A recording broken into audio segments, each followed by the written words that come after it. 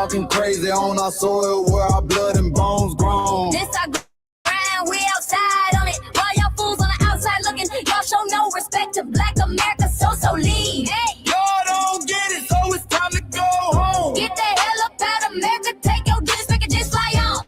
Y'all don't get it, so it's time to go home. Get the hell up out of America, take your disrespect and just fly on. You landed on the tarmac, fresh off the boat. Talking about y'all building nothing, man, you choking on the note. My ancestors the reason that this country even breathes. Picked the cotton, built the White House, planted the seed. Jim Crow laws, redlined the map, we was the target. You think that struggle's a costume, man, you can't mark it. We fought the wars, we bled the blood, we died for our future's chance. And you come here and give our legacy a side eye while throwing shade on the guard. While you benefit from doors we kicked down with our last breath. Now you spit on the architects who stared down death. Disrespectful, that's disrespectful, ungrateful, a slap in the face to only people who gave a fuck. So let me show your ungrateful ass to the right place. Time to go home. Talking crazy on our soil where our blood and bones grown. This our ground and we outside on it. While y'all fools on the outside looking, y'all show no respect to Black America, so leave. Y'all don't get it, so it's time to go home. Get the hell up out of America, take your disrespect and just fly on. Y'all don't get it, so it's time to go home. Get the hell up out of America, take your disrespect and just fly on. Passport, the visa, the privilege to be here. Cause my grandma did march for y'all, so disappear from our land. You cosplaying our pain.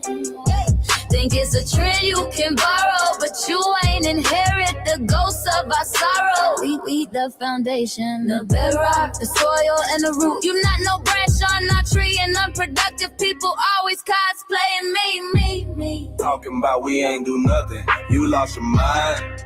We built this from nothing, time after time. From the beginning to now, we been the backbone and muscle. Why you look down on the struggle and cause a whole tussle? The energy spot with disgusting is whack.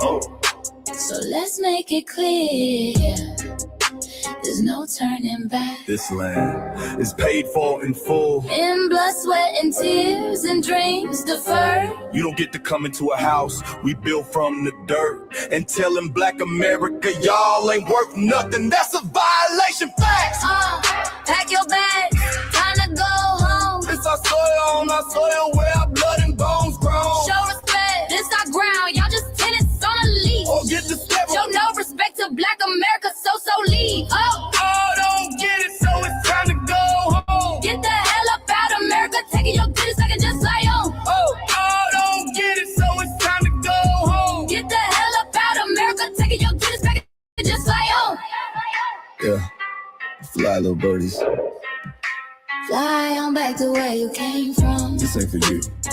The sail is sacred. We said what we said. It's time For y'all to go home. So fly a little birdies fly. So fly a little birdies fly. So fly a little birdies fly. Fly far, far away from here. So fly a little birdies fly. So fly a little birdies fly. So fly a little birdies fly. Fly far, far away from here. So fly a little birdies fly. So fly a little birdies fly. So fly a little birdies fly. Fly far, far away from here. So fly a little birdies fly. So fly a little birdies fly. So fly a little birdies fly. Fly far, far away from here.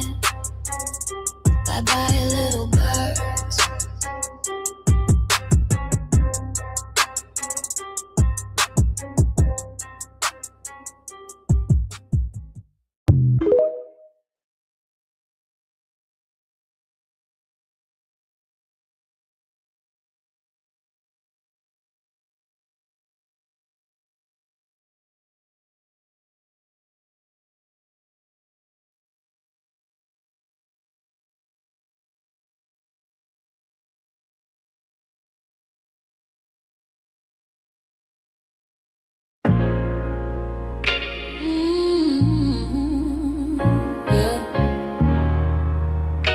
They thought we forgot, but we never forget. This one's for the rules. We built this land from dust and tears, 400 years, and we still here. They write new rules, but they don't see every freedom they got came off you and me. We planted seeds, they took the bloom. We lit the flame, they left the room. But we back now, no disguise. The spirit's woke, we realize all we want is what we earn. That sweat and blood, yeah, that table turn. You can't buy culture, can't fake that fight. This is our day, this is our ride. We happiness. Say it loud, say it strong. We the heartbeat that's been here all along. Foundational Black Americans, stand tall. We ain't begging for nothing, we built that all. Born from pain and grace, you can see the truth written in our face. We the soul, the sound, to fight the flame.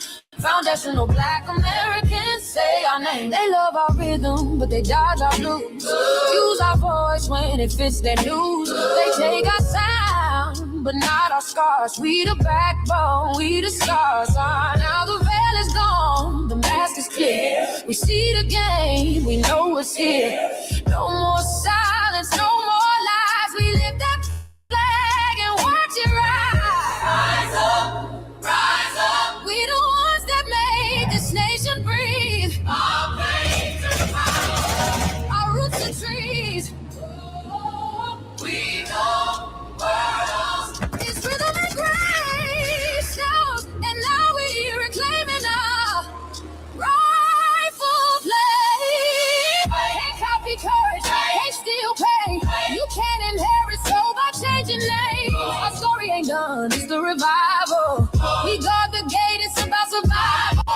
We FBA, say it proud, say it loud. The world dances on what we vow. Foundational Black Americans, still we stand, still we fight, still we demand.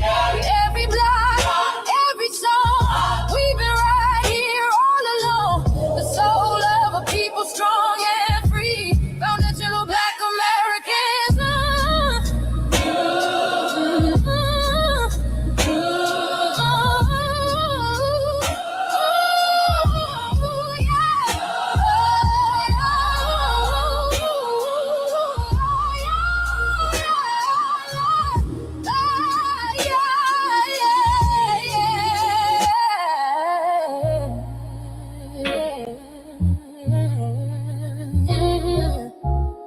We the first, we the root, we the fire.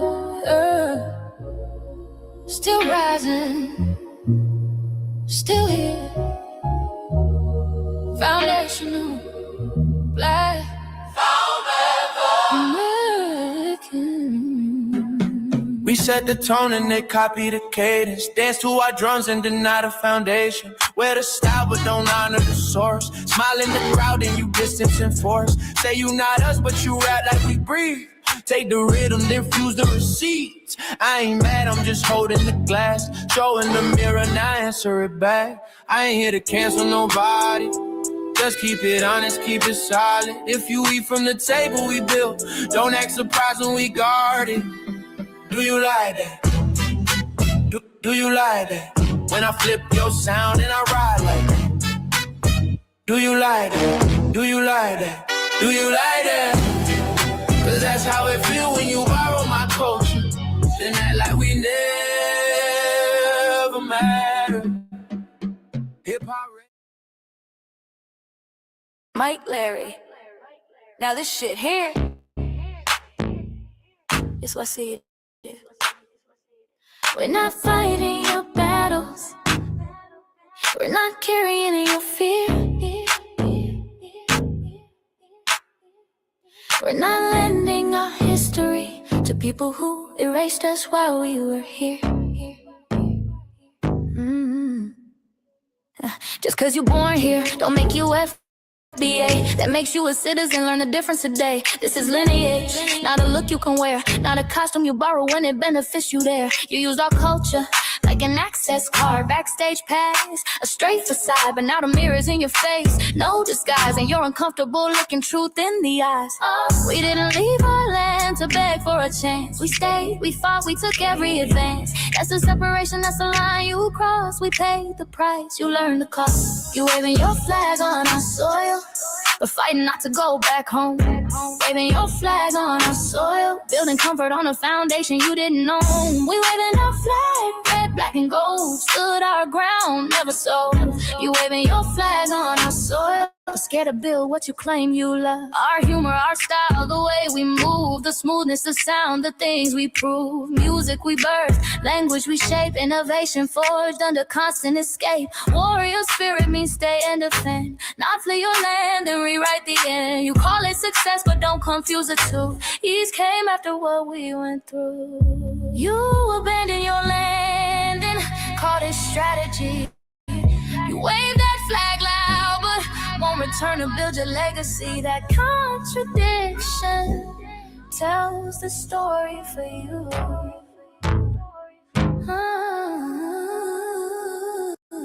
You waving your flag on our soil, or fighting not to go back home. We waving ours where we were forged, every inch earned, every brick known. We can't be deported, and that truth changes everything. We can't be deported, and that truth changes everything. We know who we are, and now we see who you are too. Just because y'all born here doesn't make you FBA at all. It makes you an American citizen. It's biologically impossible to be us, because it's a lineage, not some damn costume you can just put on to look cool. You immigrants and immigrant Americans has used our culture as an access card, a backstage pass to our culture. Now y'all have to look in the mirror. Our sense of humor, the aesthetics, mannerisms, the style of dress, the smoothness, the creativity, our genres of music, innovativeness, our slang, our warrior spirit by staying on our homeland and fighting and not fleeing to somebody else's land to beg for a better life and shit on the very people who fought to have us there. That's who we are. And we know who the hell y'all are, waving your flag on our soil and fighting to make sure y'all don't go back.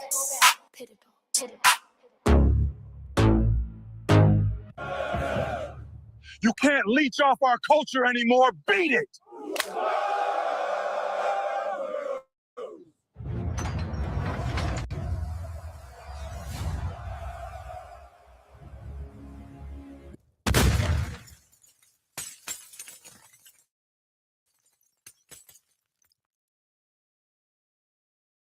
Mike Larry, man,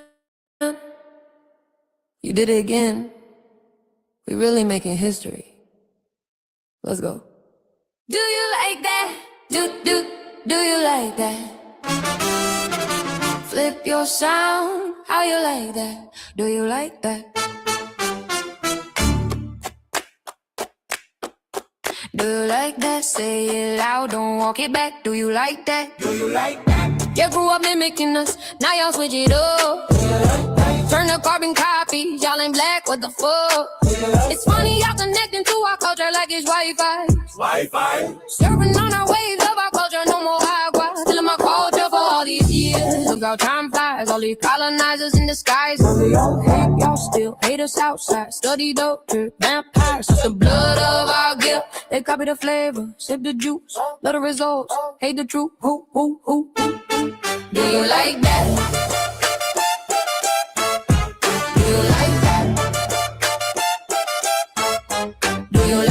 Flip your sound, how you like that? Do you like that? Democratic shields, talking points, the road they fill. Fish and chips, agent on the mic, judging FBAs, but ain't you half white? Talking like you one of us, we need a proof face. The agent type, with a prune face. Like 50 and Jim, it's a cold game. Throwing stones, cause we build our own lane. I'm joking, kinda, but I mean it. Smile calm, pressure intact. Y'all proud where y'all from. Where they flag, beat they drum. But when it's us, tone switch fast. Same pride, but it's too much. FBA pride, lineage solid. You can't put this on, can't try it on. Built here, stayed and fought. That's the difference. That's the car. Do you like that? Do you like that? Say it clear, don't twist the facts. Do you like that? Yeah. Do you like that? Do you like that? Point made. No edit. No care.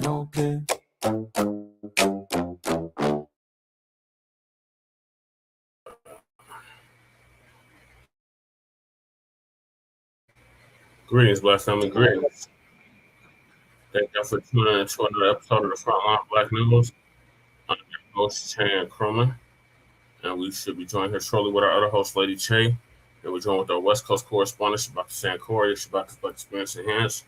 Coach, I'm the co-executive producer and co-host of. So we'll be doing a special edition tomorrow in honor of Huey P. Newton's birthday, one of the original founders of the original Black Panther Party for Self-Defense out of Oakland, California.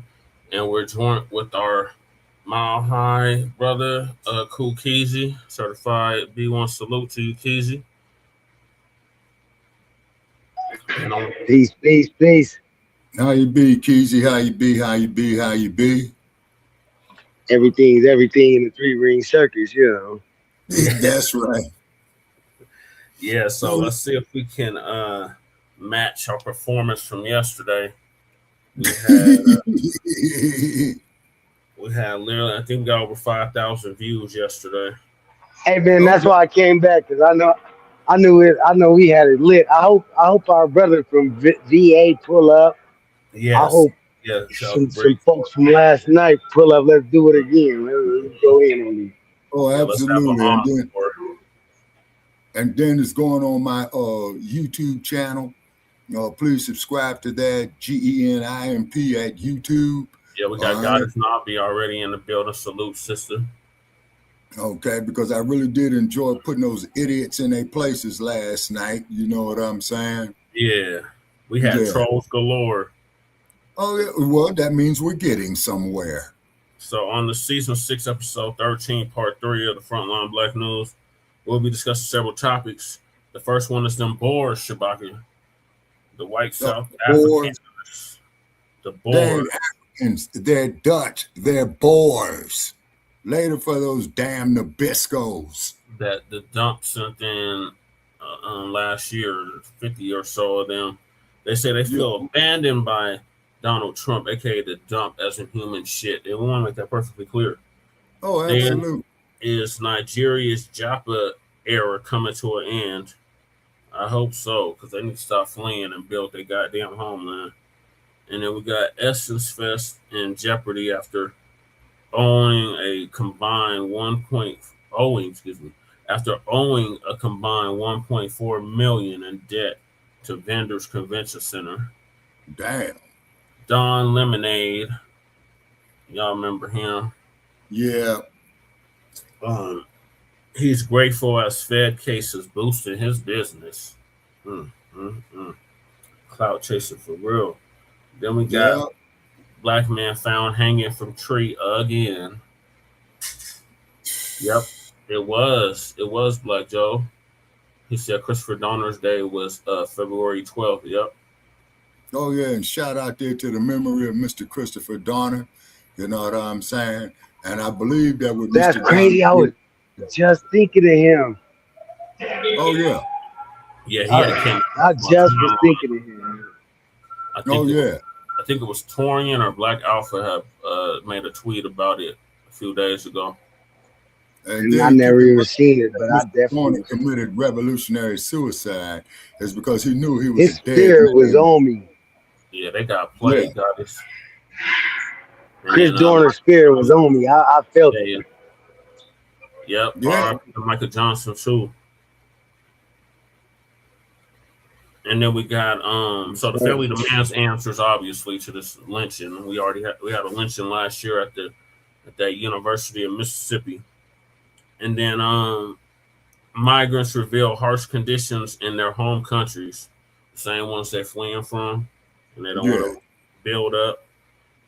So the ones that got deported, they got on social media and showed what their homelands actually look like. Mm-hmm. And then we got illegal migrant news, unhoused neighbor news, and local Denver and Aurora news. And we are based out of East Denver, North Aurora, Colorado. Get the news from a frontline and Black First perspective. We are part of the New Black Media and also the signal boosters of the New Black Media. We have been around for 6 seasons now and counting, and we have several platforms that are part of the Frontline campaign. Frontline Black News is the first one we started back in 2020, 2021. And Shabaka's Black Experience Enhanced is based on the 50th anniversary of the founding and original Black Panther Party for Self-Defense. Excuse me. We started on Blog Talk Radio back in 2016 and have been around for 11 seasons now. Sabaka's Yeah. Black Experience Enhanced covers the Black experience from the beginning of time until 10 minutes ago. It's also a part of the Frontline campaign, has recently, within the last 2-3 years, moved from Blog Talk Radio to StreamYard. Please make sure you like and share the broadcast, families. Please join us on StreamYard, YouTube, Frontline Black News. The links to all of our channels are in the description, including Frontline Black News, Frontline Black News 2, the backup channel. Make sure you sub up to that. My personal page, Jesse Parrish, aka Chan Kruma. That's where we stream all the city council meetings, community events, food banks, and anything else I feel like streaming for today. And then we got Lady Chase channel, the Revolutionary Agenda, the RBA. Make sure you're sub up to that as well. She should be doing one sometime this week. And then Jay Militant, our cousin out the Bay Area, his link is also in the description. What's Cracking TV with Jay Militant. Then we got our brother who's with us right now, Kukizi. Keezy does our instant track for the Frontline Black News. His link is also in the description, Kukizi 5100. Then we got Breeze Omega, brother out of VA, who's now he's VA in New York. His link is also in the description. Then we got the Church of Black Power brother, who is originally from West California, who's now in Houston, Texas. His link is also in the description. And last but not least, we got our young brother Black Truth United, who came up with the B1 Rolodex, which is a modern day green book for FBA and B1 businesses alike. And the link to his channel is in the description. The link to submit your business or business of your choosing is also in the description. Yours truly is also in the Rolodex for my political work. And then we got the link to the B1 Rolodex also in the description. Then we got the petition for reparations. Make sure y'all sign that, the change.org petition. And then we got Lady Chase GoFundMe. Make sure y'all support that. And here shortly, we will have Sabaka's GoFundMe or Gibson Go, whichever one, in the description as well. And then we got copyright disclaimer under Section 107 of the Copyright Act of 1976. Allowances made for fair use for purposes such as criticism, comment, news reporting, teaching, scholarship, education, and research. And I do not own the rights to the music. And if you don't understand racism and white supremacy, what it is and how it works, everything else you think you understand will only confuse you. In all 9 areas of human activity, which is economics, education, entertainment, labor, law, politics, religion, sex, and war. All 9-10 areas of human or people activity. We met on Blog Talk Radio, Agata Snabi, exactly 10 years ago. 9 years ago. Yeah, right. No, 10 years ago, because we were on Blacked Out Some Theory with Alex Primo. Right. And Alex Primo, may he rest in power. Mm-hmm. And then when you had Black Person, that's by Nelly Fuller Jr., who transitioned exactly a year ago at the age of 94, 95. And Shabaka, one of the famous actors just passed away too, Robert Duvall. He was Tom Hagen and The Godfather. He was 95 years of age. You would also know him very well too, playing Lieutenant Colonel William H. Kilgore in a film called Apocalypse Now that was made in 1979. Yep. Also too, that movie did feature a very, very young Lawrence Fishburne as well too.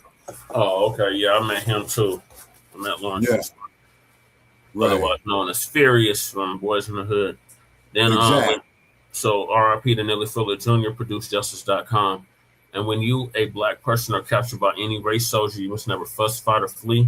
Comply and defend yourself in court, also by Nelly Fuller Jr., produced Justice.com.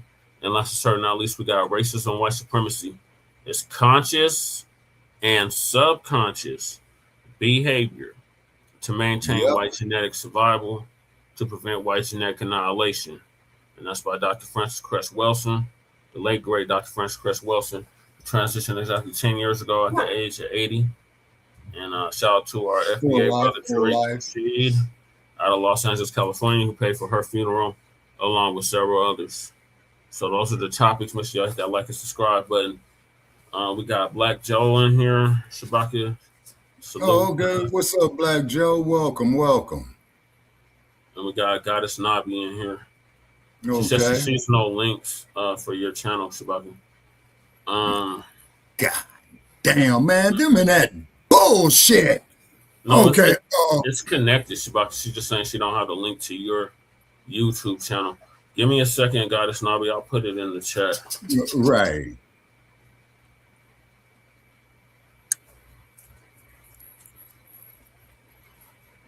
All right. So those are tough. So I'm gonna hop right into it. I gotta help Lady Che.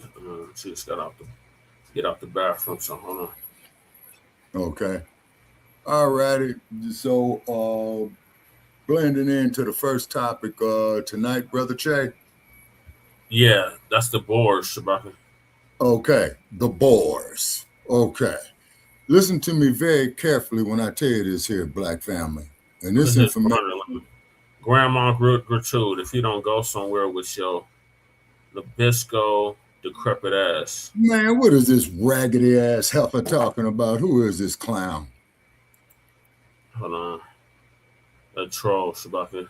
They coming from your page. I can't block them. Okay. Oh, yes, I can. What kind of link is he looking for? A grinder link.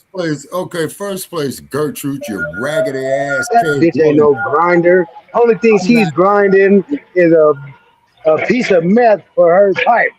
Right. Yeah, for real, man. You know what I'm saying? And she also looked like she can suck a golf ball through a water hose. Right. Make sure y'all sub to Shabaka's channel. Yeah, damn. Decrepit. Go and put her to work, Shabaka. Said I own you. No, you don't. You don't own shit. No, you don't own me, you raggedy ass. Yeah, you know what? We're not going to get you, Grandma. You can go ahead and get put to work. Exactly. You know, she said, you need to. Somebody might have like $7.99 for a little shot of that. I think this is our. I think this is our favorite troll. I think it's our favorite troll. You don't own me. No, you don't own me, because I'll be your worst fucking nightmare. I think it's our favorite troll, Shabaka. I think that's punk ass Regal. Oh, okay. Hey, they just putting like that. Probably ain't even no grandma. That's just a 17-year-old white kid who's right trolling online. He's just putting like little trolling words that he thinks is gonna incite Brother Joe up there saying slaves. Like we supposed to get mad. Like we supposed to get mad and start cussing we'll about cry that. for you, all right. Yeah. We'll send you on permanent vacation too. Yeah. He's a 44-year-old truck driver. Ain't nobody still living in their mama basement. Goddamn kid. Let me tell you what slave I am. I'm that one in Django. Okay. Right. I'm that Freddie D slave. You see what I'm saying? Right. Hey, and Joe, that's just Ken Kniff from Connecticut. Right. Yeah. Yeah, I know, Joe. I know. Yeah, exactly, Joe. You're right. Yeah. Keep checking me on that, man. You know what I'm saying? Okay. Goddess Navi says that you all can't get settled in properly before the fuck shit comes in. Yeah. Well, that's just it, though, Goddess. Okay. Democrats replaced him. Yeah, Joe. And what it is, Goddess Navi, okay, this is what they would call the push-pull effect. Okay, the push-pull effect is, ma'am, is this. You push the troll, then you pull him back in so you can catch him with an elbow strike and knock him on his ass. Right. You say, and that's all that they're going to get. You see what I'm saying? Now, I don't mind having decent conversations and respectful conversations with these people. You say, but ain't no Nabisco troglodyte who did not know how to wash his funky, nasty ass. And as Brother Che had stated to me, off of information, they said that in their faith, they thought it was a sin to be clean. Yeah. And God is not. You, the black woman, gave the world a concept of feminine hygiene. It was a sin to get naked and cleanse yourself. That's why the Black Plague was running so rampant through Europe. Yeah, for real. Dark ages. Well, I think some of them still believe in that because they still don't bathe to this day. They still don't bathe. Yeah, that's sickening, man. I just got out the shower, getting ready to take me another shower first thing in the morning when I wake up. Right. All Gotta brown A watch pussy funky by it. little wet 2030. dog. That's nasty, bro. Yeah, that's what they scared of, Black Joe. And That's a lot of niggas be laid up next to that funky little wet dog. They yeah. Yeah, exactly. I don't And Goddess understand it Navi either. says, that's right, Shabaka. I don't blame you. You give him that work. Oh, yes, ma'am. I'm a blazing days and lean and sheen. It Yeah, be you know, a that's what coon it is. belt Pookie with his funky Got little Jabari in the building. Mayo woman and the dog. They all Yeah. kissing each other in the mouth. All Yeah, kissing each other in the man. mouth, Keezy. Damn. Yep, the Yeah, sun hates Joe, them. the sun hates them. And then also, too, Joe, as you know, man, is that we're gonna be getting hot out here. So all you Nabiscos, I challenge you once the hell again on the first Yep, and I'll day be of summer. cleanliness is the closest thing to godliness. It is, you know. Hey, Hey, Kahari, we had a okay. 5,000 plus viewer show yesterday. We are at 284 subscribers now. All right, so we're getting somewhere. Oh yeah, Goddess Navi. Now the thing is this right here. Say, I don't hate nobody, okay? But the thing is, no troglodyte is gonna tell me what I am.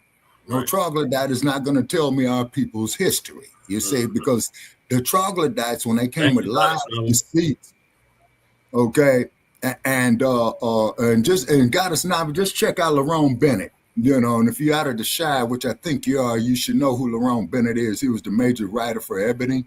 Thank Yeah. you, Kahari. Yeah, thanks, Kahari. We You sent you know the what I'm link, Kahari, if you want to come up.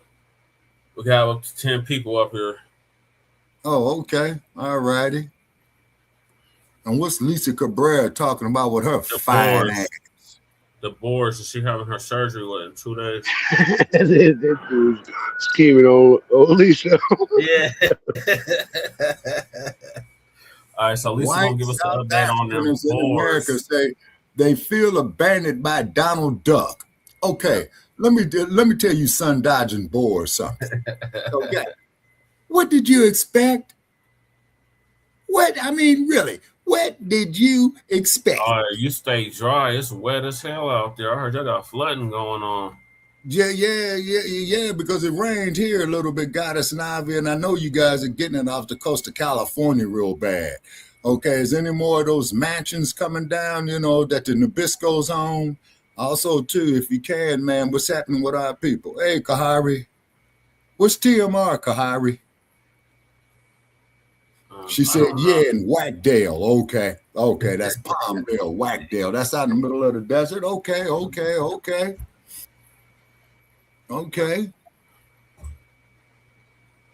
right, so I'm gonna play Lisa now. Okay.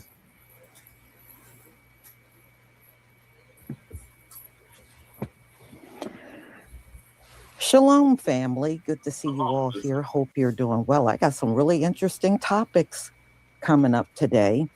So, anyway, we're going to talk about these white South Afrikaners that came to America, and, you know, they were being treated wrong, and these people were never treated wrong over in South Africa, y'all. It's Tanzania, honey. Is the indigenous population there want their land back, and they don't want to be ruled by white people. How the hell is that adding up to you being treated wrong? Okay, and you came over here on false pretenses. That's why this whole thing ain't working out for you. All right, your whole premise for leaving South Africa was based on a lie.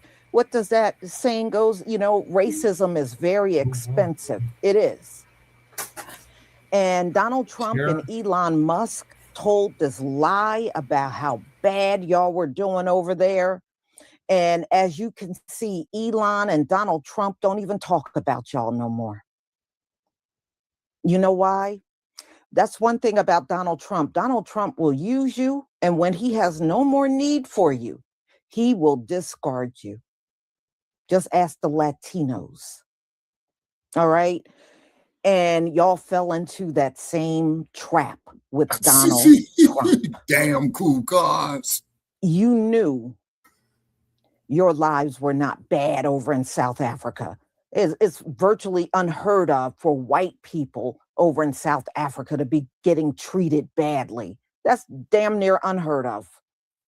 Exactly. And y'all see, when you tell a lie, it's going to always come back and haunt you. See, the real ones that are oppressed over there are the Black South Africans. Those are the real ones that are oppressed. But you white South Africa, you were never oppressed. You are just butt sore that you can't live under the system of apartheid anymore. Right. And that's what you really want. You want apartheid to come back because, you know, you were in your heyday back then. Well, those times have passed. And see, Ramaphosa already said, he told Donald Trump these people were not struggling over there. He told Donald Trump. And he made it clear he don't want them back. He don't want them back in South Africa. Now they are over here in America.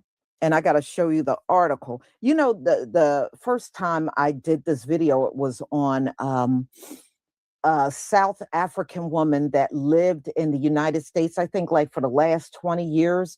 And she was telling the story, and I did the video on it, of how the South Africans were struggling to even buy food. They were struggling bad, and they were in these hotels, and they were pretty much couldn't pay the bills. And do you know I had white people come after watching this South African woman talk and say they didn't believe it and this and that. Oh, okay. So now I got more. So you want to come and say you don't believe it now?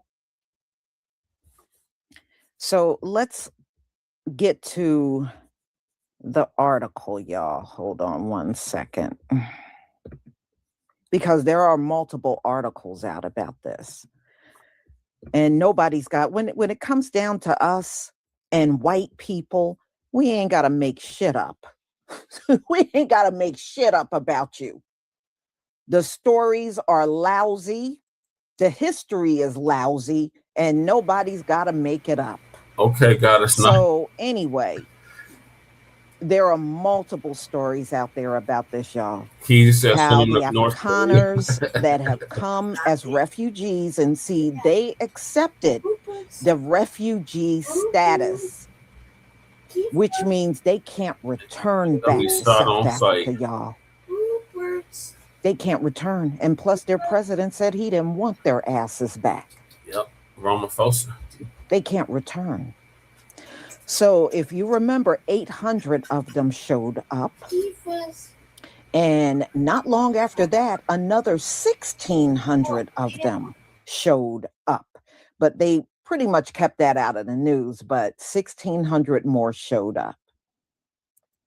From the moment they showed up, they were thrown in hotel rooms. Some are in apartments with mold. Some apartment buildings that are dilapidated and got mold. They just got thrown anywhere. So they're upset because they feel that Donald Trump let them down and he just forgot about them.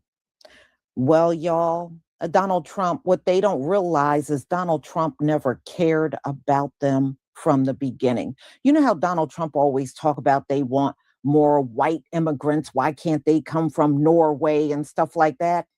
Well, Donald Trump, this is why. All white immigrants got to do is look at how you've done these South Afrikaners. That's all they got to do. They're white, and look at how you've done them. And that should pretty much answer their question on why they should not come over here, especially if they're in a country where they get free health care. The inflation is not off the charts, because inflation is not bad all over the globe, y'all. It's bad here because Donald Trump has done so many tariffs. The prices are going through the roof. No other world leader has done tariffs like this. So they're not dealing with the same inflation that America's dealing with. So they're pretty much saying they're struggling. And get this, y'all, they're getting $2,000 per month, and said America is so expensive. They can't make it on that $2,000 a month because everything is so outrageous here. Yeah, and that's what they didn't know. But let me tell you something. If you are a foreigner and you want to know about America, ask the melanated people in America. If you ask white people, you're going to get the fairy tale version of America and not the real reality of what this place is like. Them folks have misled a lot of people about what this country is all about. A lot of times when foreigners don't like it here, it's because of what they've heard off of white people. This American dream and all the streets paved in gold and all the opportunities and every immigrant that comes here don't get good opportunities. In fact, I'm going to if I don't do it today, tomorrow, I'm going to start gathering some of the videos of the immigrants that are telling you they can't make it over here. It's a lot of videos of all kinds of immigrants saying they can't make it in America. If you don't get a good paying job over here, if you're going to Uber and Lyft it, you ain't going to make it. You're going to be you're going to be struggling very badly on low wages here.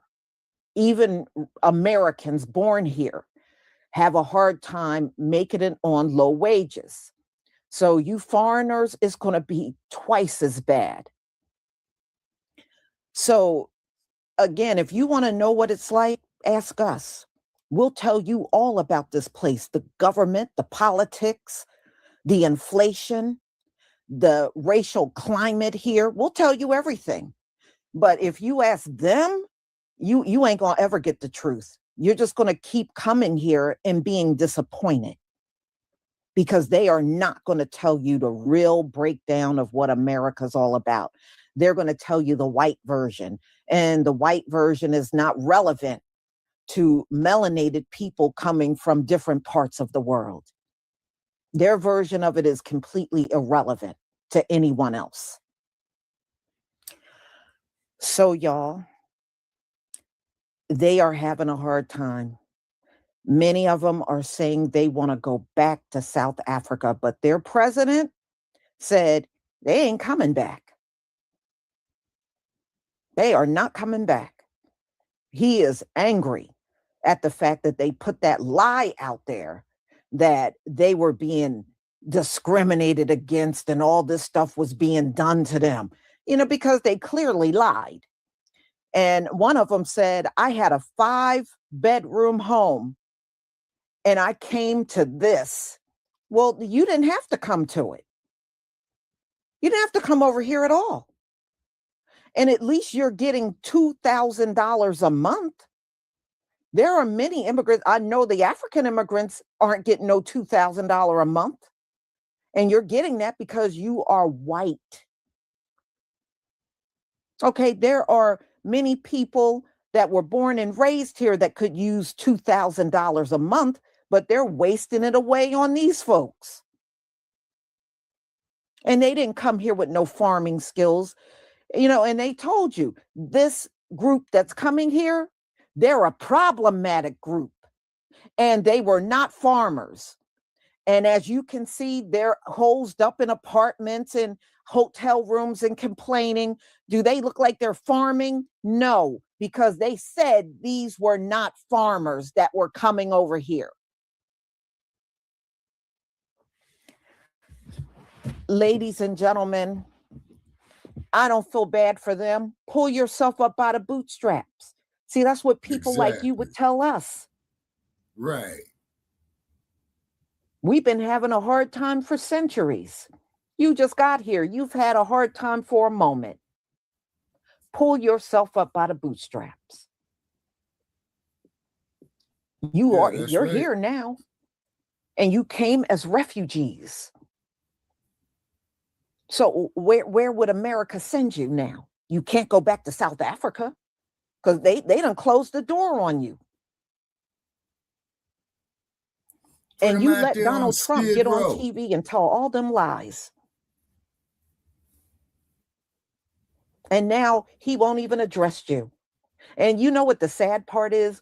Y'all probably couldn't go to Maryland and get hired there. Donald Trump probably wouldn't even let you onto that property. This damn mouse is acting up. He wouldn't let you notice he didn't hire none of these South Africans. He's on TV talking about how bad they had it. You notice when they got here, it kicked me out when I was trying to do that comment. At none of his Trump properties did he? Okay, Luke Skywalker 6300 says he was born here. He don't want them. All right. He don't have them down in Mar-a-Lago working at his golf club. Hey, y'all put it in the chat. Work hard. Work hard. See what kind of good spelling y'all can do that. Who can spell it the best? Work hard. Work hard. We need to work hard. And then also too, Cool Keezy, you know, we got the trolls in already. Okay, so let's see if some of the same people that came. We invite them.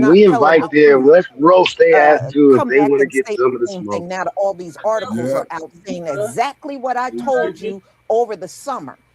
When I those trolls, they better work hard too. A woman that's been living here for 20 years, talking about her own people that came here. We're gonna look at that video again. Okay. Exactly. You deal with FBA. Hey, if you deal with FBA, you gonna have to wait high. With all of that activity. Okay. Now it says here in this clip you got up here, Brother Che. Dude says we're in the final day. Refugees are struggling in the U.S. and are shocked to discover that Trump bumped their head. All of the bad things to come. They're not exempt from it. In fact, their butts are going to be head first in it. Lisa, come see mommy. Thank you, everybody. Yo, no, they're not. Yeah, and I only got two words to to say woman about from South Africa talking about how on a Facebook group she saw that Afrikaner refugees here in the US are struggling and are thinking about going back. Damn sure. Refugees has been placed in this town. Hey, they might be there if they got some good mess. No food. I know that there's this. I don't know what you think because I didn't really follow it at all when it happened. But I think they were of the understanding that they were going to be arriving here to like complete assistance. And I think people here thought that this lady look like she's off a good batch of that stuff too. Medical insurance and a whole bunch of other stuff. And it actually isn't that way at all. There have been like 4 adults in a hotel room with no money, no cell phone, no anything. And like the humanity, you're raggedy helper.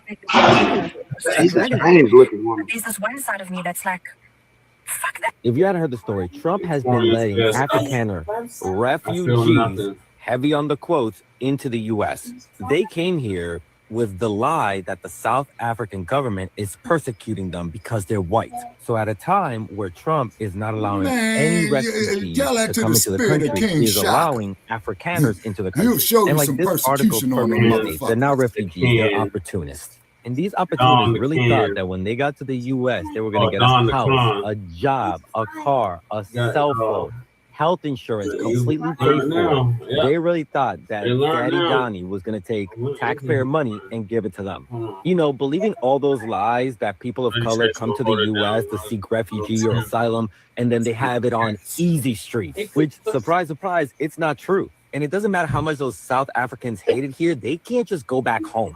Like the Department of International Relations said, these Afrikaner refugees cannot just go back to South Africa or get assistance from South Africa because they're supposed to be under the protection of the United States and Donald Trump. And if these Afrikaner refugees want to be welcomed back as citizens, they have to revoke their status in order for this to happen. So these Afrikaners are struggling in the U.S. and they want to go back home. Basically, they have to admit, we lied. I think it's kind of humorous to me that their lies have backfired on them and that Donald Trump has left them stranded. However, you know, they're going to be on there talking about their lies too. They asylum and refuge in the U.S. because they're trying to escape danger and persecution are not being allowed in. but these opportunities are being fast-tracked. And as always, please consider becoming a paid subscriber on here so I can continue bringing you stories like these. Man, you better break some We might as well start the drum roll. This is why I will never feel sorry for We them. might as well So start the y'all, drum they roll can't go now, back. because they gonna They be can't go back. apologizing And and plus, saying I they remember lying. Ramaphosa saying he don't want them back. He don't ever want them back in South Africa. See, you had a good thing and you walked away from it. You could have kept your ass right over there in South Africa and continued on with your life. You uprooted yourself and came here.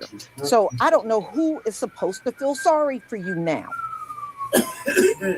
I don't feel Now bad they for just them. about to go fight ICE with I the don't feel bad for them. other They illegals. should have kept, just shut up and just left everything alone, and you would have been living your life as usual over in South Africa. These people had housekeepers for like $2 a day. Yeah. They had Now I just thought about black they might South try to go Africans fight ICE, come and cook their meals and and one keep of them their house die, clean for like and $2 then a day. yep, that'll cause a Man, little do you think drama. I really feel sorry for somebody like that? No. Hell no. Hell to the no. Hell no. Now you done lost it all. You're in this expensive place. And how do you go to another country and you don't even have the money to relocate? Y'all did this to yourself. And I'm not about to feel sorry for you. All right, y'all. Let's keep it moving. Yeah. Leave me alone. South Africa's not welcome to Miami, or at least not to Trump's golf club, where he'll be hosting the G20 summit next year. See, Trump uninvited South Africa from the 2026 G20 because of their horrific human rights abuses based on the completely false far-right conspiracy theory known as the white genocide theory, which claims that white South Africans are being targeted in racial killings. Meanwhile, back in reality, Trump has been hosting and on his knees for the Saudi crown prince and the jihadist terrorist leader of Syria in the Oval Office this month. Make this make sense. Both Syria and Saudi Arabia are some of the worst places on the planet for human rights abuses. But I guess those human rights abuses aren't being they got perpetrated against monarchies over people there, who lady. look like Trump, so they don't matter to him. It's not even clear if he can legally forbid South Africa from attending next year's G20 because they're just as much a member of the G20 as the United States is. They're also likely to have strong backing from the other members of the G20. Almost all of. You guys remember last year when President Trump said that white Afrikaners from South Africa were being persecuted and were being massacred, and so he was only allowing immigration from white Afrikaners to America? Farmers are being killed. They happen to be white. Well, they quickly found out that the grass is not greener on the other side. They have been complaining that their time in America has been really bad because they're poor, they don't have housing, and the money that they're getting, the $2,000 checks, are not going far enough because America's too expensive, and they're upset because they thought President Trump would promise them a land of riches. To us about the conditions some of these refugees say they are experiencing because the administration. But I thought it was I white and I say so. Prioritized. They are a special group. Spoke to 10 South African refugees who told me that, they came to the U.S. hoping for a better life, a better situation, just as other refugees. I heard from these Afrikaner refugees is that they're spending weeks in motels in unsafe areas. Poor little they're starving being offered housing Nabiscos. that is full of mold, apartments that are full of mold in expensive areas. So each refugee is allotted $2,000, and all of that has been going to rent. So they're really left with nothing. And these agencies are supposed to help them apply to jobs, obtain temporary benefits such as SNAP and Medicaid. And basically, other people from the community, like neighbors, are having to step in because they just. God have mercy upon us. Good man, they can't take advantage of the resources.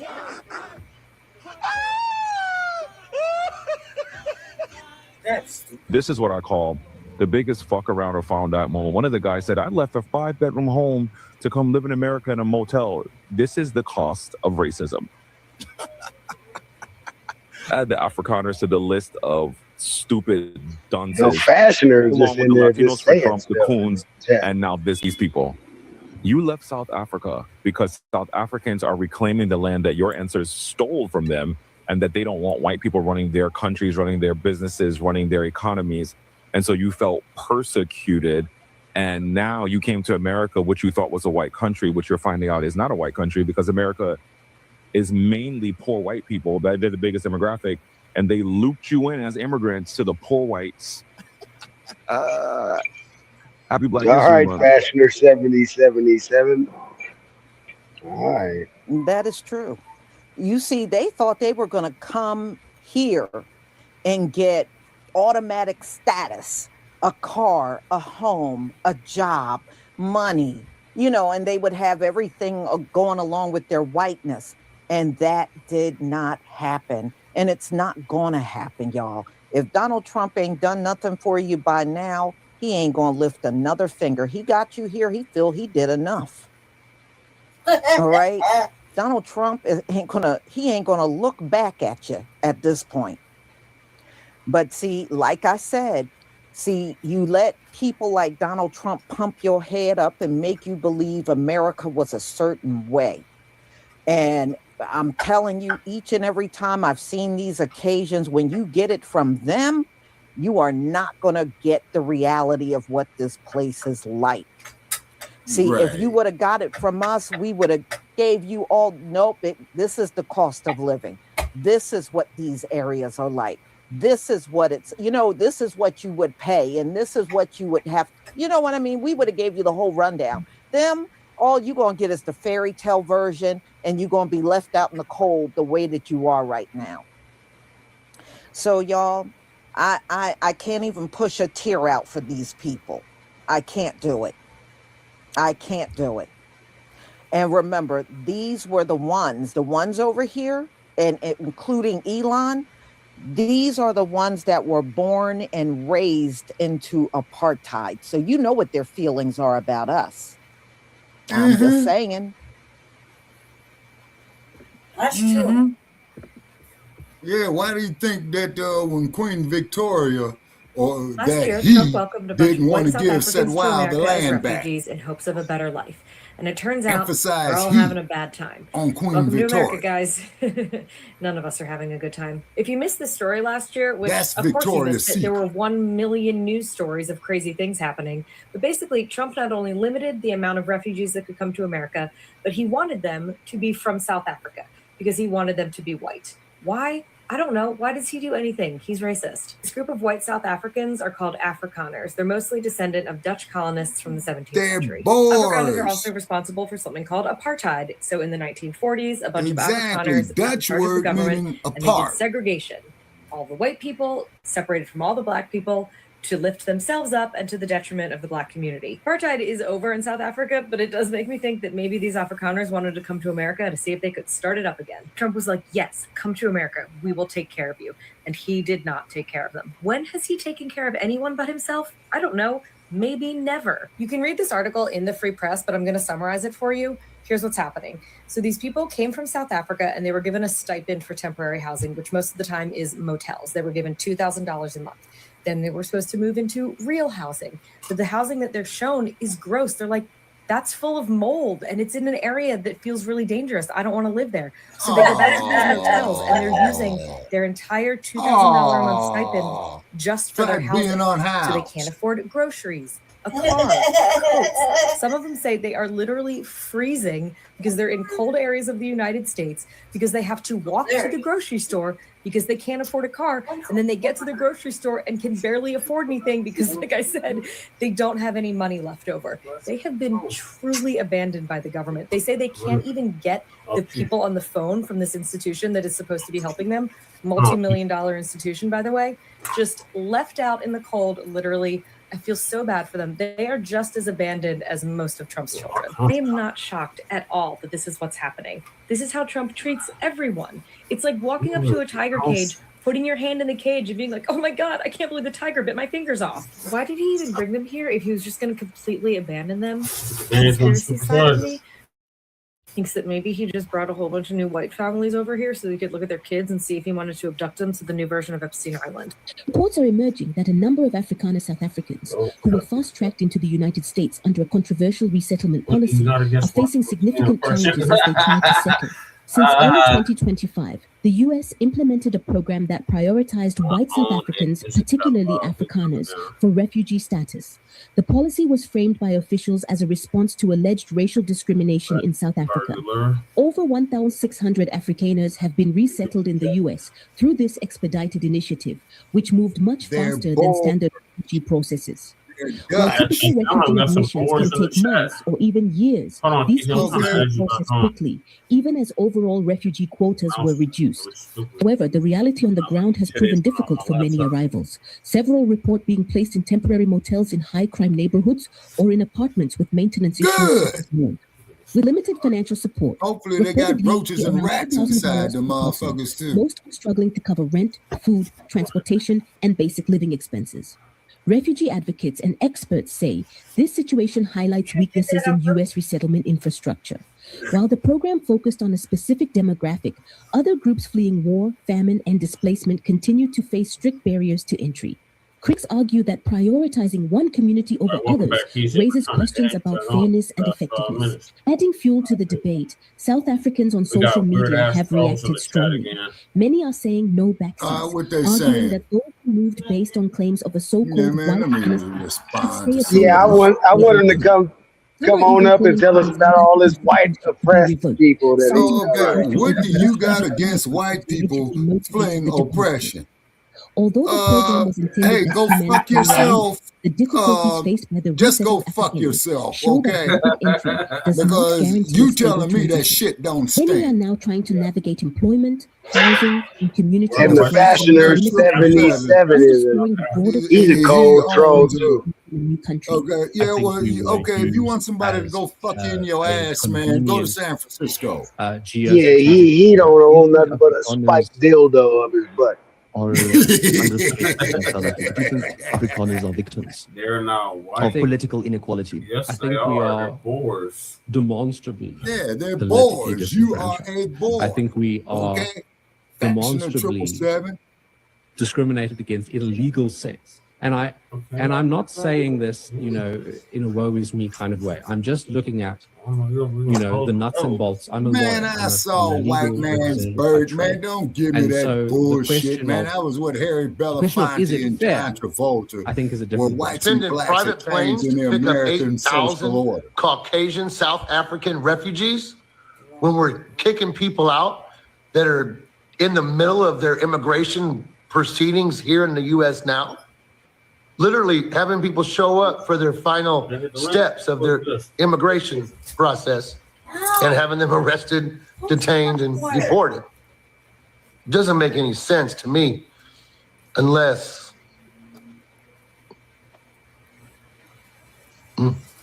sending private planes to pick up 8,000 Caucasian South African refugees when we're kicking people out that are in the middle of their immigration proceedings here in the U.S. now. Literally having people show up for their final steps of their immigration process welcome back here. And having them arrested, detained, and deported. Yeah, that was 49. Doesn't make any sense to me unless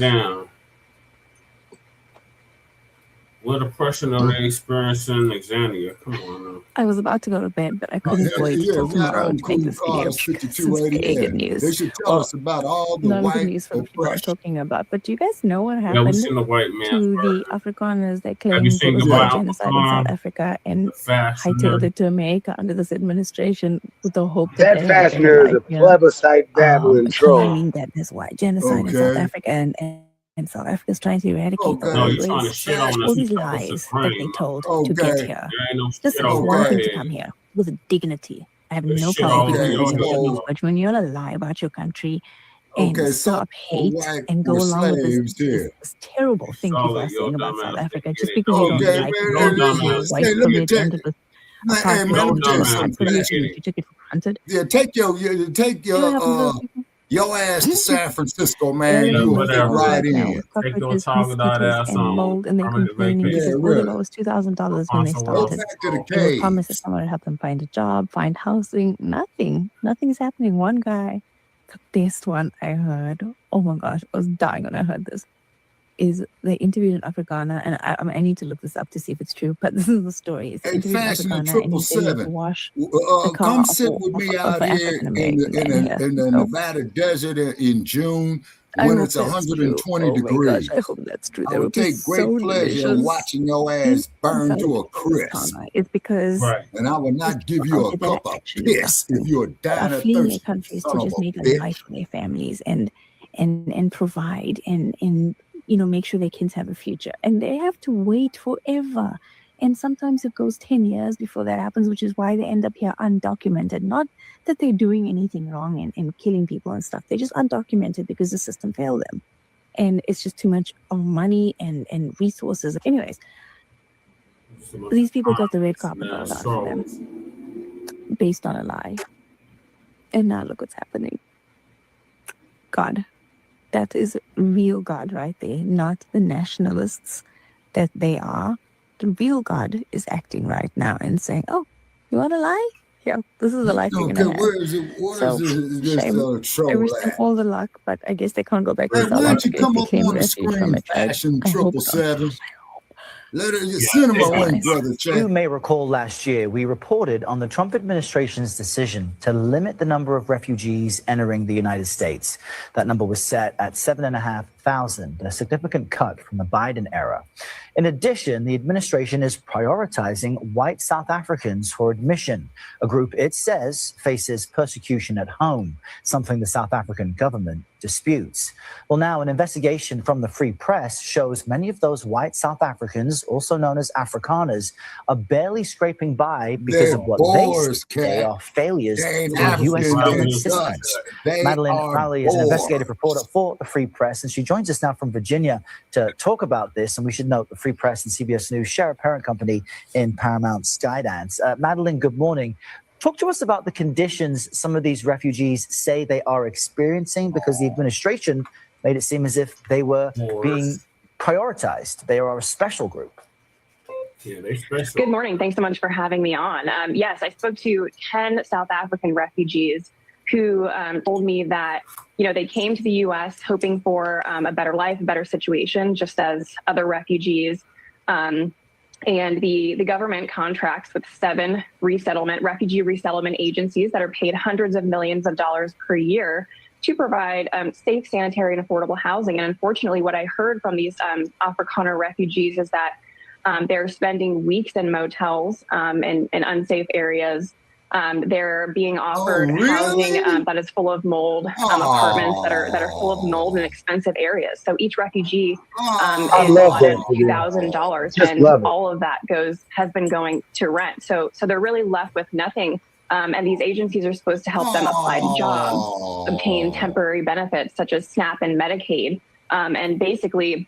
Now, other people from the community, like neighbors, are having to step in because they just, in some cases, can't even get a hold of their resettlement agencies. And Madeline, what jumps out to me about what you're saying is Give me a almost noise. split screen between what you're describing their life is like now and how they looked in May of 2025 when they were being welcomed here. They were holding American flags. They had smiles on their faces. When you asked refugee groups about these issues with the resettlement process, what are they telling you? How common is this? And other whites and slaves. Well, from what I could tell, there's an entire network of people as they come. People I spoke to came as soon as 2 weeks ago.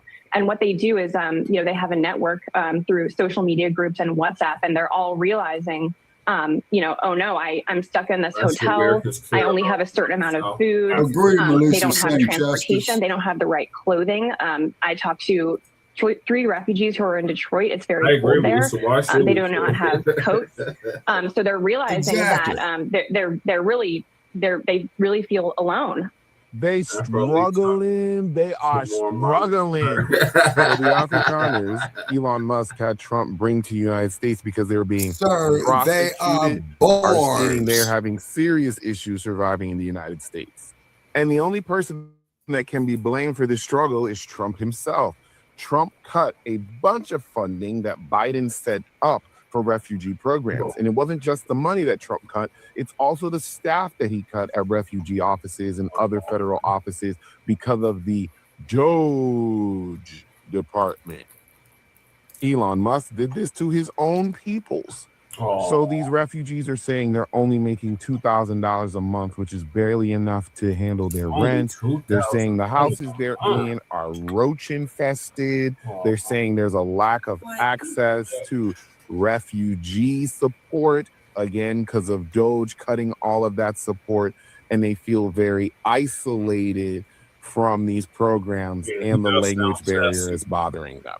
So I'm not sure what more can be said about this struggle and why cutting refugee programs and the people physically working in those refugee programs was a bad idea, because even the people he is trying to help, the veteran immigrants, as they would say in the Trump administration, are now struggling to be. These white South Africans. Y'all have a good day. Well, hello, boys and girls. Yep, they sure did, Do Melissa. y'all remember all these smiling faces that arrived here about a year ago? Yeah. Elon Musk should have hired him at X. Yeah. Stinky Bird should have hired him at Stinky Bird. You're right.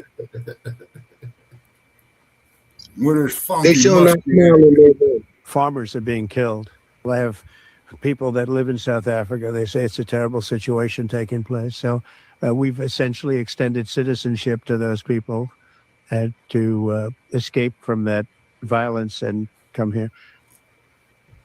So now, dumpster. Now, a motherfucker like me is going to be on the public transportation, and when I see one of these Nabiscos, what am I supposed to do? Get up and go to the back of the bus? Kiss my ass. Well, I remember them. They got off of that plane smiling like they had just landed in Disney. Yeah. They thought they was about to come over here and live a life of luxury, zero labor, and all the racism their little hearts can stomach. But they are learning out the hard way that the grass is not always greener on the other side, and racism is expensive than a motherfucker. They can barely pay rent. They don't have the right clothing. They can't afford to buy the right clothing because they're barely affording rent. They barely have food. And most of them are still living out of hotels, which we know is expensive as a motherfucker. They thought they was about to come over here and be the brand new Elon Musk. Yeah.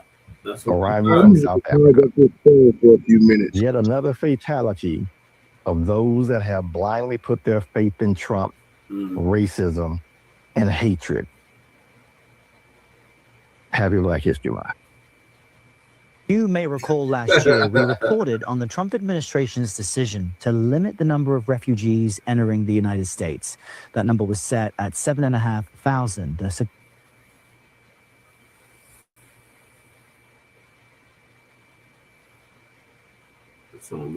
White South Afrikaners had got the refugee VIP expedited experience to come here to America. Those same white South Afrikaners are now complaining that America is not what it is supposed to be. So apparently they're getting a $2,000 stipend, but that $2,000 stipend has only been going towards their rent. Mind you, they are being put inside motels and hotels in shady areas. They're being shown housing and such that has mold and just in full-on disarray. Y'all thought y'all were going to get the VIP experience. No, baby, you were a political stunt. You were now other. Black men to be like you are this, now right? the other. Don't you wish you didn't sell your land in South Africa? Brother, it wasn't their land. I can't make this up. It was the But land do of you the all Zulu. remember when this administration welcomed 59 white South Africans into the country, talking about they were fleeing from persecution in South Africa for being white, and they allowed these Afrikaners to take a privately chartered jet, because that's what refugees get to do, I guess, come to the United States, and they were met by 2 deputy directors of federal agencies, not just one, but 2. Well, let me refresh your memory, because I have an update on what's going on with them now. But let's look back at when they were welcomed off their private You charter. right about that, Melissa. Welcome. Yeah, that's exactly what they was doing. It is such an honor for us to receive you here today. This is the land of the free, and we know that all of you have faced. I'm Chris Landau. First, let me introduce myself. I'm the Deputy Secretary of State of the United States. This is my friend Troy Edgar. Yeah, I'm the Deputy Secretary of Homeland Security. Again, welcome. So great to have you guys here. I know you've gone through a long flight. I cannot believe there are babies and children who are actually so well behaved. This is much better than mine are. So bless you for that. And you know, I think you're right. It's so happy. It makes me so happy to see you with our flag. Melissa, I didn't know they had emerald mines over there. Symbolizes liberty for so many of us. Yeah, yada. Families. Well, that was in May of last year. Let's take a look at what's going on with them. Martin Banks, bitter, someone's bitter. To whom are you referring to? You may recall Martin last Banks? year we reported on the Trump administration's decision to limit the number of refugees entering the United States. That number was set at 7,500, a significant cut from the Biden era. In addition, the administration is prioritizing white South Africans for admission, a group it says faces persecution at home, something the South African government disputes. Well, now an investigation from the Free Press shows many of those white South Africans, also known as Afrikaners, are barely scraping by because of what they say are failures in U.S. government systems. Madeline Rowley is an investigative reporter for the Free Press, and she joins us now from Virginia to talk about this. And we should note the Free Press and CBS News share a parent company in Paramount Skydance. Madeline, good morning. Talk to us about the conditions some of these refugees say they are experiencing, because the administration made it seem as if they were being prioritized. They are a special group. Relatively small number of immigrants. Good morning. Thanks so much for having me on. Yes, I spoke to 10 South African refugees who told me that, you know, they came to the U.S. hoping for a better life, a better situation, just as other refugees. And the government contracts with 7 refugee resettlement agencies that are paid hundreds of millions of dollars per year to provide safe, sanitary, and affordable housing. And unfortunately, what I heard from these Afrikaner refugees is that they're spending weeks in motels and unsafe areas. They're being offered housing that is full of mold, apartments that are full of mold in expensive areas. So each refugee is allotted $2,000, and all of that has been going to rent. So they're really left with nothing. And these agencies are supposed to help them apply to jobs, obtain temporary benefits such as SNAP and Medicaid, and basically other people from the community, like neighbors, are having to step in because they just, in some cases, can't even get a hold of their resettlement agencies. And Madeline, what jumps out to me about what you're saying is we have this almost split screen between what you're describing their life is like now and how they looked in May of 2025 when they were being welcomed here. They were holding American flags. They had smiles on their faces. When you asked refugee groups about these issues with the resettlement process, what are they telling you? How common is this? Well, from what I could tell, I mean, there's an entire network of people as they come. I mean, people I spoke to came as soon as 2 weeks ago.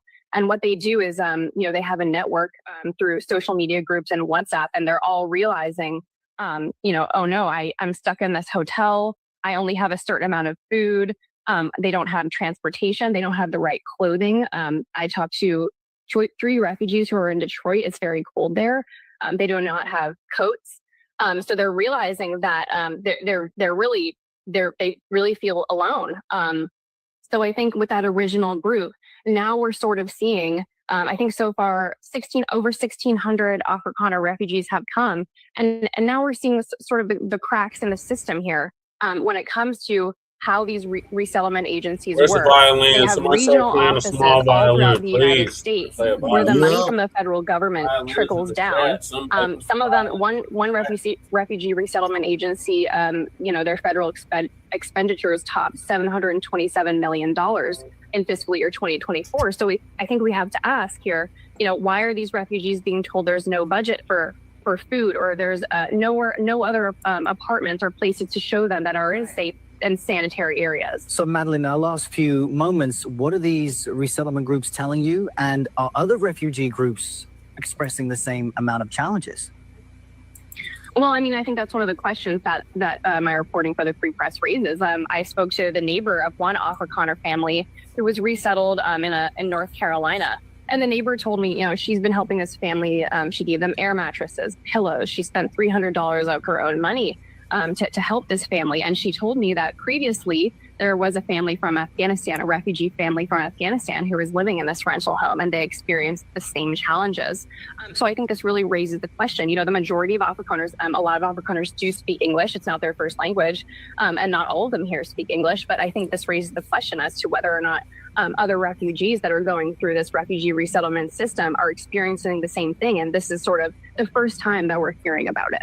And we did just show a statement from the Office of Refugee Resettlement saying every effort is made to provide them with safe and sanitary housing. Madeline, we appreciate your reporting, putting a spotlight on this, and we thank you for joining us this morning. Oh, this couldn't have happened to a group of better people. And the most interesting thing that I didn't know that I learned from that reporting was they have snuck 1,600 more of these South African Afrikaners fleeing from a lot of persecution in South Africa. Yeah, sounds about right. But I don't hear any outrage from these maggots and racists and bigots talking about they're getting $2,000 a month. They're being put on welfare so they can have medical and yada, yada, yada. I don't hear any of that from those anti-immigrant groups that are always talking about immigrants just being allowed to breathe in the United States. Like I said, couldn't have happened to a better group. Yep, I guess their usefulness has run its course. Oh, you can't make this up. But I'm going to enjoy the laugh all the way. Y'all remember this time last year when the Trump administration brought over that group of white South Africans claiming they were facing racial persecution and injustice in their home country? I have an update. Out that the majority of them are struggling here in the United States. They are only given $2,000 a month, which typically their rent eats up, so they have no more funds for food, transportation, anything extra. They're living in roach-infested apartments. They are living in an unsafe area. It's almost as if the United States is oppressive. Wow. Try to tell you. And if anything, this just further goes to show that there are flaws within our immigration system, flaws within our asylum system. There are flaws. It's not the people, it's the system. This is what happens when our politicians are more interested in using immigration as a talking point, as a tool for election, rather than an actual issue that needs to be addressed rather immediately. They only want white people here, because when we think about refugees who need immediate resettlement, expedited screenings, we usually think about people who are fleeing extreme violence, persecution, famine, war in places like South Sudan, Myanmar, the Congo, not white Afrikaners. See that chartered plane the Trump administration is sending? It's not going to collect refugees that have been sitting in resettlement camps for years, fully vetted, waiting to come to the United States to escape violence. No, it's going to South Africa to collect white people who claim they're being discriminated against. Why would they be getting discriminated against? Probably because they spent generations instituting legalized forms of racial segregation and discrimination called apartheid, aka Stephen Miller's wet dream. See, while the rest of the world after World War II saw that maybe racial discrimination not such a hot idea and favored more policies of integration and away from colonization, Afrikaners doubled down on that shit and instituted apartheid. Although it ended over 30 years ago, the social and economic legacies of apartheid continue today. South Africa is the most unequal country in the entire world, according to the World Bank, with white South Africans earning over 12 times what Black South Africans do. But don't worry, we're going to make sure that the white Afrikaners who instituted generations of discrimination and segregation against Black people get everything they need to get started here in the United States in their new life.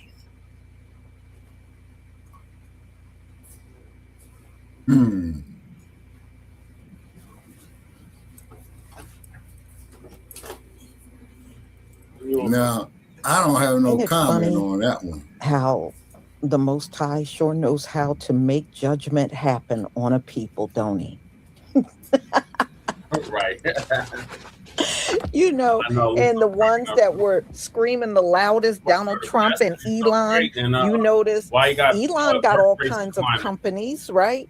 You notice Elon ain't offering these oppressed South Africans that were having a horrible time. You notice he's not bringing them in Tesla or Starlink, or any of Click his the link and bring your companies, right? ass He up got all here. these corporations. How come he's not grabbing these Troglodyte. people up and giving them jobs? You Yeah, notice yeah, brother Jay, Donald if you Trump see this got all trick, kinds man, shoot the of fool a golf link, courses man, and and see if he everything. could, The if two he people got that were balls to screaming bring his aloud ass up won't here. even hire them. I'm just saying, y'all. I'm just saying. So, y'all, I'm going to go ahead and conclude. I have another live coming at 1:45, and it is some of the actual people that got deported back to their countries. Now, there was one I was going to get where this Mexican guy got deported. I couldn't use it because he had mainstream music on it, but hours after he landed in Mexico after being deported from the U.S., he got raped. Afghanis, and now they're giving handouts to these goddamn And it also happened to a woman that got sent to Haiti. And I actually feel sorry for her, and she's going to tell her story. Why are you dying? After living in the U.S. for 42 years of her life, she got deported back to Haiti, and within a week, she got raped over there. I am an American. And, you know, they have no laws. They have no laws, so she can't even call the authorities for help because they would just come out and just leave. They would not help her. So she is stuck. She has no job, no money. One woman took her in, but this woman really, she is living practically in a tent. So she didn't get offered much. So she is staying with this woman she just met and her young son. And I believe she's pregnant, but you'll hear the story. It is actually sad. Now, her, I did feel bad for. But there are several stories you're going to hear from people that had to return back to their country from the U.S. So I will see you all at 1:45. Let me do my thank yous. One of many ancestral shadows. Yeah, that's actually Belt to Ya, Belt to Ha. Shout out Lisa. Thank you. Vernon Richardson. Thank you for. Okay, thank you, Lisa. All right, Shabaka, what are your thoughts on these boards? Your super sticker. Fuck 'em. One of many. That's what I say. Tell them to go up there, man, in Appalachia and go live with them poor whites up there. Yeah. Yeah, tell them to go to Appalachia and go live with them. Say, you know, tell them that. Whites are the best. Man, bring your ass out here in 120-degree heat. Yeah, where you at? Since you sold the best. Yeah, we sent you the link, Trick. There it is. Click it. And if you don't click the link, then you a buster. Right. A punk. Yep. Yeah, Goddess Navi, that's exactly what they are. You see what I'm saying? And then there was a book by a dude named James Michener called The Covenant. Yeah, and it's a long read, like about 800 pages in it. And I really wish I could have got a chance to read it, you know? Yep, and that's why, and it's a long read, you know, so if you do that, thank you, Goddess Navi. Okay, if you do that, you know, bring some insight in because there's a crew over there called the Nkumalos, Nxumalo, if I'm pronouncing it right. You see? Yeah. All right, Lady Che, what are your thoughts on these boards? Yeah. I see one of these chairs throwing a battery at it.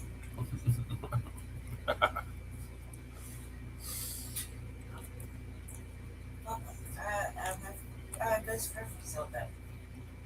Yeah, she's definitely not bored, though. So, fuck. Yep. Yeah, see, and then to also, too, this is why they went down there to King Shaka with that bullshit. You see what I'm saying? And then, and you remember me talking about his aunt Maccabi, Brother Che? Yep. Okay, Maccabi gave the order to kill her nephew because he had jeopardized the empire by allowing himself to be bullshitted, okay, by those British. You see what I'm saying? And then what had happened was they used to call Queen Maccabi the kingmaker. You see what I mean? But from what I understand is that Maccabi had a twin sister, and in their culture, they look at twins as something evil. Why? I don't know. I'll research it. See, the thing is, people, is that when you get off into this African history study, you say, because, you know, the culture is so old and ancient, from Kemet to Azania, you know what I'm saying, to the Songhai Empire, all the way down to, what was that there? We was talking about the rivers, Brother Che? River Gold. Yeah, Rio de Oro, meaning rivers of gold. You see what I'm saying? You know. The United States occupied Haiti. Yeah. Never left Haiti. These bastards said they will never forgive Haiti for destroying their planet. Continue to enslave, be enslaved and hard work. Yep, they still paying reparations to France. Yep.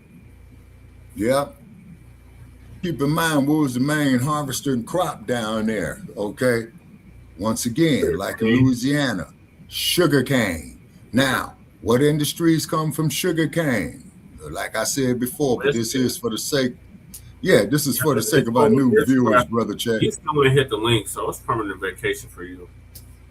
Oh, okay. If they don't want to hit the link, man, fuck them, man, because they can't take this heat. They see? Yeah, okay. Now, they call it voodoo, okay?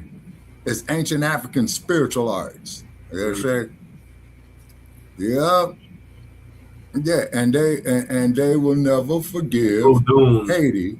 They call it voodoo. Yeah, voodoo. You see, because what Haiti did, they when they expelled the French, right? They didn't put them on a boat, man. They put them motherfuckers, man, on another planet, and after they kicked them off of this. Time for these Nabisco alt lice carrying, having goddamn troglodytes. Yeah, so where you at, troglodytes? The truth hurts, huh? And I'm talking to all you bastards who had filled my inbox with all your insults.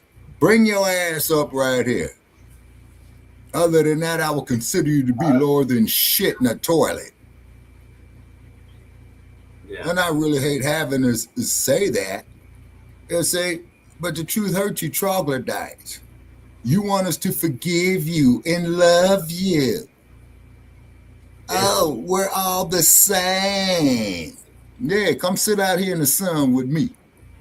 Out here in Las Vegas in June. Right. Exactly. Yeah, so therefore, Brother Che, let's continue, man. These motherfuckers don't want none of that heat, man. They really don't. Yeah. All right, so moving along, we got Nigeria's Japa era coming to an end. I hope so. They need to stop fleeing and fix their homeland. So, Truth gonna give us an update on that. Okay. Family and fellow soldiers, I'm the Professor, and this is the Moment of Truth. This morning's briefing is not about dogging anyone out. It's about reality. It's about understanding that if you're looking for a comfortable place under white supremacy, you better keep looking because no such thing exists. It's about the dangers of the end game that a lot of people played when they decided that they were going to go along with some white supremacist narrative because they thought these white supremacists had made a place for them. We cannot arrive at the truth if we hide behind lies. If your situation is bad, then say it's bad. But don't export the same attitude and behaviors that created your problems at home to someone else's doorstep, and then double down on it by saying that you're better than them. Everyone's heard the old saying, fake it until you make it. Problem is, we got a whole lot of black folks here and abroad who aren't making it, but they think it's cute to pretend like they are. When someone has to flee from home for any reason, even under the best of circumstances, that tends to mess with their heads. Why would anyone leave home? Home is supposed to be your place. It's supposed to be special. It's the place you fight for. It's the place you die for. So why would anyone abandon home when the natural impulse ought to be to fight for it? Well, in the case of Africa, the problem was tribalism. Everybody deciding that their particular tribe was more important than whatever nation they were supposed to be a part of. And this nonstop fracturing and factionalizing has been the bane of Africa's existence for millennia. But they haven't quit yet. In the case of the Caribbean, the problem is a colonized mindset. Jamaicans and the other islanders see themselves as subjects of their white colonizers. And they can't reconcile that with the fact that the home country doesn't want them. So they take the arrogance and contempt that their white colonizers had for them, and they begin to regard one another the exact same way. That's what makes it where nobody cooperates in these countries, or should I say islands. And then they double down on it by taking that same self-contempt and bringing it to the U.S. Only here they push the idea that since they come from the islands, they're counterfeit Englishmen. And somehow that makes them better than foundational Black Americans, even though if that was true, we would be the ones fleeing to be in Jamaica and not the other way around. These are fictions, falsehoods, and frauds that too many people have played upon themselves. But reality always gets the last word. And speaking of words, I told you about a Nigerian word, Japa, which literally means to flee. It's basically become the most popular word in Nigeria, particularly among the young, and at this point, it's become the national pastime. But it looks like the Japa train may have derailed, principally because of what's going on in the US, but this wave began in Europe years ago, long before the Orange Man had his second term. However, since the U.S. sets the tone for everyone else, when they see the U.S. going hard in that same direction, a number of these countries have only been emboldened now. Nigerians in particular have a reputation for scamming. Now, while this is not true of all Nigerians, and may well not be true of even the majority, it is true for a disproportionate number who immigrated. And these are not surprisingly the exact same people who try to turn their noses up at foundational Black Americans. It just goes to show the first person that they deceived was themselves. But the developments that have taken place in recent years certainly won't help on that score. Immigrants spend a lot of time telling people that the countries they fled to needed them. In fact, that's the main narrative that they use whenever they have somebody who says, oh, you just came here to see what you could get. They have to instead say, no, I came here because they wanted me to come here. Why? They were begging me to come here. Why? I did this country a favor by coming here. The line that most immigrants use to justify why they're in this or that country is to claim that they've got valuable skills that their host country needed because, well, the native population there just didn't have. So see, you can't look down on me. I've got skills that you don't have, et cetera, et cetera. And that's what we hear all the time. You did not have enough hard-working people in your country, so you needed some hard-working people from my country to show you how to work. You are lazy. That's what Kesey was talking Britain about. had let in thousands of Nigerians who claimed to be nurses, but 2 years ago, a scandal blew wide open when it was found that several hundreds of the people who came to Britain claiming to have medical skills might not have. Britain had been allowing Nigerians claiming to be nurses to come to Britain, but they didn't trust the Nigerian testing system, so instead they had the applicants complete a computer-based test in their native Nigeria. But then the Brits became suspicious because a lot of those people completed their computer-based tests unusually fast.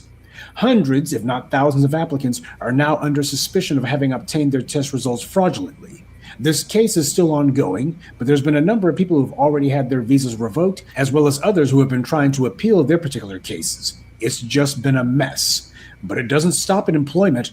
A lot of immigrants have found that when they do get to the UK, the cost of living is higher than they thought it would be. And that while getting a job in Britain does pay better than, well, anything in Nigeria, it's also a fact that the cost of living in Britain makes it where even with a steady job, it's simply not enough to get by. And in places like London, getting a good job isn't enough. Immigrants like the ones from Nigeria wind up having to get roommates and other arrangements just to try to make sure they have a roof over their heads. And it's been the cost of living issue that's led a number of Nigerian immigrants to go back home. After all, they can be broke in Nigeria just fine. They don't need to cross the ocean to get to Britain just to be broke there. A lot of Nigerians had the plan that they would live modestly while they were in Britain and they'd be able to send plenty of money back home, so eventually they, in retirement or their loved ones today, would be able to live royally. But instead, they found the cost of living was so high that they couldn't even afford to support themselves. There's nothing left to send back home, and they don't even have the ability to save enough to start a business in the UK. So even without arresting people or threatening visas, the UK has plenty of ways to force people to keep their money in Britain so that it never leaves the country. And they certainly have ways to keep it out of the immigrants' own pockets. That was something that a lot of them didn't count on. And of course, certain regulations and rules regarding dependents being brought over have also been changed. So the myth of the overachieving immigrant is a white media fantasy. It's pushed by right-wing think tanks who simply want to have a talking point to justify corporations hiring slave labor from abroad. But it's also pushed by the white left who see immigration as a potential demographic counterlever that could bring about the changes they want. Both of them are wrong. But this is the backdrop that's been going on for many years now. And it's amazing that a lot of the people who came to the United States only because they had foundational Black Americans kick open the doors for them also decided that they were going to wag their finger in Black people's faces and make all sorts of insults generation after generation. This is not something that came about since the 60s. This has been a pattern that's been in effect since at least the 1920s. And then you got people who actually have the nerve to say that foundational Black Americans don't have a culture, when the reality is, other than whatever their favorite food is, these people from these other places can't tell you anything about their culture. Right. Culture, broadly defined, being a particular group's traditions, practices, customs, and beliefs. And the perverse irony is, white society in particular rarely tries to push the talking point that foundational Black Americans have no culture, at least not anymore. They know we do because so much of America's identity, the virtuous and honorable parts that is, are entirely owing to us. And because over the centuries, everything from America's style of dress to even the words and phrases that are so unique to and synonymous with this country came from us, or at the very least, are linked directly to our presence and our experiences here. That's right. Our oppressors understand that we have a culture and they know exactly what it is. So instead of denying it, they've spent centuries attacking it as being inferior to theirs.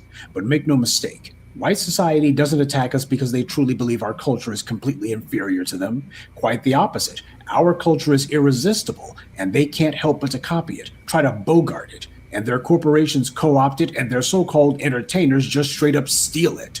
They see our culture as being social and cultural miscegenation, and the same way those Black genes are dominant genes and can annihilate the white phenotype, our culture is a culture of justice that can annihilate white supremacy too. Every time we make gains, every time we make change in this country, it moves this savage nation that much further away from white supremacy and just a little bit further towards something resembling decency and justice. So they still say that anything we create, anything we do is inferior because, well, reasons. This is the 21st century and they're still repeating that talking point. The reason they repeat that narrative nonstop is because there's a part of their culture that needs it. Their culture is based on pushing a narrative of superiority. Their culture is based on a lie, but they'll never let it go because their culture can't exist without it. It's the only thing that actually unified them. A lot of us suffer from chronic insecurity and feelings of unworthiness. We've been demonized and attacked nonstop for centuries, as no other group in human history has. And we're still under endless attack today from every major arena of the society. We know what they say are lies, but we, too many of us, are desperately trying to find a way away from Blackness because we think that's going to save us. Well, look at the immigrants if you want an example of how that will turn out. Most Black folks have become codependents, and we're hoping that other people will say that we're all right in their eyes so that we can feel better about ourselves. I guess nobody ever told some Black folks where self-esteem comes from, and it's not from other people. A lot of Black folks, especially those who consider themselves to be so sociable and worldly, they've engaged in a foolish and relentless obsession with having friends. And as a result, a lot of Black folks have spent decades pursuing the delusion of allies because that's all they cared about. We need allies. We have to have allies. Grow up.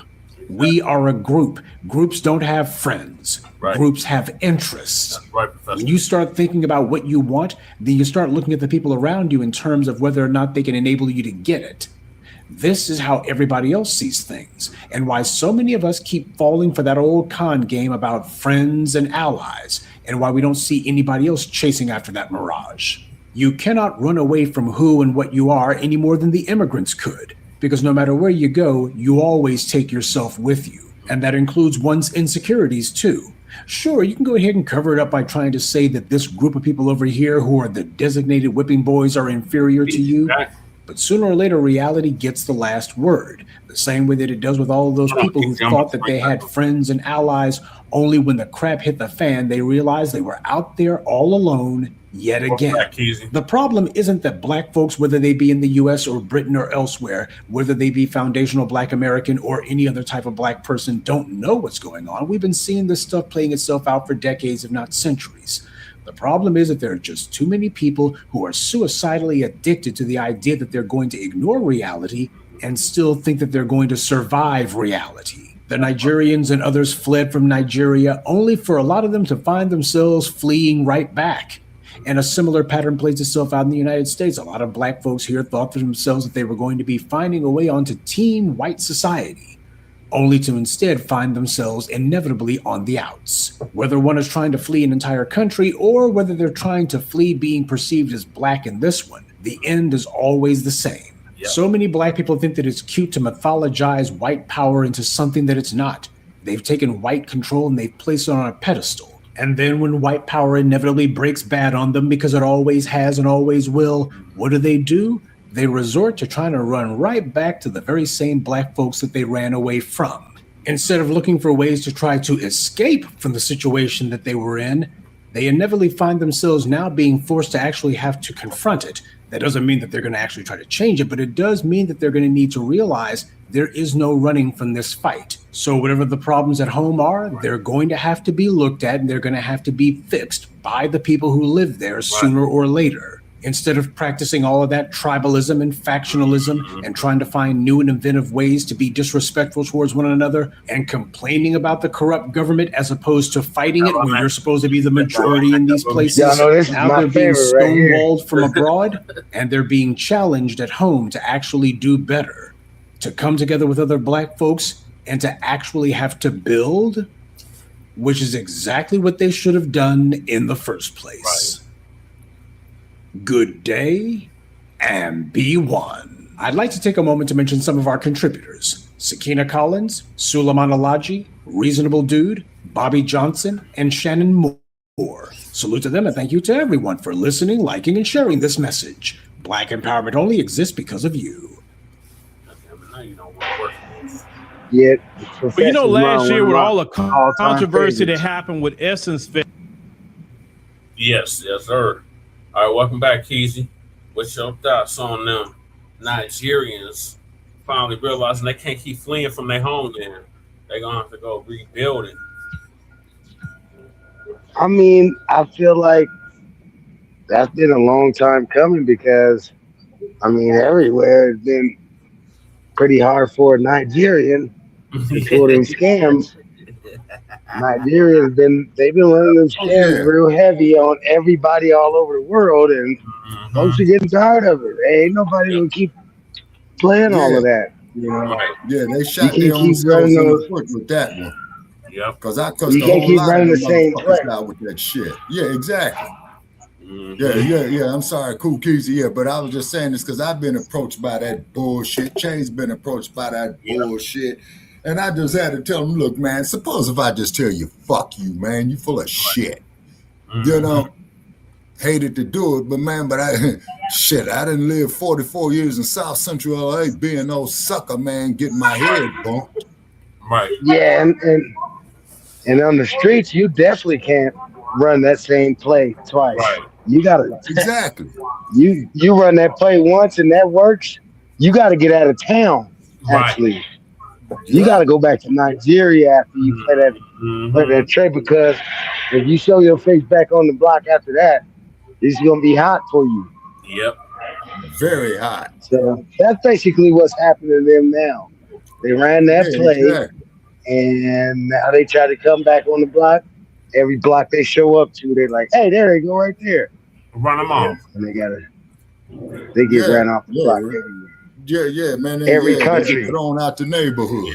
You know, I don't know one country where they're just real friendly to Nigerians. Right. I don't either. Yeah, because you remember the Chinese nobody that's like throwing out the Nigerians. I don't know about no public support coming from anywhere. Anywhere. Nobody wants it. Yeah. But actually, Actually, we in the same boat. Yeah, nobody wants us and nobody wants them. So nobody, oh, that day job, we just like, welcome to the party, you know. That's what we've been dealing with. Right. But people haven't shunned us due to us scamming everybody all over the place. That part. You know, they've been against us because they want what we got and what we created, trying to take our stuff that we got out the mud. Not because we went scammed. Right. So that's the difference. It is the same situation. Well, not even the same situation, because it's not that people didn't fuck with us. They did fuck with us. They always, that we the only ones they fuck with. Yeah. Ain't nobody trying to be like no Nigerians nowhere. We ain't doing the new Nigerian dance. Nope. And nobody. I don't know what that is. What is that? What's the new Nigerian dance? That burner shit, burner boy shit. Oh, it's tight. Burner Boy got the new dance. Yeah. I haven't seen it. I don't know what they be doing. It might be tight. Hey, I ain't hating. It's the fleeing. I'm not trying to hate. I'm not. It might be tight. I ain't saying it ain't. I just don't know it. The fleeing dance. Yeah. Do they tie up their? Do they wear a pair of those Fleet Force ones? Yep. The Japa wear and tie it up real tight. Mm-hmm. I heard them joints is waterproof.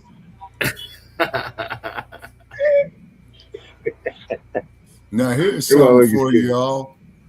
Okay, Biafra. Tread water on that thing.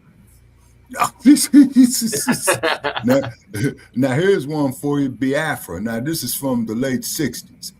Biafra, a state that was proclaimed in 1967 when part of southeastern Nigeria, inhabited chiefly by the Igbo people, sought independence from the rest of the country. Yeah. In the ensuing civil war, the new state's troops were overwhelmed by numerically superior forces, and by 1970 it had ceased to exist. Well, yeah, they about to carve Nigeria up like a pie. Shout out to Black Alpha Network. He already covered that months ago. Hey, but isn't that already a carved up area? Yeah. That already is carved up. They already got they got different reasons. Yeah. And I have reason to believe it's the Dutch Shell Oil Corporation behind it because of the oil reserves they got. Yeah. Say, always follow the resource man for the Western economical benefit. And that there pretty much give you a good damn indication. Look at the beers. You know what I'm saying? What is the beers? They're Dutch. Yep. And you remember when it was tribalism. Yeah. Say, so what happens is that the white man comes in there with his double speak ass, plays one against the other. Say, I mean, that's their nature. They already see that they was divided amongst themselves. They just come in and make the division even worse. Yeah, exactly. That's what I'm talking about, Brother Che. You see what I'm saying? But and they're like some wolves. Yeah. Yeah. They smell, if they smell division within a group, they could use that. They going in for that. If they see any coon in your group, like some people working against the group, they gonna use that coon. Yep. Big time. Or tether or whatever. Yep. And then after he serves his purpose, then they go in there and knock the motherfucker off. Yeah. They call it a coup. They call it white supremacy always breaks the tools. Yeah, it always breaks their tools. And it's so cold because most of the folks that are being used don't realize they're being used. They don't realize it till it's too late. Now YT students in here, the white man has good blue eyes for real, for real. Are you trying to say cold blue eyes? I don't know what they're saying. I think they're trolling. Okay. All right. It might not be trolling. They just might have just misspelled something. We don't understand it. Yep.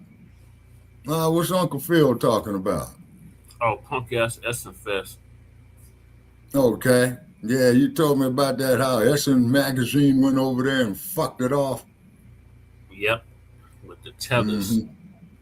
So Essence Fest is in jeopardy after owing a combined $1.4 million in debt to vendors convention center. So this is down in New Orleans, and they owe the convention center out there $1.4 million.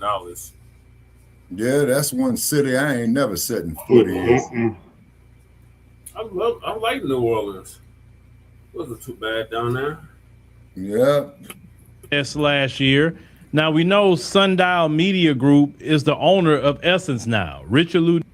Well, you know, last year with all the controversy that happened with Essence Fest last year, now we know Sundial Media Group is the owner of Essence now, Richard Lou Dennis, and he is not a Black American. We know Essence started as a Black American company. It was sold eventually to Time, and then Time ended up selling it to Richard Lou Dennis. And when we looked at the 2025 Essence Festival, we're like, what is going on here? This is not what Essence has been about.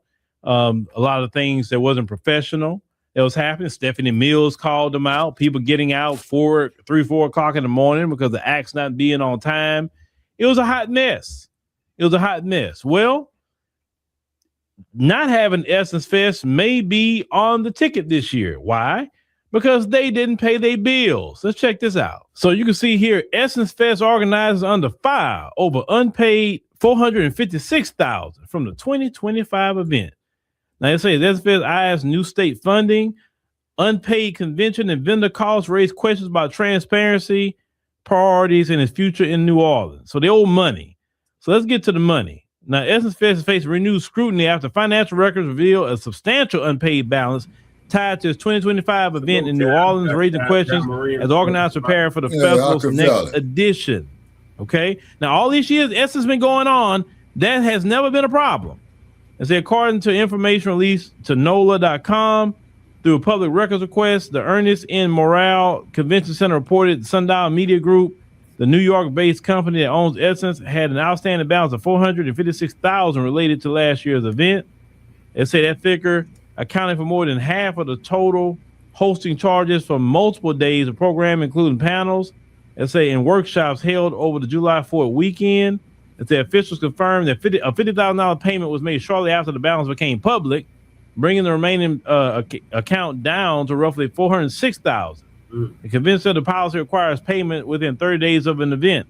Yeah, that's normally how any event hall or whatever that you use. Yeah, they wanted 30 days out. As they convinced acknowledged his long-standing relationship with the festival, stating it's continuing to work collaboratively with the event's current ownership to resolve the outstanding balance.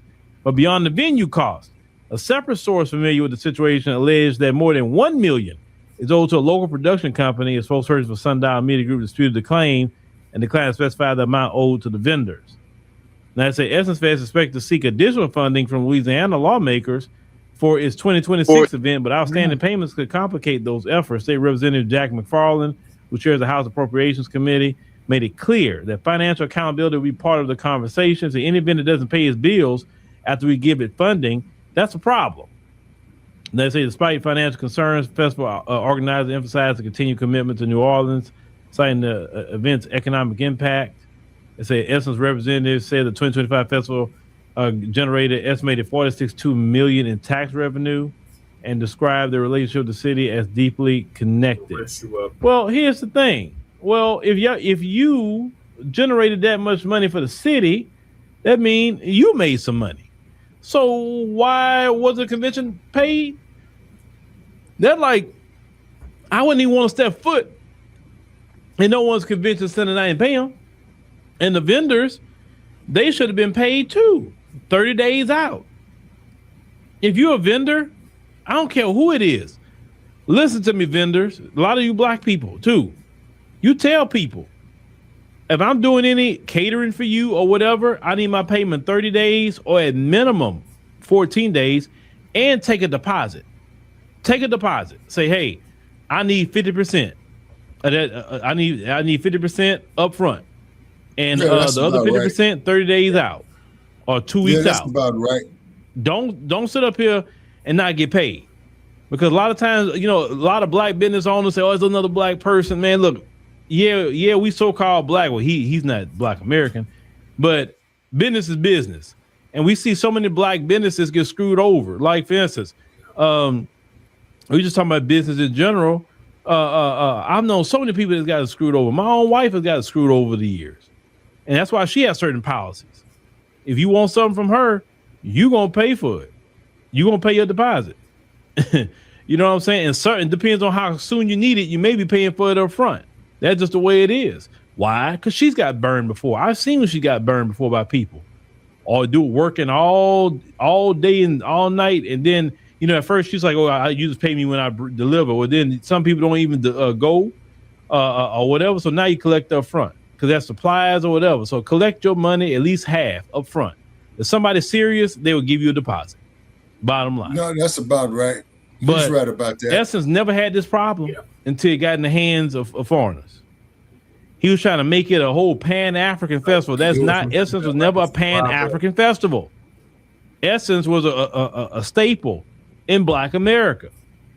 Now, some people say, well, we got to protect our things and this and that and the third. Yeah, his wife not. That's easy to say, but how you protect anything is supported with your dollars. That's how you protect it, right? Now, us here, we're definitely supported by the people, but we're trying to grow our African Diaspora News Channel app, so we be completely independent from all these platforms.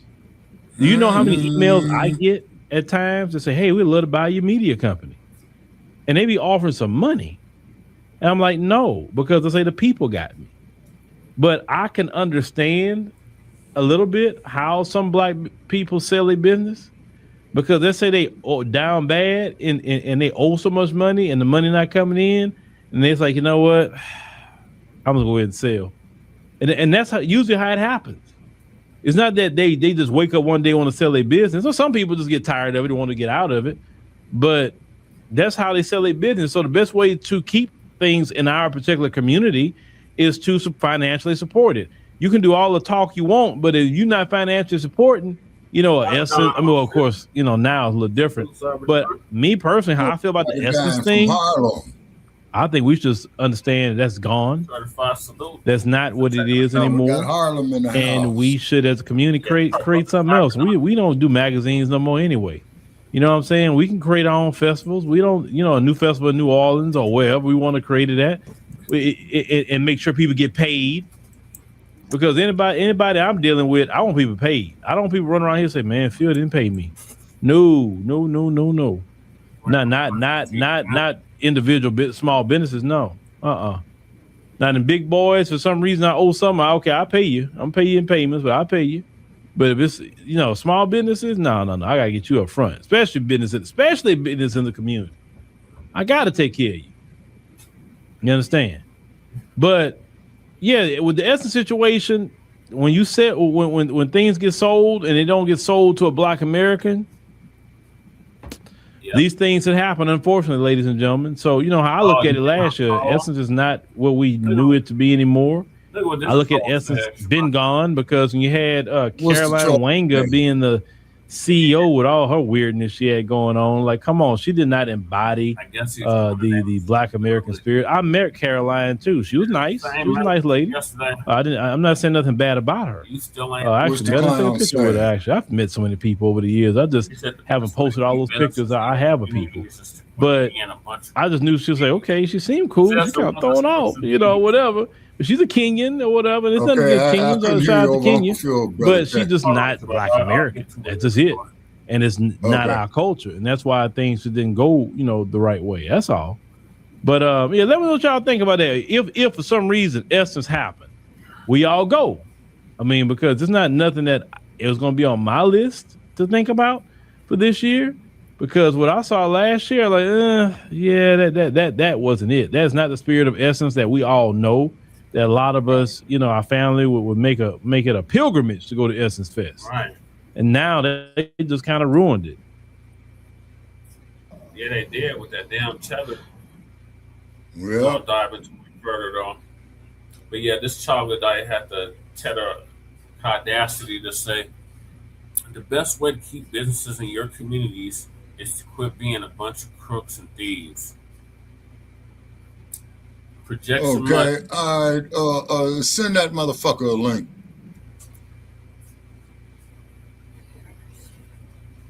Well, of course. Well, wait a minute. He might have a point, or it might have a point. Send him the link. Yeah, that's the best way to do business is not be a bunch of crooks and thieves. Okay. Shit, I gotta give me some new glasses. This and us trying to say that we're a bunch of crooks and thieves, but his people was the biggest damn crooks and thieves on the planet. Okay, so that's Dan Mantica 3256. Well, you're welcome to come up on the panel, man. But we got name the crook and thief that stole your mama's bussy. Right. Damn. The best way to keep businesses in your community is to quit being a bunch of crooks and thieves. Okay, show us how. How? His people was a bunch of crooks and thieves. Yeah, you say?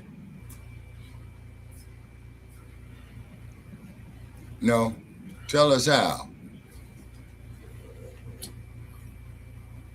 All right. M. Flournoy says, I appreciate your example. Our politics are local. Mm-hmm. Okay. Just out the shot, Shabaka. Oh, okay. Okay. All right. And then, too, see, so that's why you want to have those accounting records straight. Mm-hmm. See, it's called a balance sheet. It's called the income statement. It's called the equity statement. You see? You know. What are your thoughts, Lady? The Essence Fest, Lady J. That's expensive. It's been co-opted to foreigners. We discussed that last year. Yeah.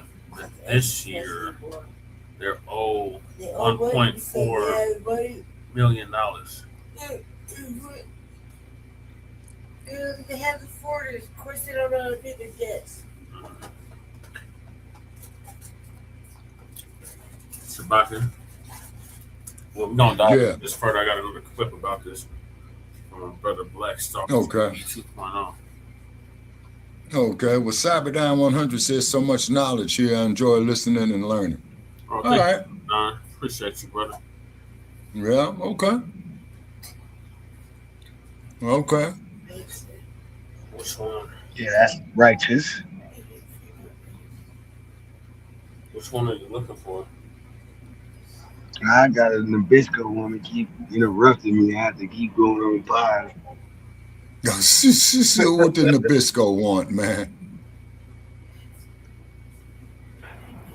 Trying to help me. Peace, love, and reparations. Trying to get me to help her help somebody else. You there, you don't be sitting there listening to that phone, you get working. Blacc TV 2.0, it's your boy.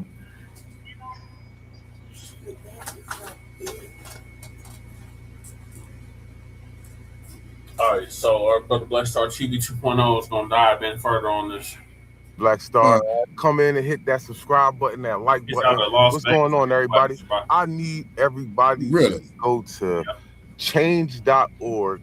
Look this up right here and please sign this petition, family. It's free. We trying to bust some moves.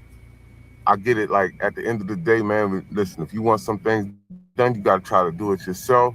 And I definitely recommend everybody, that's in their own state and county to try to do this locally for your own people. Yeah, Harvey is near Chicago in your vicinity. Yes, please support that. We need that. I want to talk about the Essence Fest. This video, we're going to talk about the Essence Fest and why they are being canceled in 2026. I'm going to play this video for y'all and we're going to break it down, family. That's right, Melissa St. Justice. That's why I quit looking at BET. Canceled in 2026, at least it may not be in New Orleans because the African dude that took over Vinci Dennis, he's not paying people. He owed over $1.4 million. A portion of that to the Ernest Convention Center, he owed them over $400,000, and then the $1 million+ he owed to the vendors, he never paid the vendors. Now they run into the state legislature begging for money. They're begging for money from the state legislature. This is not alone. They begging the state to bail them out. And the state is like, hold up. You owe vendors over $1 million? This is a problem. We may not be able to help you out because you owe the vendors over $1 million, right? Now, he's not saying how the amount he owed the vendors, but he says it's not in the millions. Of course, he's going to try to downplay it, but how did you end up in this predicament? Why are you not an honest businessman? Why are you not paying those folks that you owe money? And they say they generated like hundreds of millions of dollars off the Essence Festival. What are you doing with the money, bro? But yeah. Hey, yo, family, think about that for a second, right? This man made all these millions. First of all, he's telling the state legislator that, oh, I owe the vendors over $1 million. They said, hold up, we can't pay no over $1 million. You doing too much. It ain't that much. See, you was just about to try to get over again. You trying to get over on the state legislator. You getting over on us culturally. Yo, man, these people are parasites. Not all of them. Some, like the tethers. The tethers are parasites, and all immigrants aren't tethers. But man, it's only a couple of seconds. It may not be an Essence Festival in 2026, at least not in New Orleans. And they're releasing a statement Tuesday. Yo, that's crazy, family. That's crazy. These tethers got to go. Listen, I ain't even gonna say you gotta go back to your homeland. You have to get up out our mix. Definitely politically, and then culturally. Like, we can't let you tether on to our cultural things. Yo, I remember in Oregon, they gave out these, I always talk about this, right? But in Oregon in 2020 for COVID, they was giving out $500 for Black Americans who were affected by Jim Crow, slavery, and all that other stuff, right? Well, it didn't say slavery in there, but it did say Jim Crow, redlining, and stuff like that. But yo, when you went to the line, because you had to get the check from the bank, On Point Bank, and it was another bank that was giving out the checks. Yo, and I mean that line was so long. And again, like, majority of the line was tethered. You had some Black Americans in there, but I know Black Americans who didn't get the $500 because all these tethers in line taking it. And there was a few white people out there finessing, because I knew a white person that had got one of them checks. Facts. Yeah, but see, delineation would have stopped that. See, if we have a delineation, right, family, where we are identifying as foundational Black Americans, and it's on paper, right? We need this to be on the sentence, foundational Black Americans. Like, that's why I'm trying to push this paperwork, family. Like, we need them to recognize us on paper as foundational Black Americans, to where we are a separate aggregated group, to where when they start giving out loans, whatever, vouchers, reparations, it can be distributed to the right people, not under the guise of minority. Oh, it's pretty much here. Where we get all these groups getting some of our resources that we need, bro. We are at the bottom. We need the most repair. So we have to get specific repair for our specific harm. That's right, brother. Right? That only makes sense. Like you don't get hurt and then you go to the doctor and try to, get something fixed up that somebody else is hurt. Like, you know what I mean? You done broke your arm and you over here trying to get your leg done because this person's leg is hurt. No. You have to fix yourself first before you start trying to help anybody else. Right. So family, at the end of the day, Essence Fest, man, listen. That's a dead brand. He might as well sell it, man. Sell it back to a foundational Black American. I need open heart surgery, but I'm gonna settle for this arm brace. And we could do right with it. Because Jesse needs an arm brace. See, you done killed the brand. That's why nobody's rocking with it.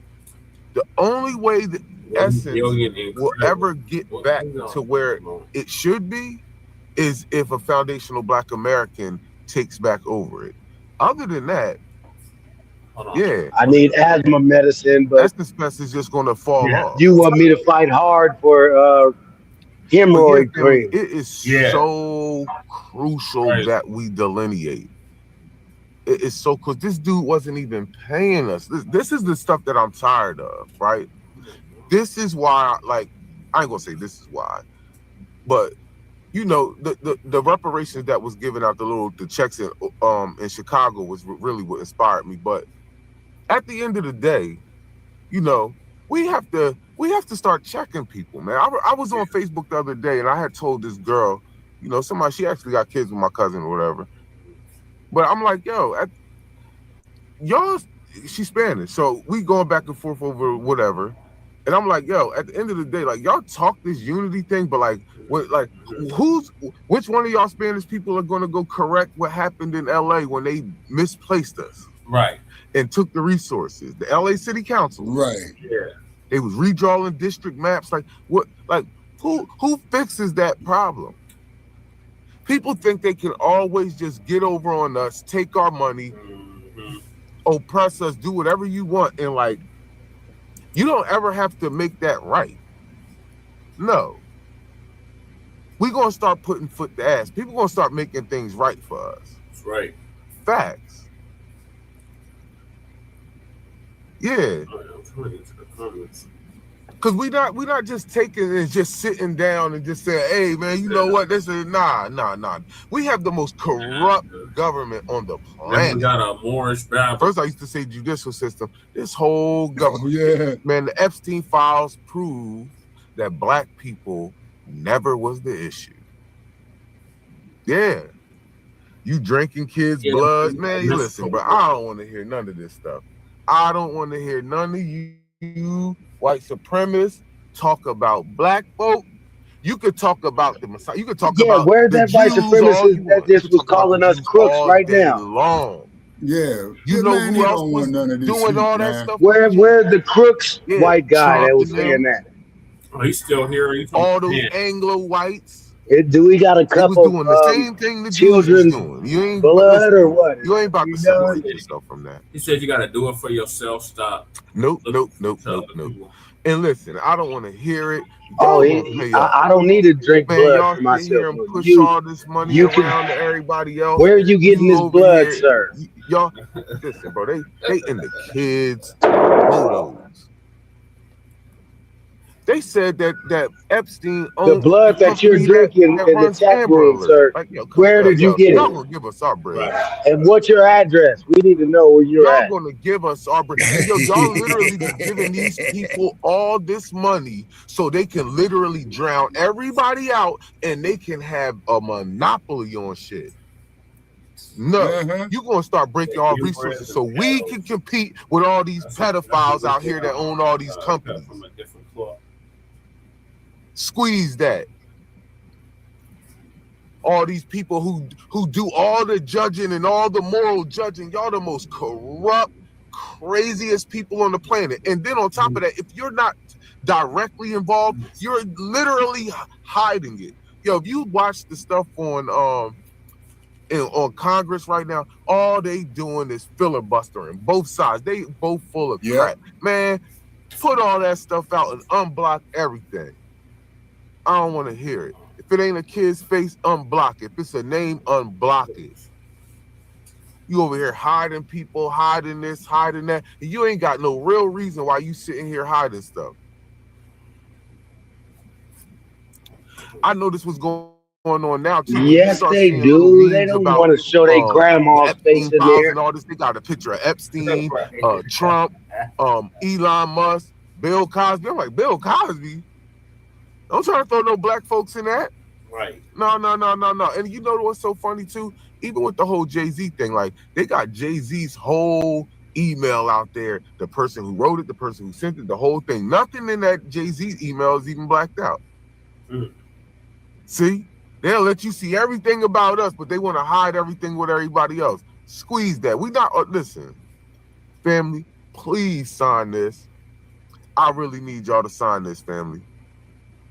Listen, peace, love, and reparations. Hit that subscribe button, hit that like button. If you're not subscribed, hit the subscribe button, hit that like button. And please share this out. For Frontline Black News. Please sign this petition, family. We are trying to get this money. I really, really recommend that everybody, push their own thing, man. Push your own thing, right? Write up some I agree. And Jay-Z's on his own. Your local commissioners, your county commissioners, your state commissioners. Yeah, they push it on all the stuff. Push it. There. You feel me? Galvanize people in the community. Try to get people to sign the thing. Listen, bro. We gotta put some work up. We gotta start putting work out. Okay, so you feel me? I'll post the link. Because at the end of the day, this thing is possible. We're not gonna sit here and act like this isn't possible. Reparations is absolutely possible. We're not gonna sit here in front. And we have to, we are delineating. That's over with, right? Now we gotta start putting foot to ass with this paperwork. Yep. I want to say something. Shout out to Jason Blacc, right? Yeah. He did a video and he spoke on what's his name? He spoke on Roland Martin and Roland Martin getting $500,000 in a lawsuit. And how did he get that much? Because he was just suing for a Sprinter van and this, that, and the third. I'm gonna tell you exactly how he got that much money. He got that much money because he filed the lawsuit for $500,000 when old girl defaulted and didn't answer the complaint. The judge gave him exactly what he sued for. That's exactly how it happened. Okay. The judge didn't say, this is too much, this and no. Once you don't answer and you get a default judgment, the court gives you what you asked for. Yep. That's a fact. Now, the caveat to this is he's how's probably he, never how's going he to get plan that on money, recovering this? right? Because when you sue people, it's easy for a person, an individual person, to file bankruptcy. Now, you a business or a state entity, that's a whole different story. That's why the lawyers that I deal with, they don't even sue people. Every lawyer that I've dealt with do not sue people personally. They say if that person don't got a business, or if it ain't a entity, a state entity, county police, something like that, DIFAS, DHS, or whatever, they not suing them. Nope. You not getting it's paid. easy for a regular person to swindle out of it and just not pay you. So yeah, he's probably not going to get it. As a matter of fact, I'm gonna give you a perfect example. Young Pharaoh sued Polite. He won. Young Pharaoh never got a dime. Polite was still running around spending all that money. Because again, if you put your money in a trust, they can't touch it or take it from you, no matter who sues you. I remember that. Peace, love, and reparations. I just wanted to break that down. But yes, family, we got to get into this paperwork. We got to listen. The law is absolutely mandatory for us to know. That scamming ass Polite been in the game. The law is mandatory for us to know, family. Yeah. We got to start. I think I'm gonna start a channel. I have to. Because we don't understand the law at all. Like, seriously, we don't. And I think that it's imperative because everything is legal. Even this whole thing that I'm doing right now with this petition, it's legal. Somebody has to sign it and get it into legislation. You see what I'm saying? The actual bill. So thank you, family. I appreciate anybody and everybody that's helping, everybody that's signing the petition. I appreciate you. I appreciate all y'all for please go to Amazon and get that get the books, get my books, Judicial Warfare and brother, the Premium I Trap. would get your books, Please but go you get can't that. do it Please through support Amazon. your brother, man. Fuck I'm out Jeff here Bezos. working. I don't do anything but work, bro. If I ain't working like on the books, and I don't mean off the books illegally. When I say off the books, that means I'm just doing paperwork, doing this, doing that, doing this. Yeah, man, listen.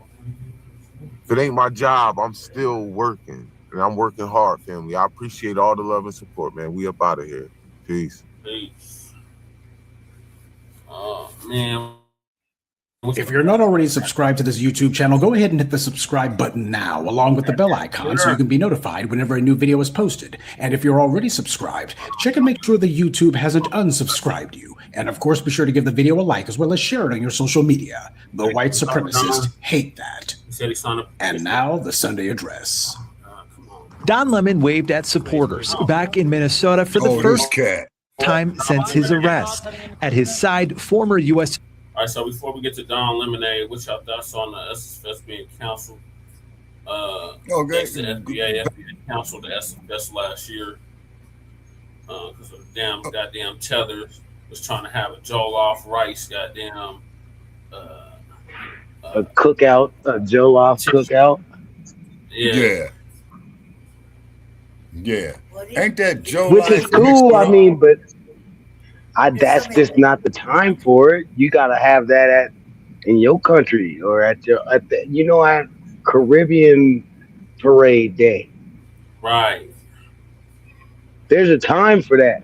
You don't do that at Black American time. So okay, now who's this cat in here, man? Isaac ain't playing. I think he's a Moor. I think he come in here with that plebiscite babble. Okay, yeah, and he's talking about foundational, original American. That sounds good, brother. You call yourself that. That's good. We like it. FOA. If you like it, we love it, man. You do you. You do that. Melissa said Compton schools look like Mexico. Yeah, pretty much. It probably is. Now, what are you gonna do? Yeah, in the hub city, the streets are. What are you out there doing about it, Melissa? I think she one of us. Okay, you gotta do it for yourself. No one is ever going to help you. Now, Dan Metric. Yeah, okay. Now, what you saying is, wait a minute. Hold it. Let's not start talking about cannibals. Y'all the ones that ate yourselves. Yeah, exactly. Bodysuits when this country was and then let's not get off the Essence Fest. Y'all talking about these dumbass folks well, I'm not gonna call y'all dumb. Y'all just getting off the topic in the chat. We talking about what we were just talking about. We were talking about the Essence Fest. Right. Okay, if the Essence Fest, man, wasn't legit, man, shut it down. You know what I'm saying? Because it ain't nothing worse, man, than going out there being a damn vendor and you got an outlay of $10,000, man, and then all you pulling in is $2,000. You just lost $8,000. Right. See, ask me how I know. You've been there, done that. Exactly. You see what I'm saying? And man, and that there will make you be one of the most anti-social individuals going. See? And then the code. It's an FBA thing. It's not a diaspora thing. Yeah, I mean, what essence are they talking about? Essence, ain't nobody else had that but us. So when you take us out the picture, then it's going to dry up and get real tacky and Joe. So like the brother was saying, they just need to sell it back to us. Yeah. And I agree with that. Yeah.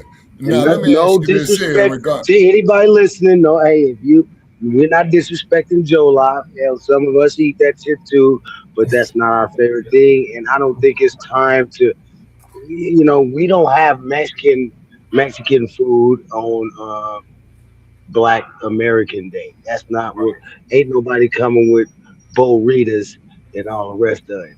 Right. But we know how to make that too. We can make some burritos, just like we can make jollof and somebody like that. But that's not the time for it. Yeah. You don't bring your stuff to our event.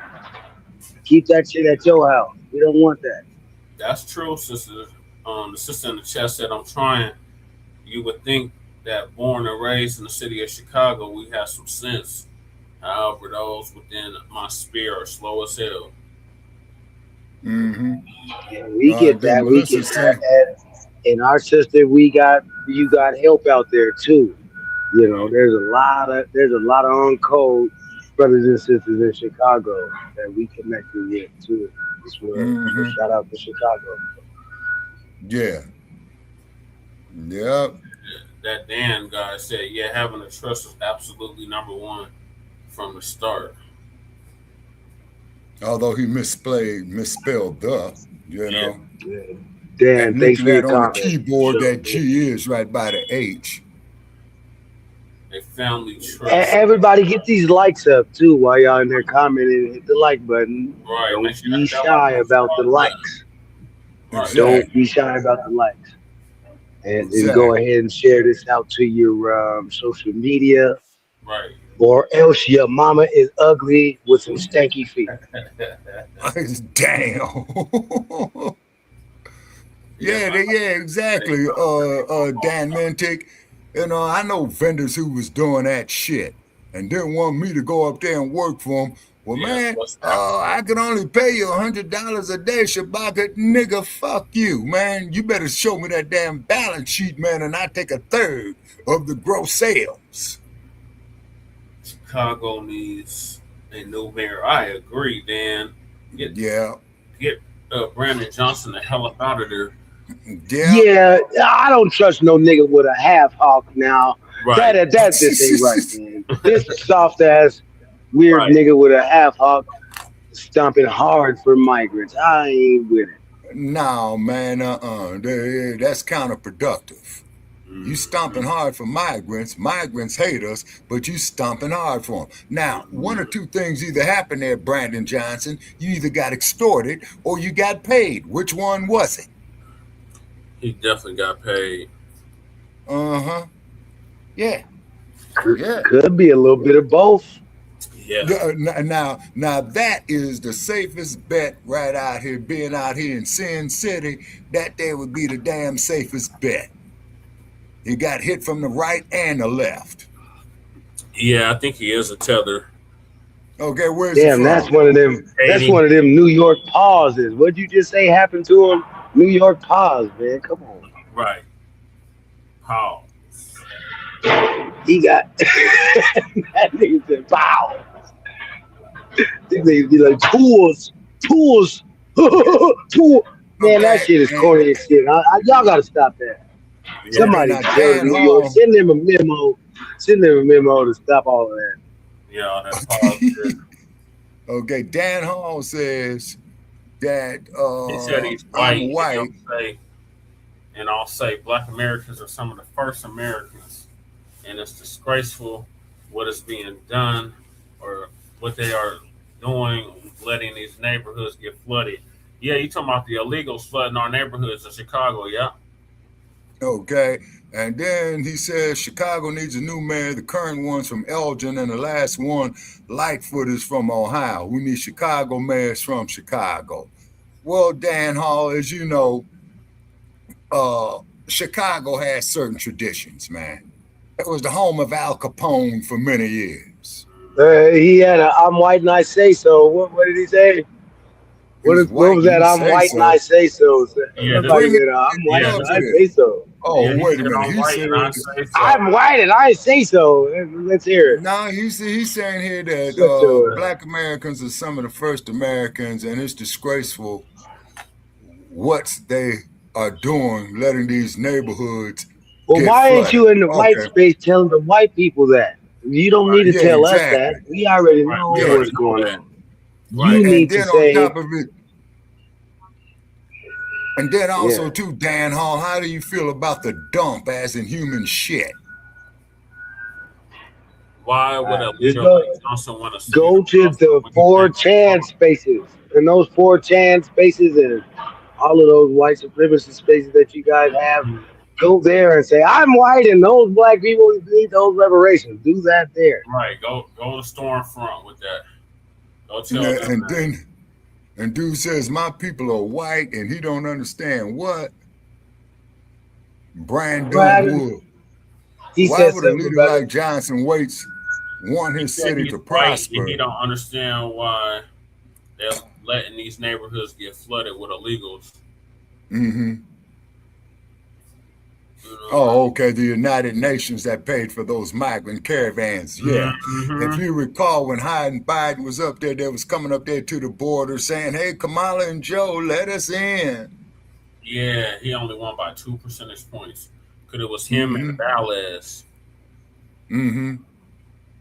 I thought for you, man, to win an election, man, hands down, man, it has to be done, man, by at least 10%. Yeah. Well, you got to get 50% of the vote. Oh, okay. 50% of the vote. Now, why would a leader like Johnson want a city to prosper when he banks on it failing and the citizens needing benefits? Yeah. Yeah. All right, he's bought. Mm-hmm. I mean, that's obvious. But people do not understand. It's that the okay. Slim. Yeah. Okay. Would not have won. Okay. One. Voters got off 4% more of voters got up off their ass. Okay. Now, Flournoy, 2971. Okay. I voted in every damn election. Okay, he says he was complimenting black people. Okay, if you're complimenting black people, man, okay, all right, it's all good. Appreciate the compliment. Just say, I'm not really. It's a backhanded compliment, Shabaka. Oh, really? That's all. Then I don't really be ain't tripping about that compliment, or we're not tripping about nothing you saying up in here. Right. Oh, okay. Really, nobody's tripping on that. Okay, they developed apps. Thanks for your comment, Dan. People, just make sure you share this on your page to your white supremacist buddy. Yeah, exactly. CP1. You guys can sit there and have discussions with long discussions with mayonnaise sandwiches together about this. Yeah. And then he says he wasn't saying anything back about black people. I was upset that the white people are letting all the migrants get in. Yeah. And Dad, I'm not saying anything upsetting to you now. I mean, I know you like mayonnaise sandwiches. There's nothing wrong with that. You sit there and have a mayonnaise sandwich and have that's good. And he needs to be on that. We all do. Okay, cut from a different cloth. 1241 is up here last. Okay, if you don't like that, just have an avocado wrap. Oh, hell no, man. The sight of avocados make me want to vomit. You don't like no guacamole, Shabaka?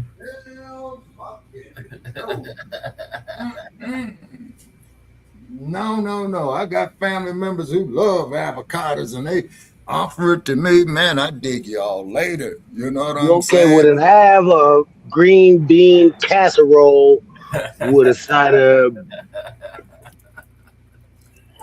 Brussels sprouts. And raisins in the potato salad.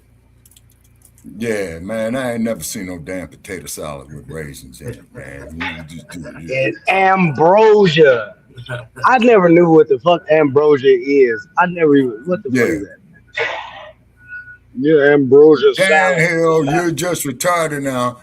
I was talking about how Brandon Johnson was bad for his area, and you're just being a stupid ass racist. Seriously, you sound retarded. Okay, Dan Hall. Hey, man, I'm not being racist, Dan. Man, stop being in your feelings, Dan. Then I'm Dan just Hall, we roasting as you a black little people bit. are in no position to be racist because we don't control no banks, no stock markets, no damn policy. Nobody's harming you, Dan.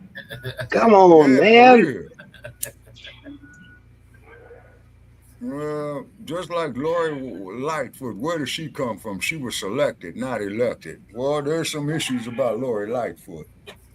Now he's cracking up. Yeah, I think there's something about it. Dan is in his feelings about that roaster. We struck a nerve with Dan. It's racist. Hey, man, but you know what? Y'all be coming in here trolling us all the time. And so y'all, when I'm on here, sometimes I give it back to everybody. So when y'all see me here at night, I'm not going to go against your little trolling comments. I'm going to roast you up real good. And then, okay, now Crew is saying in the ancient Greek myths, ambrosia is the food or drink of the Greek gods and is often depicted as conferring longevity or immortality upon whoever consumed it. Now, Crew, you know, man, he been eating ambrosia salad, man. Come on, man. This dude is out of line. You are out of line, dude. That dude must have dated a Becky. Yeah, Crew is Crew. He must be dating Becky. Crew, that's our brother Crew out the shy. I know, but he dates a Becky. Okay. If he was eating ambrosia salad, he had a Becky. Okay, now this person says when you're an independent black thinker, they call you a coon, race trader, etc. They're really racist. To be honest, shaking my hand. Okay, explain yourself. Tell me what a black nobody ain't called. No, who don't nobody. You just commented here the first time in your natural life, talking about we're calling you a coon. We don't know you, man. Don't nobody ever call you nothing. Right. You wish somebody would call you. We don't know you, man. And nobody knows you. Right. And then, what is a black racist? Because somebody explained to me what a black racist is when we don't control no goddamn stock markets, no motherfucking legislatures, and no goddamn policy enforcement. We ain't in no position to be. Shabak, I can't take you serious with that question, man. Are you serious? That's laughable. Right. No, man. But tell me what a black racist is. I don't know, man. I think it's funny. Whoever made that statement, they are a good comic, and Jay Leno better watch his back. Race trader. Oh my. Yeah, I new think comic Leno on the retired, rise. man. Well, whoever's out there, whatever Nabisco comic is on, they got a new comic on the rise that's in the chat. Right. Yeah, shit. Well, now if we can only copyright this shit, wait a minute. I think we only copyright. Dude in the comment section call you all race trader. Truth is hate speech to them. Okay, Yolanda Jenkins Wilson. Okay.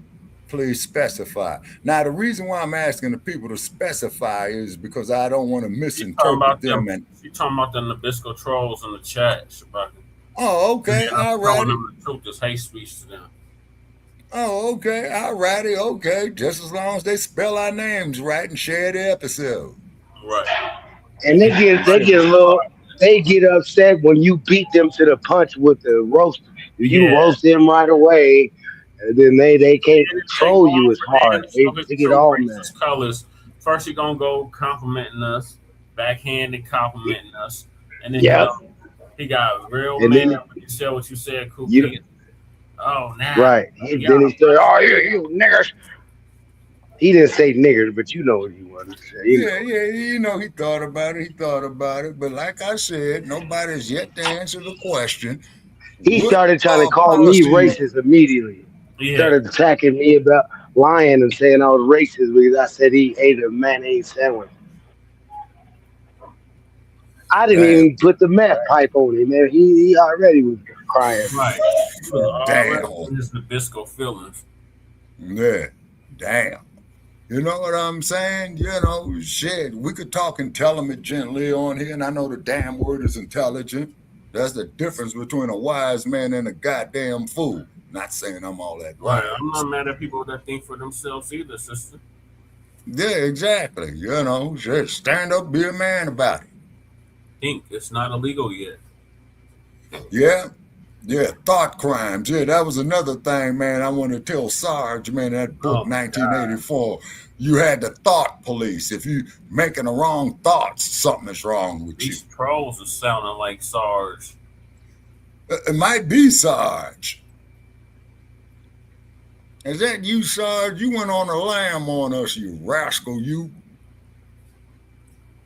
All right, I'm going to switch gears to what Professor's about to talk about, which is this damn Don Lemonade. Oh, yeah, Don Lemonade. Don Lemonade. Don. That's Shane. Shantae. How does that song go? You better work it, girl. Cover girl. Come on, cover girl. Don Lemon. Yeah. Damn. That's the same one that he could smell weed in Ferguson, but he couldn't smell injustice. Oh, we gonna get our reparations. And y'all gonna be sorry, Hazel Pete. Yeah, we're gonna get the reparations, Hazel Pete. And now let me tell you something, Hazel Pete.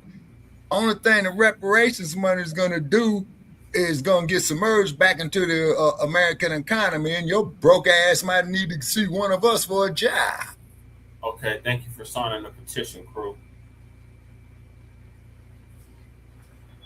Hey, do y'all got the link to, do I need to put the link up to Brooks' actions that we need to all be signing, sending these emails out?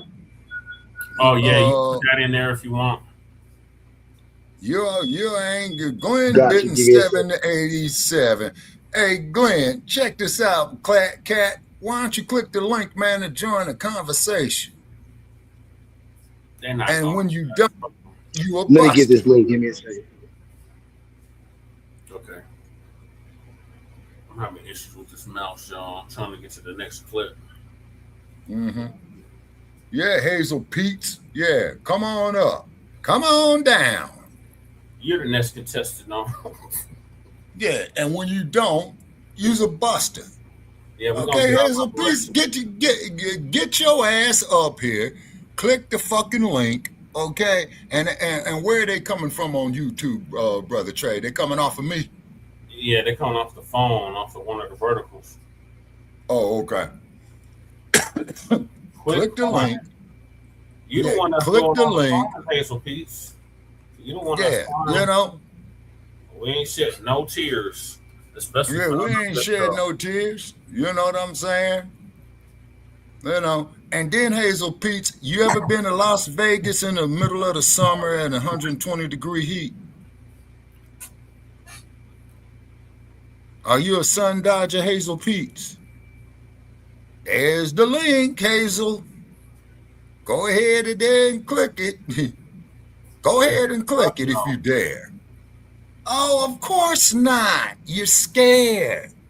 And you don't have to use that profanity, Hazel Pete. You probably ain't been fucked in about the last 20 years anyway.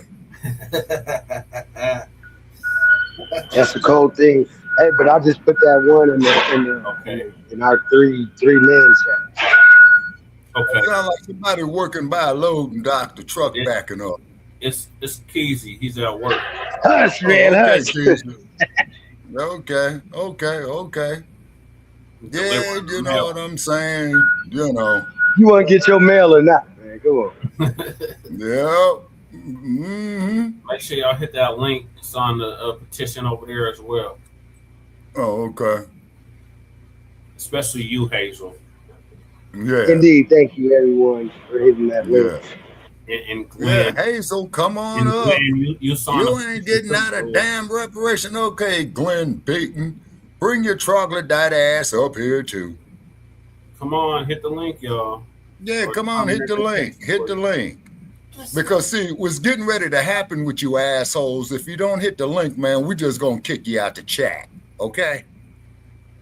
All right, I'm gonna move to the next topic. I finally got the mouse working. All right. Yeah, I don't nobody care about that Glenn. It's attorney Joe Thompson, who left his office weeks ago and is now serving as Lemon's lawyer. Less than a month ago, Lemon was one of 9 arrested for interrupting a service at St. Paul's City's church. The group says they were protesting against a church pastor. The video. If you're not already subscribed to this YouTube channel, go ahead and hit the subscribe button now, along with the bell icon, so you can be notified whenever a new video is posted. And if you're already subscribed, check and make sure the YouTube hasn't unsubscribed you. And of course, be sure to give the video a like, as well as share it on your social media. The white supremacists hate that. And now, the Sunday address. Don Lemon waved at supporters back in Minnesota for the first time since his arrest. At his side, former U.S. Attorney Joe Thompson, who left his office weeks ago and is now serving as Lemon's lawyer. Less than a month ago, Lemon was one of 9 arrested for interrupting a service at St. Paul's City's church. The group says they were protesting against a church pastor, who also serves as the head of St. Paul's Ice Field office, leaving the courthouse to a sea of supporters. This isn't just about me. This is about all journalists, especially here in the United States. For more than 30 years, I've been a journalist, and the power and protection of the First Amendment has been the underpinning of my work.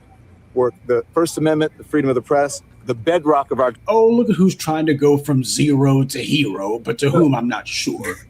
Don Lemonade pleaded not guilty to the federal case against him. And you know what else he's not guilty of? Ever doing any journalism. Right. With all that's been happening to him, you would think that Don Lemonade would be just a little bit bitter. See what I did there? Instead, he's loving all this attention that he's been getting, which was the entire point of this exercise from the very beginning. It was meant to get him some headlines, because after all, when nobody cares about you covering the news, your next step is to try to make yourself the news.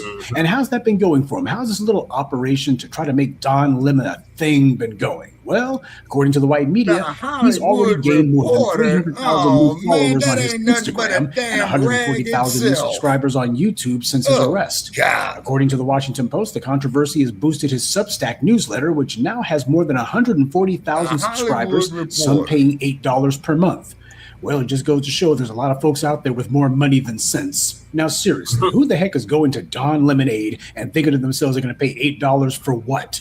Basically getting his pearls of wisdom, getting his self-styled version of what he thinks of the day's events. This is not a man who anybody looks to for trends or ideas. So if there's anybody who's out there actually paying for his newsletter, congratulations, you are the weakest link. Right. Don Lemonade has gone ahead and weighed in on all the people who are being skeptical of his motives, saying, quote, I don't want it to seem that I'm capitalizing on this, and I'm not, because I could have been on every single morning show with all the people calling for me. That's just not why I'm doing this. Folks, as the old saying goes, when people say that it's about the money, it's about the money. And when they say it's not about the money, it is definitely about the money. Oh, but to hear the Lemonade Man tell it, he's not trying to capitalize on this. That's the reason why he's been doing everything that he can to try to hype it to the sky. Keep that phrase in mind, by the way, capitalizing on this. You will see it again. I, for one, am glad that he's not trying to capitalize on this, because when you look at the ridiculous thumbnails on his YouTube channel, where the words big breaking news are used multiple times, looking like some AI-generated clickbait made by a scammer in Bangladesh. I mean, you could be forgiven for thinking that he was capitalizing on it, because that's sure what it looks like. But of course, he denies it, so that means it must be true. And you know what else is true? This clown had to have been calling up every white media channel and radio station and newspaper that he could think of. I'm sure that if he's got some sort of half-brained publicist, he had those people working overtime, which in their case is an extra 5 minutes, to try to see if there was anybody who was willing to put him on air. You know that's what this is really about, but the white media is making it clear they're keeping him at arm's length. They're not trying to put him on because his usefulness to them is limited. They want to report on this case because it has a connection to Trump, and Trump drives ratings. But the white media knows what he's up to, and they're not trying to make the new and improved Don Lemonade 2.0 a thing. They're not trying to signal boost him. This is all about using him, getting some usefulness out of him, driving some ratings, winning the news cycle, and then moving on. They're not trying to build him up. And on some level, he, of course, recognizes that full well. They threw him away like yesterday's trash. Lemonade said, am I grateful that it turned out the way it did and that it's actually been more help than hindrance, at least for my business? Yes. So that's what he said. He's grateful that all of this is happening. He's grateful for it. He's grateful that the feds came to his home and that they arrested him by dark of night. He's grateful that these armed men showed up and that now he's looking at a federal case against them. He's grateful for all of the money that he's having to spend on lawyers and such because of this. He's grateful that it turned out this way. Is so grateful He's grateful on that. Think about Don, that. come drop some Because the bread entire on this purpose behind what he's platform. doing is he was claiming that he went to Minneapolis to that church because he was just being a journalist. And as a journalist who was simply doing his job, to have this unexpected turn of events, the way that he put it, to have this happen to him, you would think that the way that he's been talking, he would say, this is terrible what's happening. This is terrible for America. It's terrible for me. It's terrible for journalists and reporters everywhere. It's terrible for the First Amendment. You would think that would be a stance. Instead, he's grateful that it turned out this way, because it's been a help for him, at least for his business. Yeah, you can tell that Don Lemon is a product of the white media. He sounds just like the former disgraced head of CBS, Les Moonves, who talked about Donald Trump saying, is Trump good for democracy? Probably not, but he's great for ratings. So that's what's going on here. You got Don Lemon who wants to find a way to jump on the caboose of the Trump train. See what I did there? So he's been capitalizing on it after all, and it's nice to see him fessed up to it, not that he could deny it. This was a business move for him, and it was from the very beginning. He didn't just hop on that plane by accident and have himself live streaming the entire way. As soon as he got to the airport, he's live streaming already. As soon as he got off the plane, he's live streaming as he's on the way to this protest. The people behind that church fiasco, they weren't some anonymous jackalopes either. He had to have known some of them. These weren't just a bunch of strangers who he didn't know from Adam. This was Don Lemon trying to do something big and noisy to boost his own profile, so he interjected himself into a national story. He saw what was happening in Minneapolis, and he couldn't wait to be on the first thing smoking out there. He would never have done this during the BLM protest. He would never have sat there risking arrest or getting into the face of white power. He wouldn't do that at all, where black people are concerned. And the BLM protest went on for years, especially in 2020, we had nationwide uprisings. He would never have gotten himself all dolled up and then flew out and confront the Minneapolis police after the murder of George Floyd, go to their police headquarters, or cover a protest at a police union office, or get in the face of Mayor Fry, who refused to punish the thugs in blue. You didn't see Don Lemonade doing that, did you? He knows what causes are sanctioned by white power. If he wants to stay on some sort of good basis with them, he knows which issues it's okay for him to stick his neck out for and which ones he better stay away from. Not that there was ever any threat that he was going to put the boots to white power in any form. That's why the white media is going ahead and they're being a little bit solicitous towards him, even though a number of them, even now, still make sure to mention, say, remember this guy got himself canned from CNN for making sexist remarks. They just make sure to throw that in there. Word around the Blue Oyster, though, is that Don Lemonade's hired himself a lawyer, but not just any lawyer. He made sure to choose one who was a former federal prosecutor. But even then, that wasn't enough. He made sure to choose a former Minnesota federal prosecutor, one who quit in protest over the immigration raids. Well, if nothing else, old Lemonade's staying on message. Say, does anyone remember that prosecutor who quit in protest because these racist cops were being allowed to get away with killing black citizens? Me neither. You never see prosecutors ever resigning over that, not even the black ones. Instead, they're the first ones to be defending it and telling you why it's not a bad thing and how that's just the system operating the way it's supposed to. And well, you got to take the good with the bad, right? Even though all we get is the bad. It's like I've always told you, you know when the white media actually sees someone as being a problem, being a threat, because they would just be attacking them nonstop. And that's the same for Don Lemon. They would be attacking him nonstop if he was a member of the real black media. If he was one of us, somebody who actually does critically take on white supremacy, somebody who actually does critically address the real centers of power and whose work is actually a threat to the system, then the white media would be attacking Don Lemon left, right, and center. At the very least, they would be trying to justify what Trump's doing, or at least to say, well, you know, there are some plausible problems here, whether Lemon knew he really did overstop. We can't really think of anybody who's done this before. That's what the entire angle would be if he was actually a threat. He knows exactly what he's doing. He's trying to carve out for himself a place under the white media. He wants to remain white media adjacent. So all in all, the new queen of trash journalism is picked up being an online attention whore with alacrity. All the white media experts, who are simply reliable mouthpieces for power, are saying that they expect Trump's prosecution of Lemon to fail. Yes, I mean, this is not a time for legal arguments, but basically the charges here are, one is the FACE Act. There's also this provision that was written in related to protecting houses of worship. There's never been a criminal prosecution using this provision. This is the first time.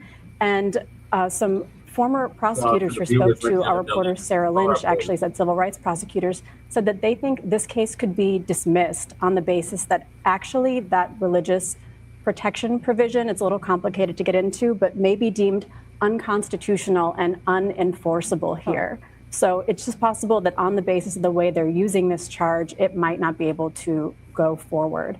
Well, if Trump's past and recent prosecutions are any indication, this one's going to go down in flames as well, looking at his failed attempts to indict Democratic Congresspeople last week and his multiple failed attempts to go after Letitia James, which, truth be told, one would have thought would have at least made it to trial, if nothing else.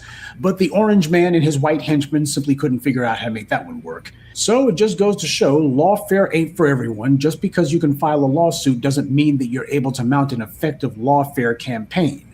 But when people have an actual legal defense, it gets a lot harder to try to railroad them. Remember, the U.S. injustice system is pay for play. Unless Don Lemonade has squandered all of his money at the Blue Oyster, he ought to have at least a couple $1 million, which is more than enough for him to actually have this legal defense mounted. He's not going to have a problem paying the lawyers for this because the case ain't going to last that long. This is not going to be some years-long odyssey. Though in Don Lemon's case, we can all tell he would love it if this case went on for years. He would love it if he could just basically have year after year to be able to say the Trump administration's still after me after all these years. I'm the most important person in the world to the most powerful man in the world, and that's why you need to subscribe to my Substack, now only $9 a month. And I'm not saying that Strawberry Shortcake shouldn't be allowed to monetize himself, but what I am saying is he should be honest about it. But then again, what else do you expect from a product of the white media? Honesty ain't exactly their mission. Right. White supremacy believes in taking both sides of the conversation, and for Don Lemonade, this could be a double-edged sword. See, if Don does wind up like Jussie Smollett, you know, another gay black man who tried to give his career a boost by pulling a dubious PR stunt, and if he winds up being successfully prosecuted in spite of himself, the white media will wail about how this affects white reporters. There's not going to be any attempt to make Don Lemon out to be some sort of political prisoner. There's not going to be any attempts to push some stop the lemon from being squeezed campaign. They'll leave him to do his time, modest though that may be. But regardless, they have no long-term plans for Don Lemon. This is not going to be a launch pad to some sort of new show or new anything for that matter. They're making that pretty clear. No matter how this turns out, when it's all over, he's going to be mercifully forgotten. Now, assuming the orange man's case falls flat like all the others he's ran has, what's next for Lemon after this is all over? Well, I think that what's going on right now is the best evidence that even he knows he's done on white media airwaves. And he's not even getting that much support from bootleg media for that matter. You haven't seen a lot of these clowns out here, these sorry Negroes who suck up to white power trying to make a cause celeb out of him, have you? That makes sense, because there's no honor among sleaze. These professional butt kissers are all fighting tooth and nail for the 1 or 2 token Negro spots the white media has available. And they push their own mother out of a 10th-story window to get one of them. When CNN canned Don Lemon, you didn't see any of these sorry bootlicks out here going on some jihad for him. You didn't see any of them saying, oh, CNN, we need to boycott CNN. We need to do something like that. They didn't do that at all. Just like when Tiffany Cross-Eyes got canned, when Joy Reid got shown the door. Yeah, that's how it works out for these guys. They don't stick up for each other because they're all trying to get each other's spot. If there's one of these fools who was on TV who winds up getting their pink slip, the rest of them are like, good. Maybe that'll make a spot for me. When Don Lemon went down, none of them stuck up for him. But so far, CNN isn't bringing in any other Negroes to take his place. Not one tether has gotten a show, nothing at all. As far as they're concerned, they had one too many Negroes on the air, and now they got one less, and they're fine with it. So the competition for whatever imaginary white media slots there are left among the bootlicks is going to only increase. Don Lemon, however, has always been in business for himself. He has never looked for a black audience, and he's not about to start now. This is Don Lemon trying to position himself for a white center to left of center audience. That's what he thinks is ultimately going to come out of all of this. If he can build himself his little old platform, well, he can not only get some nice little revenue for himself, but he can also pretend as if he's a vital member of the media even to this day. And because bootlicks never have any original ideas, before it's all over, I fully expect Joke Reed to call herself going about the same kind of stunt. Don't be surprised if she pops up somewhere trying her own pathetic version of what Lemon did. She's an immigrant herself, so I wouldn't at all be surprised if she tried to do some asinine ambush journalism at an ICE operation. And she'll suddenly be all vocal about being the child of immigrants and how this affects every black person in America. No, the only black people this affects are black illegal aliens and the sorry Negroes who thought that they would suck up to white power for a paycheck. Those are the only black people who are quote unquote affected by this. Well, I think we've given more than enough play to the trials and tribulations of Don Lemon, self-inflicted though they are. So I'm sure you'll probably be glad to know that I'm not going to be following this case because there's nothing to follow here. This is all about a washed-up former cable news personality who is now trying to manufacture a second act for himself. And so far, I guess he's found something that he thinks actually works, and that's fine. But this is not anything that we are supposed to be respecting. Don Lemon is hardly a journalist. What he is a former TV personality who's now trying to form his own cult of personality. He belongs in the same company as a Jake Paul or any of these other online individuals who will do anything to get themselves some clicks, because that's the business they're actually in. Don Lemon's man bites dog stunts may be entertaining, but they're not enlightening. There's nobody who can actually say that they learned anything from this man. And there's nobody who can lie and claim that he's some sort of champion of the First Amendment, because in virtually every case where he actually had an opportunity to speak truth to power to that little CNN audience of his, he always stuck to the party line. He was a corporate man then, and he's still one now. The only difference now is his checks are no longer signed courtesy of Warner Brothers Discovery. Good evening, and be one. I'd like to take a moment to mention some of our contributors: Cornell Sly, Morris Bodden, Carolyn Hughley, Gregory Jones, and Black Truth United. Salute to them, and thank you to everyone for listening, liking, and sharing this message. Black empowerment only exists because of you. All right, Chewbacca, what's your thoughts on Don Lemonade? He's through, man. He's through.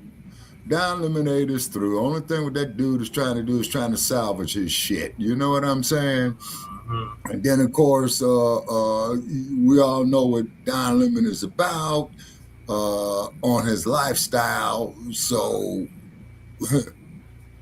connect the dots on that. You know what I mean? They say, you know. And just like the professor said, Don Lemon ain't going to be homeless. Don Lemon ain't going to starve. You know? Nope. See? He's not. Yeah, he's not going to be homeless. You know what I'm saying? Yeah. Yeah. All right. So what's your thoughts on Don Lemonade? I can't give it right now. This loud ass dude. This dude is loud ass machine over here. Oh, okay. All right, to hell with Don Lemonade. Pretty much. That he's doing. Like Chewbacca alluded to, and Professor, he didn't do nothing about the situation in Ferguson when Mike Brown was killed. But basically, that's funny though. I did like what the professor said, that Joy Reid would probably be the next to show up at an ICE rally and get pieced up or assaulted and thrown in jail. Yeah. So I'll be looking for that, because these people gave that. A lot of the black media, man, they be dead on with some of these predictions. Yes. So I thought that was funny. I'm pretty sure one of them, another black Democrat, is going to come out and get smacked upside the head. And that's going to be the new thing. Look, they're attacking blacks. Brandon Johnson got smacked up by the ICE.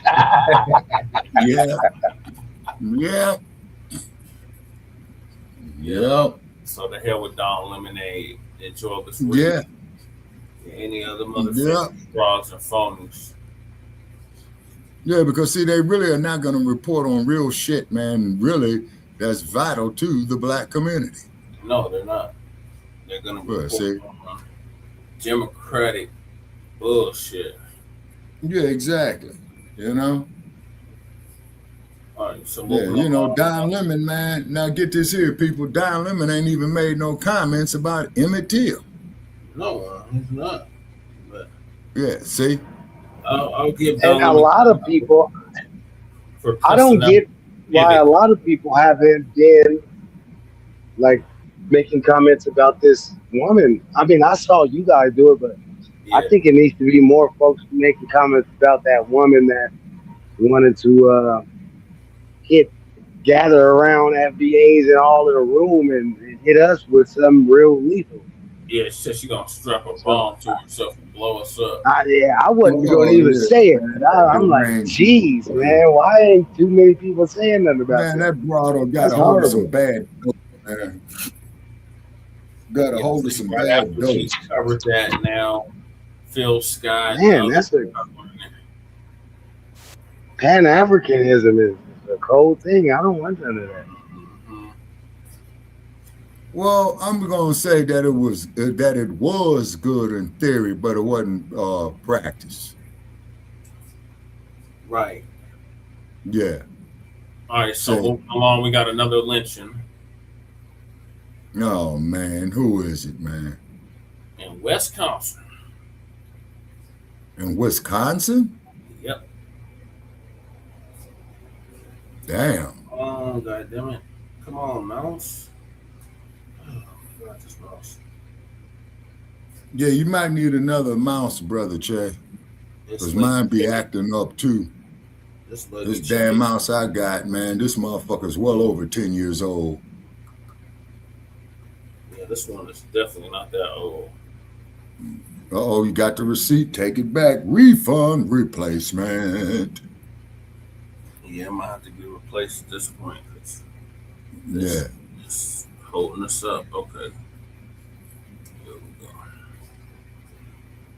I was alerted to this on social media. Thank you for the indisputable viewers who did so. out there, A ATL, family demands yeah. answers after a black man was found hanging from a tree. Put it up full mass. Damn. I'm taking you to Wisconsin. 39-year-old Tory Metley was found hanging from a tree at Brookfield Hills Golf Course, November 13th. The city of Brookfield, the Brookfield police declared his death as self-induced. He unalived himself according to them. So here are some of the details. Metley's death remains under investigation by the city of Brookfield Police Department, and there's no indication of foul play according to them. Chief Chris Garcia told the Milwaukee Journal-Sentinel via email December 30th. Investigators are still reviewing video surveillance footage, and the department has provided updates to the Metley family, he said, okay? So key to the question surrounding Mr. Metley's death is the fuzzy timeline between when he left his apartment in Milwaukee on November 11th and when he was found in Brookfield the morning of November 13th. The Brookfield police chief told the Milwaukee Journal-Sentinel that no city of Brookfield police officers had contact with Metley between November 11th and November 13th. This is on the record and this is a fact. It is not in dispute. Metley's phone, his ID, and his red backpack were not found on him, and they were not at his apartment. His sister, her name is Sheena, previously told the Milwaukee Journal-Sentinel his backpack was later found at Brookfield Square, she said.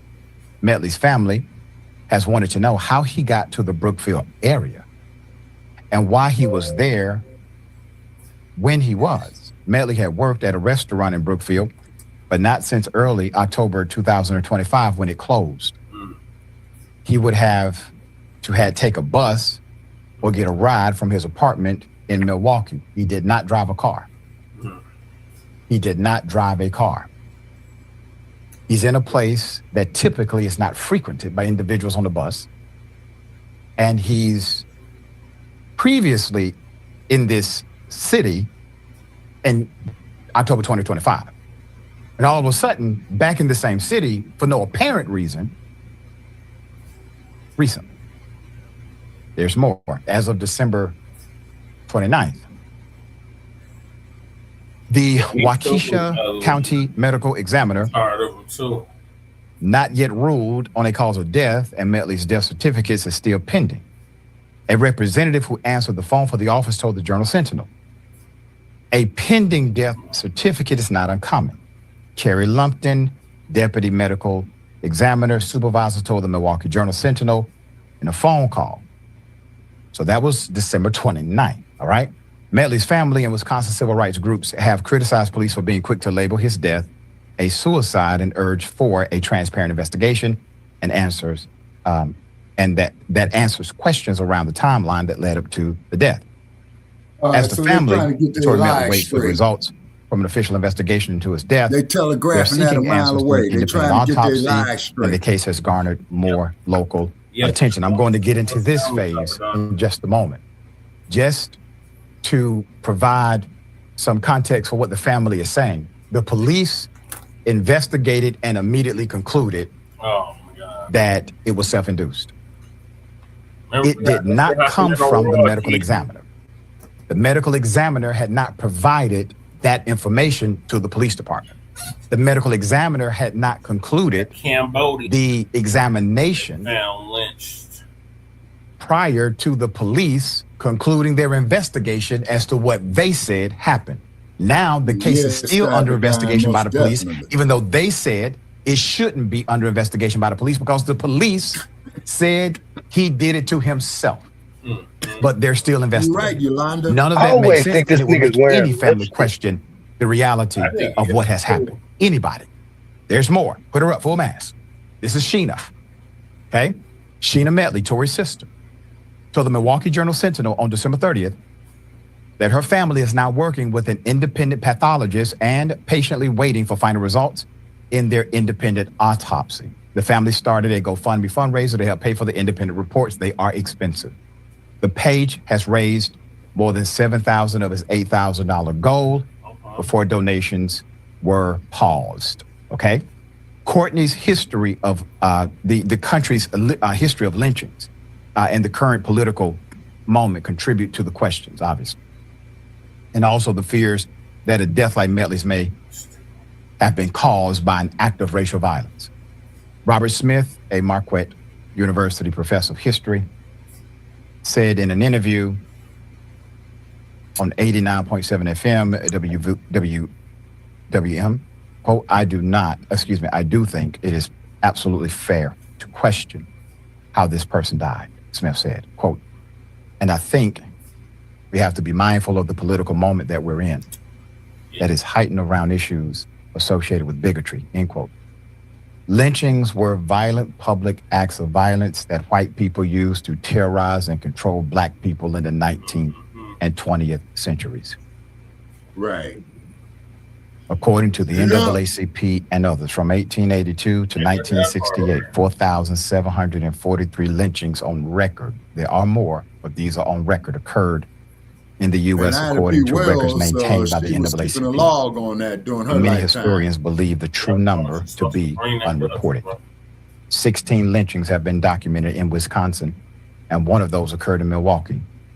The murder of a 22-year-old George Marshall Clark in 1861, the Journal Sentinel previously reported.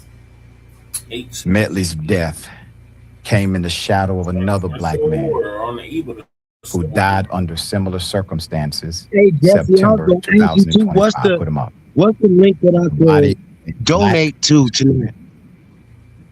So I could donate to y'all, to the channel. They called him Trey. Let me see if it's in there.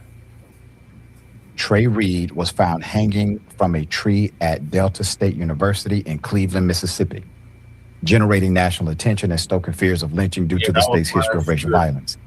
Authority there ruled Reed's death as self-induced. They said he unalived himself as well, citing that there was no evidence. That's why I of used to like foul that coroner that died in L.A. County by the name of Thomas Noguchi. All right, because Jordan, he would never go crack under pressure with shit like this. I mean, extremely suspicious. The police department is making determinations on how someone died. That's not your job. Yeah. It's the medical examiner's job, like you said. Let's wait for that. Why were they so quick to say, no, self-induced here, when there are very real questions about the facts of this matter? Why not investigate that? We can see how thoroughly police departments around the country would investigate Other crimes, it's been wall to wall coverage of Savannah Guthrie's missing mom. You should apply that at least to some level of similar thoroughness here. I mean, it's bizarre that you have very real questions about the facts. The family is saying this doesn't add up, and the police department is mayonnaise outrage be funny. We're good. Moving on. Right. My family is owed a full accounting of what happened. They're grieving. Of course, they want an explanation and answer. My heart goes out to them. They deserve it. It's the very least the public agency purportedly designed to serve and protect the public should do. But that seems like it's not the case here. Yeah, and you make a great point. It's not even the police department's call. It's not their call. That is not what they investigate. If there's death, they have to establish by the medical report cause of death. That medical report is utilized in court, not the police report of what they assume happened. That's considered hearsay because they're not a qualified expert. So that statement wouldn't even be allowed in court. And ironically, when the statement is there's no evidence of foul play, really, I think hanging from a tree is evidence of foul play. If you find something else out other than that, let's speak to the fact that people typically don't do that, especially black men at a golf course outside of their home district. All right, we'll bring up this. Another Emmett Till case. Not long ago, Unite the People was approached by a gentleman named Bradley James. Mr. James informed us Man, yeah, I'm gonna donate to that one too, but I wanted to donate to this channel, man. Come on, man. Oh, my channel. Oh, okay. jparis45 at Gmail on PayPal. Okay. Hold on.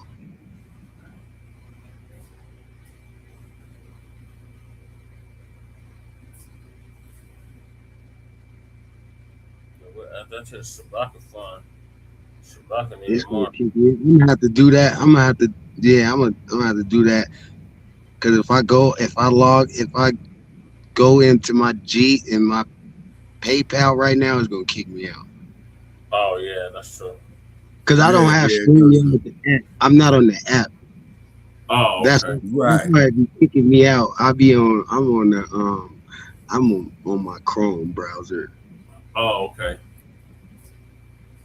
But I got you. I'm gonna shoot you. I'm gonna donate. Okay. Good. Thank you, everybody else. Y'all see that?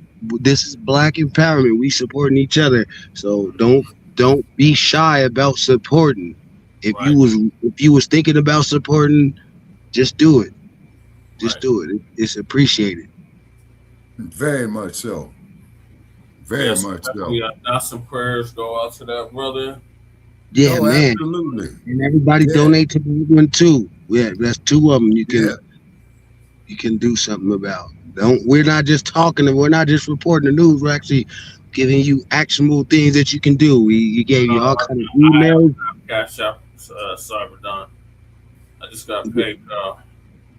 Yeah, if you don't even have money to donate, then you can hit those links and send those emails for free. Those emails from Brooke, those links, those are for free. And it's free to share this program. But you can also, it does cost money for him to keep doing this program. So you got to Yeah, exactly. Yeah, we don't have Cyberdyne. That's a cold name right there, Cyberdyne. Funding right there. We just he's keeping it 100 too.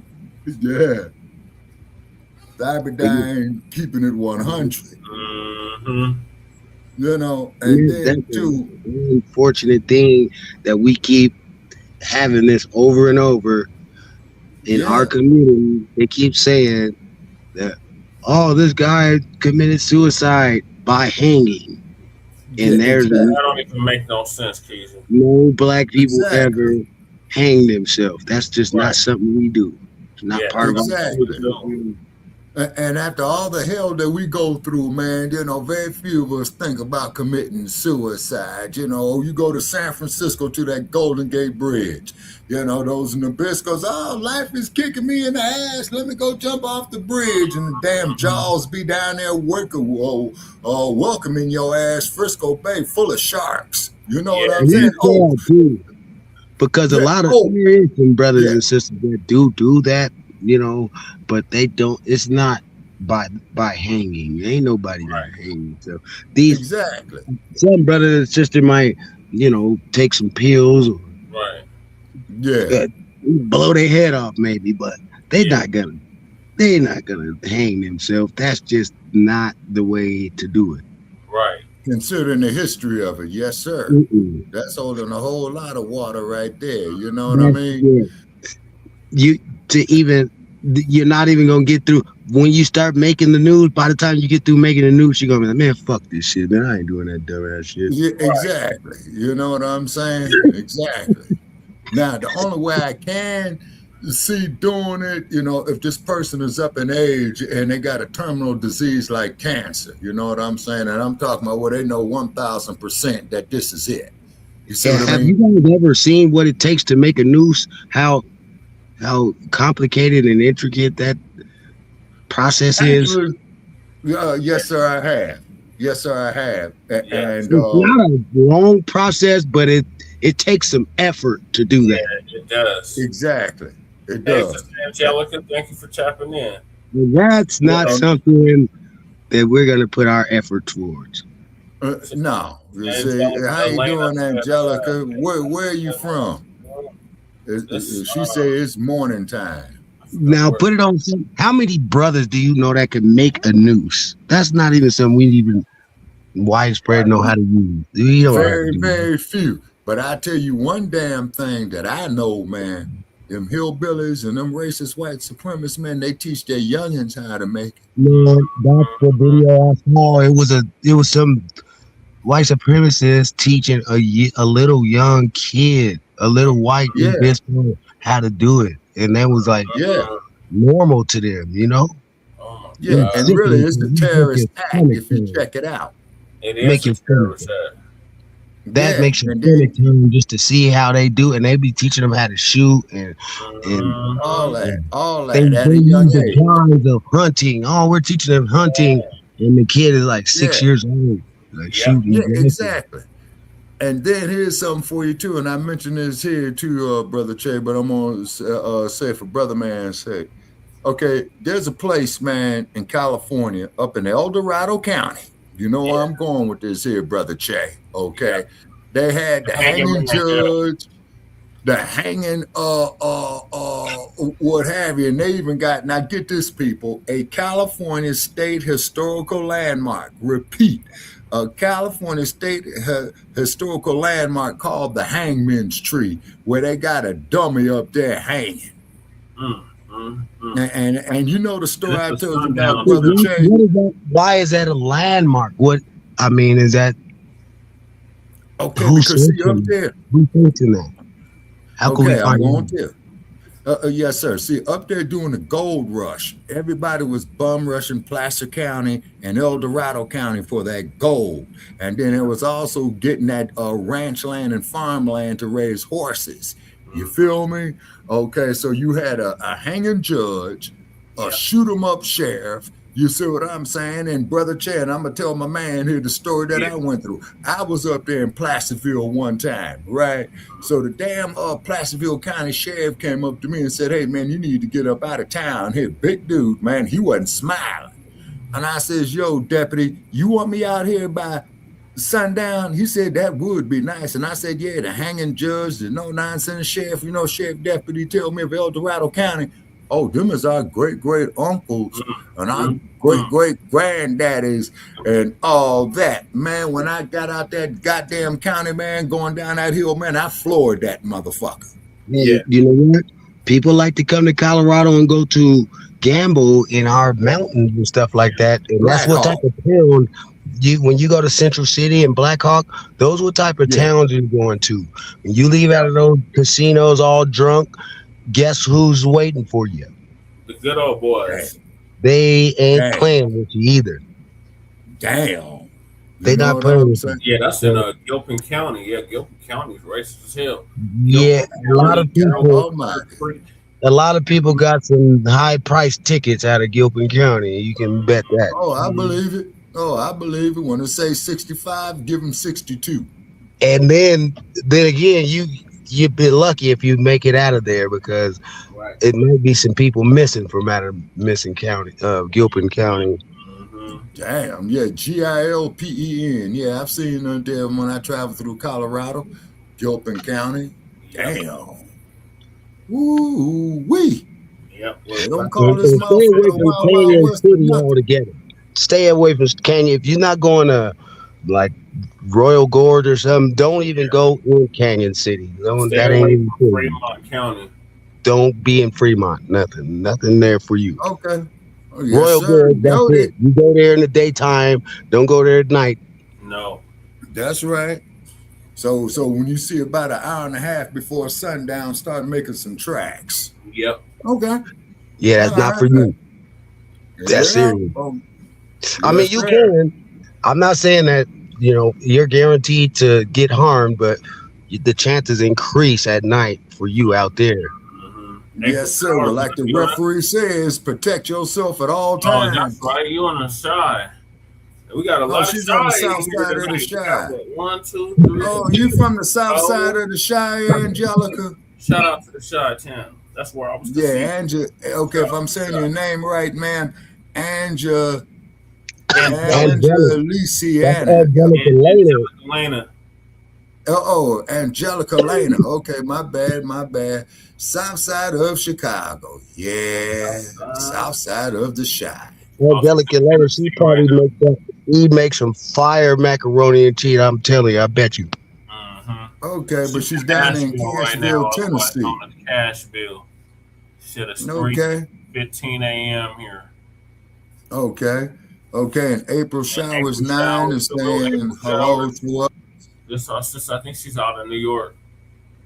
Okay, April Showers, where you from? I'm coming to you from Sin City. She be on Breeze's platform. Shout out to okay. Showers.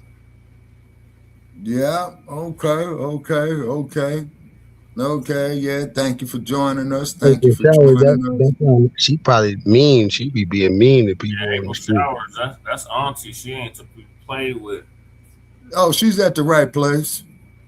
She be going off. We got Young Riaz in the building. Hey, Young Riaz. Hey, what's going on, man? How you doing? Nah, we appreciate Young Riaz. You know what I'm saying? Yesterday. Yeah. Jolie April Showers, you down there by the Slammer. You down there by Statesville. Yeah, we got a whole lot of Illinois in the house. Yeah, okay. Appreciate y'all. Tap it in, please share it far and wide. She got a pot of pinto beans on tonight. Okay, and Young Riaz, okay, it's daylight where Young Riaz is, okay, he says he's chilling, okay, and it rained out here in Las Vegas, man, and the temperature dropped, you know what I'm saying? Yeah, that same storm that's hitting California is heading y'all way, and that's gonna get our way. See, I knew that April Showers was mean on them. Ain't nothing wrong with it. Yeah, April Shower says, yes, sir. She mean. Okay, all righty. Okay, April Showers. Okay, Angelina. And okay, if I'm saying your name right again. Angelic. Like okay, that. Angelic. Okay, Angelic Elena. 200. Okay. Oh, please follow the YouTube channel. She has an angelic pot of pinto beans on the stove right now. Okay. And what have you, you know? All right, so the next topic is these illegals that got deported back to their homeland. They're going to show us what their homeland look like. Okay. And what they're dealing with. So Lisa going to give us an update on that. Okay. And we're homing in on the 4-hour mark. She cracking up at that, Keezy. No, we at the 3.5 hour mark. Oh, okay. Shit, I probably need to change glasses. Yeah, okay. Yeah, she got some pinto or black eyed peas on the stove.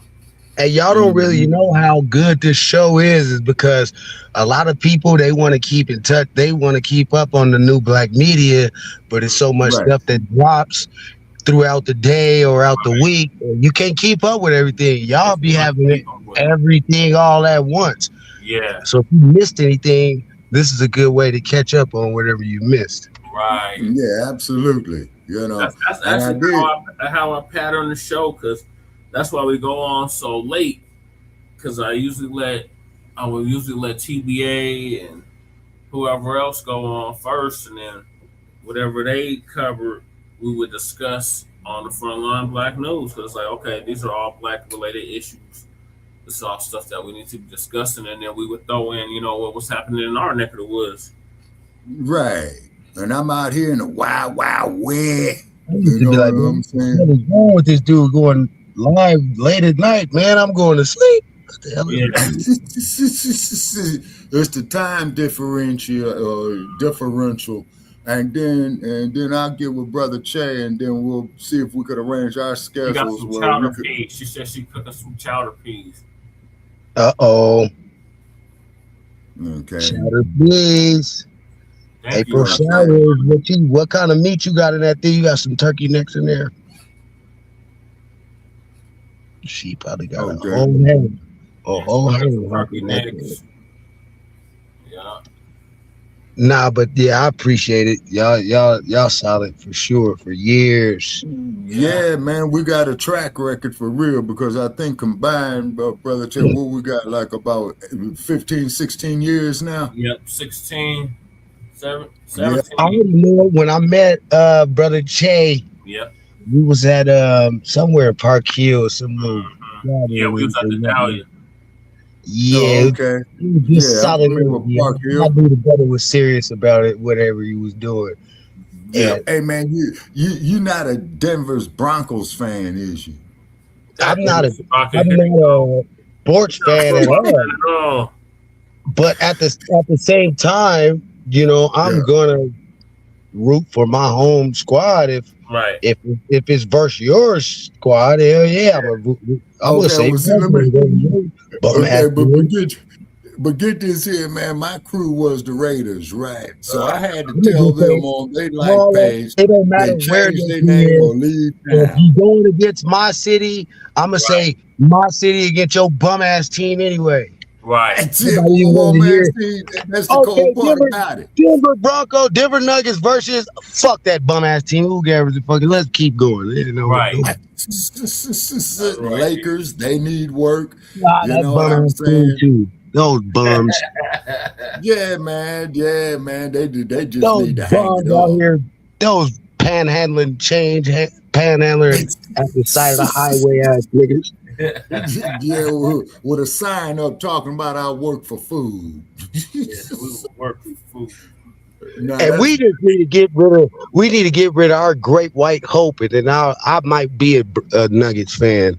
Get rid of that damn Joker. He was out for 4 weeks. Just got him. Pack him up, man. He don't play no defense or do nothing. He's not excited. He's boring as hell. Yeah. They love need him. to make dinner for the old man. I don't know about pinto beans though. I'm not glazing him. Oh, he's so good, man. That dude sucks. Get him out of here. I grew up watching Shaq, bro. Shaq used to kill them dudes. Yeah, he did. Oh yeah, man. Yeah. But Shaq, man, that's why they used to call him the Diesel, man. That dude was 350 pounds running up and down the court, man. Shit, people was getting the hell up out his way. You know what I'm saying? He hit like 7'2". Yeah, man. And that's a pretty big dude. That was my parents, my parents' age group didn't even see that before. They were like, man, this dude is a phenom. This dude. Yeah. And then we had Kareem going hard. You know, Yeah. Who retired, Kareem Abdul-Jabbar. Kareem turned out to be a big old coon. Man, Yep. yeah, man, I read That's this the book, sheriff. Brother James, is full of Let me coolness. arrest your ass Yeah, and pat you down. God damn, that would suck, man. You get pulled over and this tall ass 7'2" nigga wants to pull your ass out and slam you down. Yeah. Yeah. He's But black people because all my gums is black. He used to knock out Happy Hairston all the time and early in his career. Yeah. Don't be a menace. Hey man, I gotta go on mute though. I'm going in this building. I'm gonna listen in. Okay. All right. All right, Okay. so Lisa gonna give us an update on these illegals that just got deported back to their homelands, and they're gonna reveal the harsh conditions in their homelands after being deported. Shalom, family. Good to see you all here. Hope you're doing well. We're going to touch on some of the stories of people that got deported and they came back on social media to tell their stories. And some of them are sad. You know, there is one woman that got deported to Haiti. My heart goes out to her because you can just tell it's literally breaking her. So, you know, this is all the more reason why you folks that come from different countries that really have never been civilized. And I hate to put it that way, but it's the truth. And your country has not progressed at all. At all. And you know it's not safe there. And a lot of the immigrants that come here, y'all, they know it's not safe in their countries. I've heard over the years from a few of them that have gotten beaten and robbed and raped and tortured right over there in their home countries. They leave out of there because they can't find work. And when they do find work, the wages are extremely low and they're having a hard time making it. And they're hungry. And I remember I met one years ago and they said they literally couldn't eat every day because they didn't have hardly any money. So it's rough. That's why it's baffling to me how you come from an environment like that. And then you come in our faces talking about, where are you from? Where are you from? First of all, that should be irrelevant to you. Right. Why would you worry about where another group of people come from? The only thing you should have been focused on was taking care of yourself and getting everything straight for yourself. But y'all would say stuff like that to us. Yeah. And on top of that, you would say, well, I got a country to go back to. Y'all don't want to be back in them countries. Nope. Y'all don't want to be back there. And a lot of things that are considered crimes here in America are not crimes in their country. Just like this poor woman that got raped in Haiti. That's not a crime there. That is seen as not a big deal. Okay, now So that's an she act literally wrong within cannot pick up the itself. phone and call Yeah, but the authorities to come out because they're not going to do nothing for her. They don't care about that. And, you know, some of these people that have gotten deported were either born here in the U.S. or they came as children. So when they get deported back, they don't know nobody. They don't know their families. In many of the cases, they don't know their families in these other countries. They never met them before. Some of these people, once they came to the U.S., they never even went back to their home countries anymore. So they don't know their way around. They don't know the people. They got relatives, but they don't know who the hell they are or where they are. And some of them have been here for so long, most of their family came here, so they literally don't know anybody in another country. Even if they are originally from that country, they don't know anybody there. You know, so many of their family members came here to live. Yeah. So Special O. you're going to see how some of them Salute. are Oh, living salute, over G. there And it ain't good. That's a specialist. It ain't good. The one in Haiti, it's almost like they set up some makeshift place up in some woods and they're living there. I mean, it is horrible. And They should be respectful. Great. wow. Agreement. You know, Come here. Exactly, Sister Angelic. y'all got a lot of nerve coming here and looking down on us. Right. Even my brothers and sisters that live in the hood is doing better. But y'all try to argue with us and tell us that how great it is in your country. And then when we see the pictures that come out, it don't look great there at all. Thank you for The people there are hungry. The people there don't have work. There's not enough work for everybody. And the homes are, many of them are makeshift. I even looked at one guy I got on here from Laos. He's on live because he was recently deported back, and you could clearly see a tin roof above his head. But y'all come here and you talk down on us, and we're not living in those conditions. No, we're not. But you try real hard to convince us that we're just doing awful compared to you. And it's not true at all. It's not true. Yeah, they are living in squalor. And to add insult to injury, y'all, and that's a they health come over here and issue. side with this white man. Living hand to mouth. And then start talking to us and using the same language. It makes no sense, but after seeing it, y'all, it really does make sense. It's all jealousy. Their disdain. Now that I've seen these deport videos, it is 100% jealousy. Mm-hmm. It is jealousy. And it's psychological warfare. None of that. They want us to believe the worst about ourselves. Yeah, no indoor plumbing. And that's a major And what other sanitation group problem. ever done that to us? White people. They shitting and pissing in the street. They want us to believe the absolute worst, like we are the lowest, below the dirt. We're the rocks below the dirt. That's how low we are. In the bush. We're not lower than these people.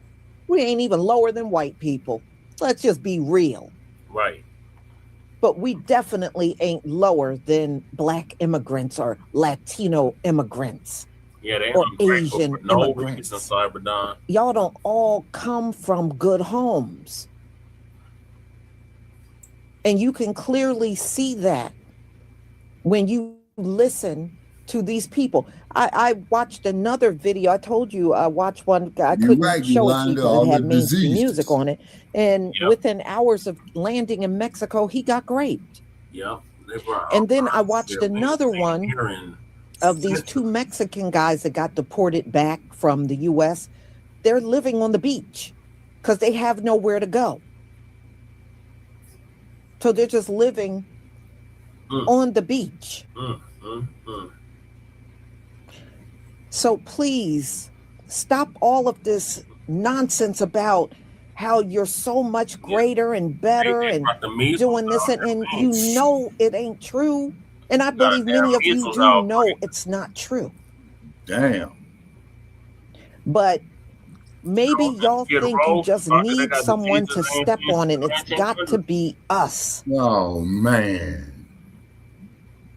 You know, damn. At the end of the day, I see this as your judgment. You came here and you spoke ill about us. Then you got deported back home. And look at you now. You have no money. That disease was supposed to have been eliminated over 100 years ago. You have no home to go to. You don't have a friend or family or relative to call up to come get you. So what they doing that, and Brother y'all Che? are I mean, literally. Yeah, the LA County Health Department should be on that. As homeless But they're people not. in your own land.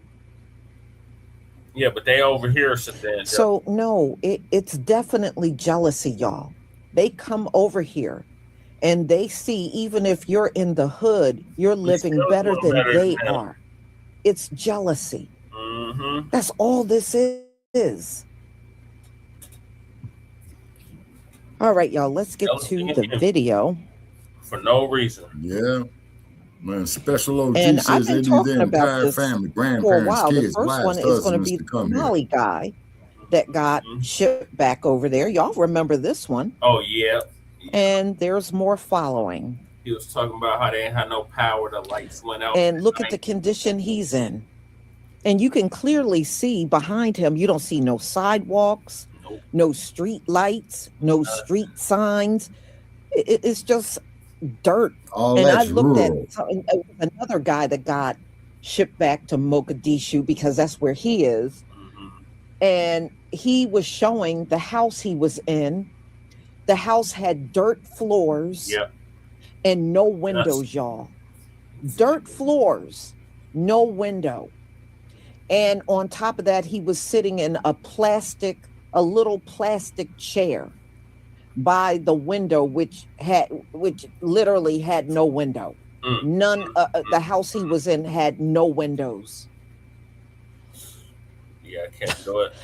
And I'm like, wow. And you Somalians, y'all be talking some big shit. They be talking real But reckless. this dude right here, when I took a further look into him, he was committing all kinds of scamming and crimes He here. got deported back. That's why he got deported. Yeah. He was doing all them kinds damn of crimes. emails. I got And he still $500 never made million. it back over I here. need your bank account. All right, y'all. Let's go ahead and get started. Can you see my screen? Mexico. Give me a 1 if you can see my screen. So they living in Mexico.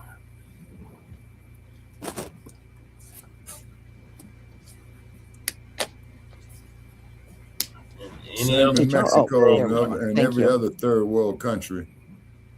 No, that's Ms. Money Penny. You have no windows, dirt floors in the middle of the African man deported or stranded in his beloved Africa, crying to Trump and wants his American passport back. that's middle class over there.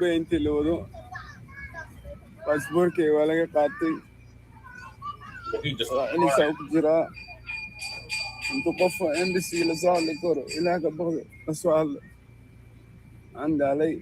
to be here no more. I'm so tired of being here. This place. This is where I'm living. you need to stick and stay and pick your home. I'm so tired of it. It's just like been doing all that scamming. I want to go back. I want to be here no more. Yeah. I don't cut my Well, you hair. scammed yourself out, cat. I don't do nothing. I just want to go back. Oh, no, you can't go back. These people brag on their homeland so much, how it's great over there, how they got a home to go back to. But watch this video I'm about to play right now. Or stranded in his beloved Africa, crying to Trump and wants his American passport back. Yeah, like it's not his homeland. That's this barrio. Exactly, Sister Angelica. Violin. Yeah, he says not his hood, huh? Damn. I'm tired of it. Just like I want to go back. I want to be here no more. I don't cut my hair. I don't shave. I don't do nothing. I just want to go back. Nope. Now y'all saw that video. You saw how he was acting. We see countless and countless videos of these people crying at the immigration office, crying when they get caught, crying when and once they walk out the immigration courthouse, they get locked up. The whole family crying. The whole I family agree, crying. Miss Money Penny. Don't let these people get on here and act like I can go back home. I got a home. We know people that did it the right way. I don't care what happened. They can send me back. You see how this man acted? You see how this man acted? Do you see the defeat of this man? His spirit is broken. His soul is gone. He don't know what to do. He don't even know how to he's get dispirited. back used to being in that environment because he was out here in the West. Keezy's back. Hold on, Keezy. He want to come back to America. He said, please give my passport back. Hold on. He hearing all them kids out there running around begging people for money, food, and water. I'm back, Keith. He ain't used to that shit. Shit, he got used to luxury in America. Look at him. Yeah, look how sad he's looking. That's why when these people be trying to shit on us and all that stuff, I be like, no. People don't even want to go back home. Now let me be out there. Let's say I'm out there. Yeah, he was talking. And I'm in somewhere with it. Let's say I'm in Nigeria somewhere. You think if they deport me back to America, you think I'm gonna be crying? You think I'm gonna be worried about what I'm gonna do? I hope they give my passport back so I go back to Nigeria. No, for what? Right. Only positive thing if I go to Nigeria, I lose some weight. That's it. I'm gonna lose some weight because I ain't gonna eat. Shit. But anyway, don't let these Africans convince y'all that being in their homeland is better than being in America. They can tell you all day, well, my land is free.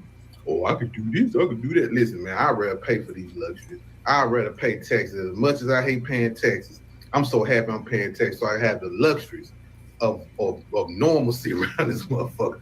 Not like y'all, not like that. I do not want to see no monkeys flying around. I don't want to see no meerkats attacking my dog, okay? Right. You know what I mean? I don't want to see no antelope. I want to see deer. You get what I'm saying? So anyway, y'all be safe. Good morning. My name is Joanne. I'm 47 years old. I agree, Miss Money. At 5 years old was the last time I was in Haiti. I have lived in U.S. all my life. I was forced to be living back in Haiti due to deportation. My life here is not stable, is uncivilized. I'm seeking the community's support and help to relocate to a better place where I can find work, housing, and the basics of life. Anyone that can help me, it would be gladly appreciated. Since being in Haiti, I've suffered from depression and PTSD. PTSD? I was raped on the first week I got here. There's no security, there's no law, there's no police, there's no government that can help me to be safe. My only way out is if I leave. I don't want to eat no So monkey. please, if anyone out there is hearing this, help me to relocate. Hey, I heard Haitians got a good self-defense program. Got deported back to Haiti after living in the United States for 42 years. And this is what her living conditions look like. Girl, this is the kitchen right here where people cook. Oh my God. You probably can't see it good. It's the kitchen, girl. And girl, I wouldn't want to let me eat show you the nothing out of bathroom. there. Hell no. This way you take a shower at. And let me show you where you use the bathroom at. How to do that at least. You see that hole? Still standing there. That's right. Okay. Nah, this well, it's That's lady and her son. terrible. She's pregnant. She let me stay until I can get out of here and get on my feet. I ain't gonna lie, y'all. I kind of feel bad for her, but I know what y'all thinking. Like, okay, well, she didn't do what she needed to do to get her citizenship, blah, blah, blah. Yeah, 42 years. She's been living here since she was 5 years old. She probably had no idea that she was supposed to do anything as far as becoming an actual citizen. I mean, that's a hell of a wake-up call. But I feel like this should also be a wake-up call to anybody who's actually from Haiti or anywhere in the Caribbean or anywhere around the world that looks But similar. why shouldn't they be building? They need to start building right now at her I house. feel like this should be a wake-up call for them, because this should show you that your people and your country of origin really needs help. It really needs some type of stability. Like she said, it's completely lawless out there. Like she said, she got raped. Nah, she said that there's like bathroom run rampant. It's like hard to find toilet. And there's no jobs. Like this should be a wake up call for people who are actually from Haiti, like, or any country that looks like that. Right. Because what's Kodak Black doing about that? Y'all flee, y'all go here, there, and everywhere, but then you leave behind your country of origin. Rick Ross doing, and I understand, like, and it's like it's funny to me, because it's not funny, but it's like it's interesting to me because one of the jabs that they throw at Black America is, well, at least I have a home to go back to. they built America. What the hell? But most of the people who say that home looks just like what she showed us. So I mean, that's not even a home that you even want to go back to. Built America. And I'm not saying that's to be a bitch, but what I am saying is that it's going to take a lot of like strategic planning in order to get that country back on its feet, or to get it to be basically habitable at all. They need to flatten out that whole, everything there needs to just be flattened out, and they need to start from scratch. I don't even know if they're even going to be able to rebuild Haiti without some sort of foreign intervention or some sort of foreign alliance. Like that, y'all, at this point, Haitians are gonna have to form an alliance with another nation in order to fix that. They don't have. Now what nation would that be? Y'all, we are in the final days. Gary. Ain't nothing getting fixed. Do y'all understand that? Exactly, Gary. Nothing is going to get fixed. Yeah, Haiti is a really bad place. They need to. And they got major earthquakes down there real bad as too. mean as this may sound, Yeah, they need some law and order. Listen, that is how they've been living on the land all this time. That didn't just happen. Let's keep it real, the specialist. Okay, that didn't just happen. Many of them people were already living like that before earthquakes happened, before hurricanes came through. They were already living like that. So the kind of people that are willing to live like that are not the kind of people that are willing to fix the place up. Thank you, sister. They just live there and that's it. They have no desire to make it better. Look like that. So unfortunately, when she say flatten it out and start all of that, it's not going to happen. It's not going to happen, y'all. It's not going to happen. All right, let's go back and get to the rest of the video. And there's more. Yeah, Lisa Cabrera is the shit. So have the manpower to fix that. Otherwise, it's basically going to turn into a no man's land because everybody's trying to leave. And Haiti has the potential to be a beautiful place, but if everybody leaves, nobody comes back to try to fix anything. They've been coming. It's just dead land.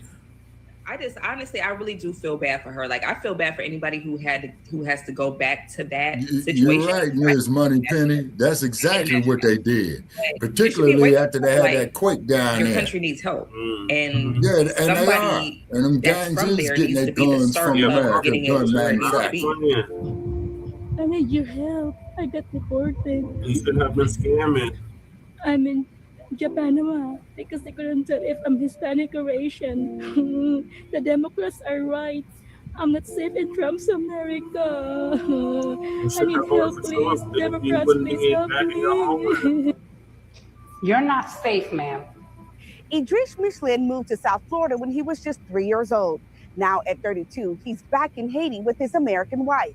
He says he committed a crime and now he's living the consequences. I still don't feel like I'm home. I still feel like I'm just roaming. I feel uneasy. For the past few weeks, Idris Michelin and his wife Yamil have been walking the streets of Haiti, trying to mentally accept that this is now home. I lived in the country 30 years. I never got in trouble, but I made a mistake. My morals became corrupted. Idris was deported after serving 25 months in federal prison and 9 months in ICE custody. He was convicted of getting an illegal PPP loan back in the summer of 2020. He was living in the United States as a permanent resident, graduate from Southbridge High School, and went on to Miami-Dade College. He was a licensed realtor and insurance broker. After serving his sentence earlier this month, Michelin was deported to Haiti on a flight with 120 people. Your ankles are getting cut up. Your hands are shackled together. You know, they're telling you, hey, if there's a plane crash, you're going to grab this from here and you're going to put this on your face.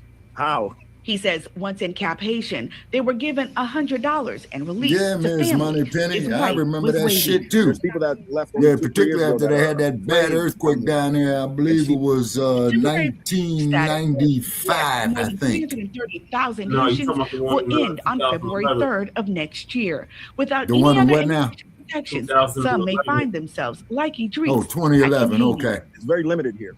And now Yeah, that I I'm here, lived so you know, damn through my so many country, where my earthquakes, fight is, man, like, I lost count. People are wonderful. The people work hard. But they're trying to overcome obstacles, and I'm here trying to overcome obstacles as well. Run up in there Good afternoon, breaking all everybody. them children. Good afternoon. Yeah. I did make this video. I did make this video because with a heavy heart.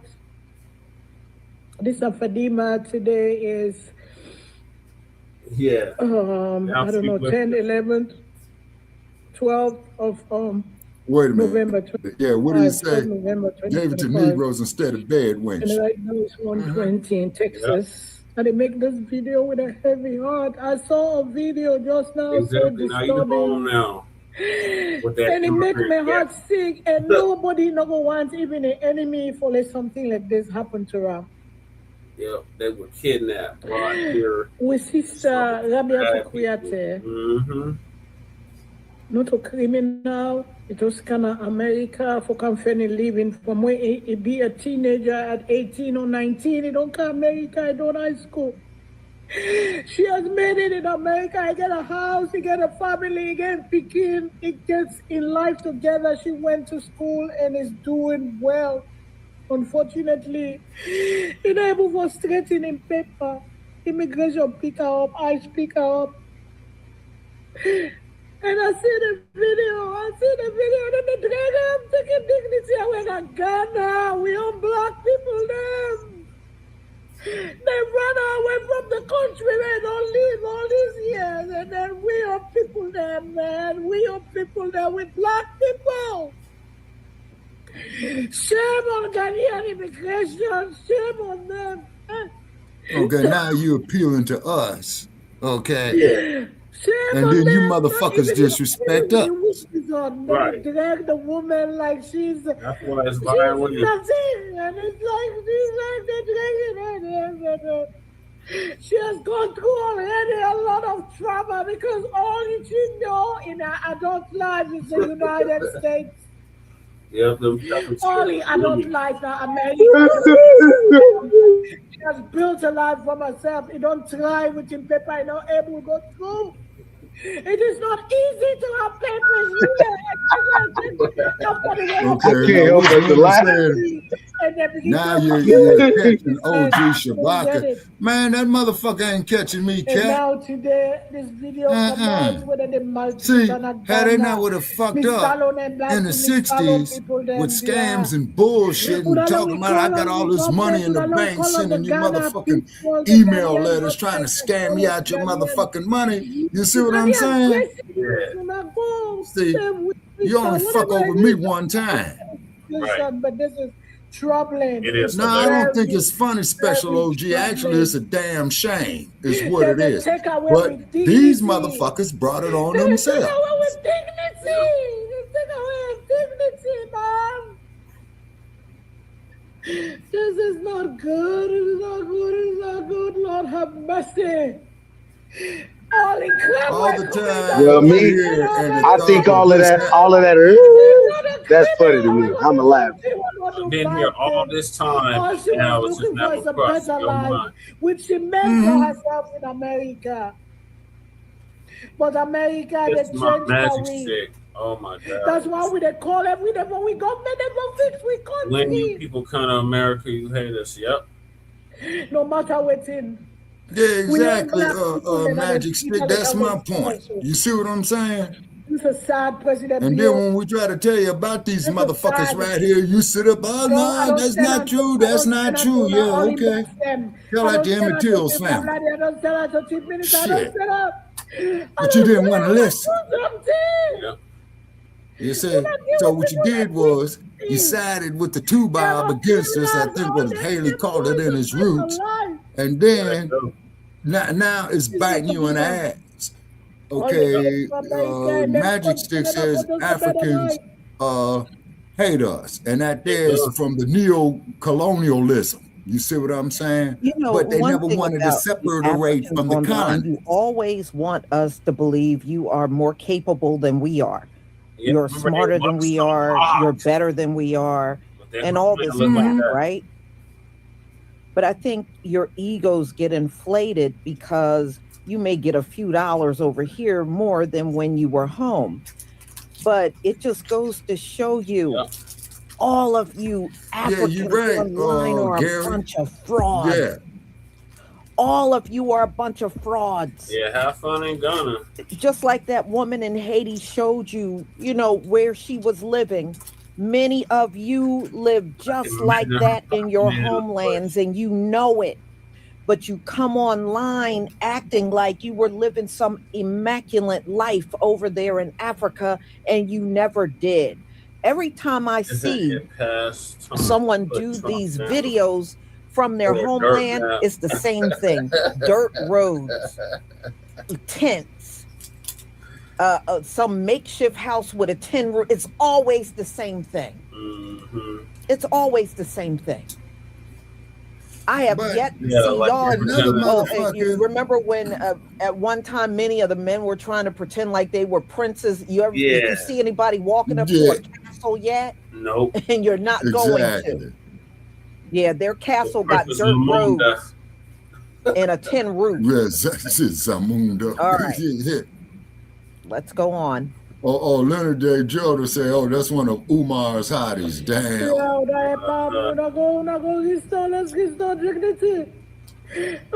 Pray for her, man. Well, they tried already. Well, like 4 5 America is not like the America we used to know. Okay, Laharo says he can't wait for a wonderful American to give Trump the Kirk treatment. I'm going to, Laharo, here's something you don't know. I'm going to pretend like I didn't read that statement, and if I was you, man, I'd get it off pretty damn quick, because that's the best way to fucking door kick that man within the next 2 hours. They are taking people out. That's the fucking truth. That don't pay tax. She was never a criminal. A well-respected woman in the community. Oh, he's this against is the ICE. video that comes out for We got a Salon government deal on a make it. got an anti-ICE. On a make it go pull and commode. Oh, now who's this cat? I don't know. This is nothing anybody should be proud of or rejoice over. Probably Antifa or something. Yeah. It can happen to anybody. Super soaker and bleach work well on ice. I ain't blocking it either. Ammonia works well together too. Now, all right, guys, let me tell y'all how I got the if I'm saying your name, Dominican Republic, you know, I'm a Dominican American. So everybody think that, you know, I'm a Haitian, but I've been telling y'all guys that I'm a Dominican American, and I got deported for doing all kind of heinous crimes. Yeah, now they want to talk to us. For 2 weeks. How in the hell do somebody get deported from America that came to here for 2 weeks on a vacation and be here for 2 years?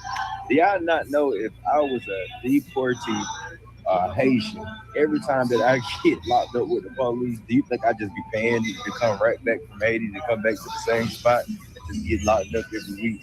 Man, y'all gotta use common sense, man. Like I told y'all, a lot of y'all people won't admit it, but I got more ties with Dominican culture, Dominican people, like my Dominican family, I got more ties with them than a lot of Dominicans. I done been through more stuff with most of these American Dominicans that be doing all of this national screaming shit. Like, y'all ain't never been to prison. Y'all ain't never been stuck out here. You feel me? Like, where you can, you know, you can leave. You feel me? You ain't never seen all the stuff that I be going through. Y'all ain't never seen, like, been stopped by the police. And most of y'all guys, feel me, that be lighter than me. But I'm telling y'all, like, I relate more with the Dominican culture than any culture. Now, I don't know about the Asian culture because I don't know too many Asians. I know a lot of Dominicans. Everybody that I came here, it's like my mama used to get, like, growing up, my mama used to be, like, they used to think she was a Dominican. You feel me? So, like, even whenever she was in prison, they thought she was Dominican. You feel me? My mama always been, like, this light-skinned lady. And if you look, like, my grandma even lighter than her. So, like, I don't understand. Oh, you got a point on that there, Laharo. He got to be Haitian. How is I'm Haitian? What makes y'all think that I'm Haitian? I don't dress like one. I mean, I might eat some of the food because some of the people that I know the Haitian food that I be seeing on the internet. Can't be deported. But what in y'all mind makes y'all think I'm a Haitian when clearly I'm, like, Dominican? Like, I literally do dembo music. I literally be in the Dominican neighborhoods, the hoods. Like, what would make you think that I'm not Dominican? What features on my face would make me be like, oh, look, he a Haitian? When we fine, man, be Dominican. Nothing wrong with that. Cool. Haitians have certain features, and I don't have none of them. Like, so I'm confused. What you guys are like? Oh, he looked like he definitely looks Haitian. How the hell do I look Haitian? Like, he didn't want and why I don't look Dominican? People think like, oh, why you get locked up? Why you get deported for driving without a license? And what? To be honest, I was on my way to work and I was going fast, and then the police clocked me, and then I got pulled over, and then it started asking me about immigration and all that. I don't have a social or anything like that, and so he took me into custody, right? And once he took me into custody, I did like 5 days, and I was happy because I was about to get out. And then before I got out, he's like, hey, hold on. He also said we built this country. Go into this office, and I go in that office, and this ICE is immigration. Getting the proper so they released you into ICE custody. But if I was, American, or if I had a social, I would have been, regular. Just 5 days. And okay, they're saying this video is AI generated. In ICE custody, and then they just started asking me where I came in and everything. And then, to be honest, my baby mama, me no my black, baby mama took me out of jail, $5,000, and then they took me out. And then after that, I was out fighting my case, and then I signed a voluntary departure, which is for me to get out the country. And they gave me a specific date, and I ended up staying like that. I didn't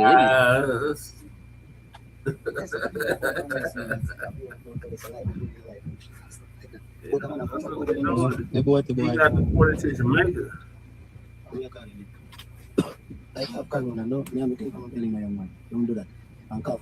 Motherfucker got a gat on him, huh?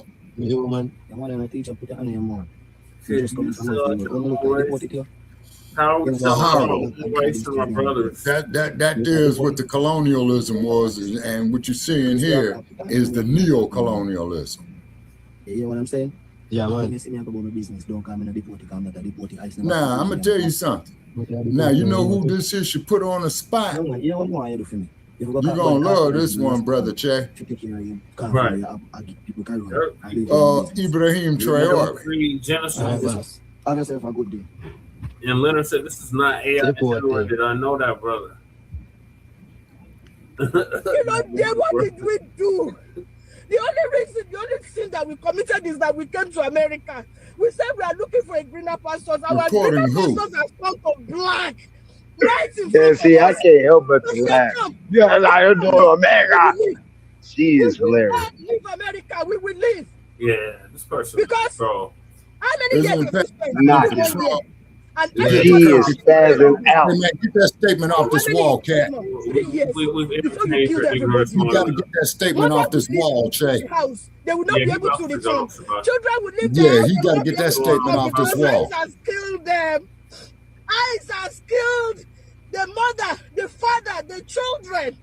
ICE, they are going into people's house to pick people. How long? Yeah, special OG is blocked here, man. That's a goddamn set. Yeah, I haven't really been able to look at the chats right now. I gotta listen, but I can't see it. Half a century living in the United States, but on Monday, the 68-year-old was put on a flight to Jamaica after an emergency stay of removal filed by his. My name is Trevor Anthony Grant. I'm a United States citizen born in Camden, New Jersey. On about the 2nd of March 2023, I was leaving a girl's house.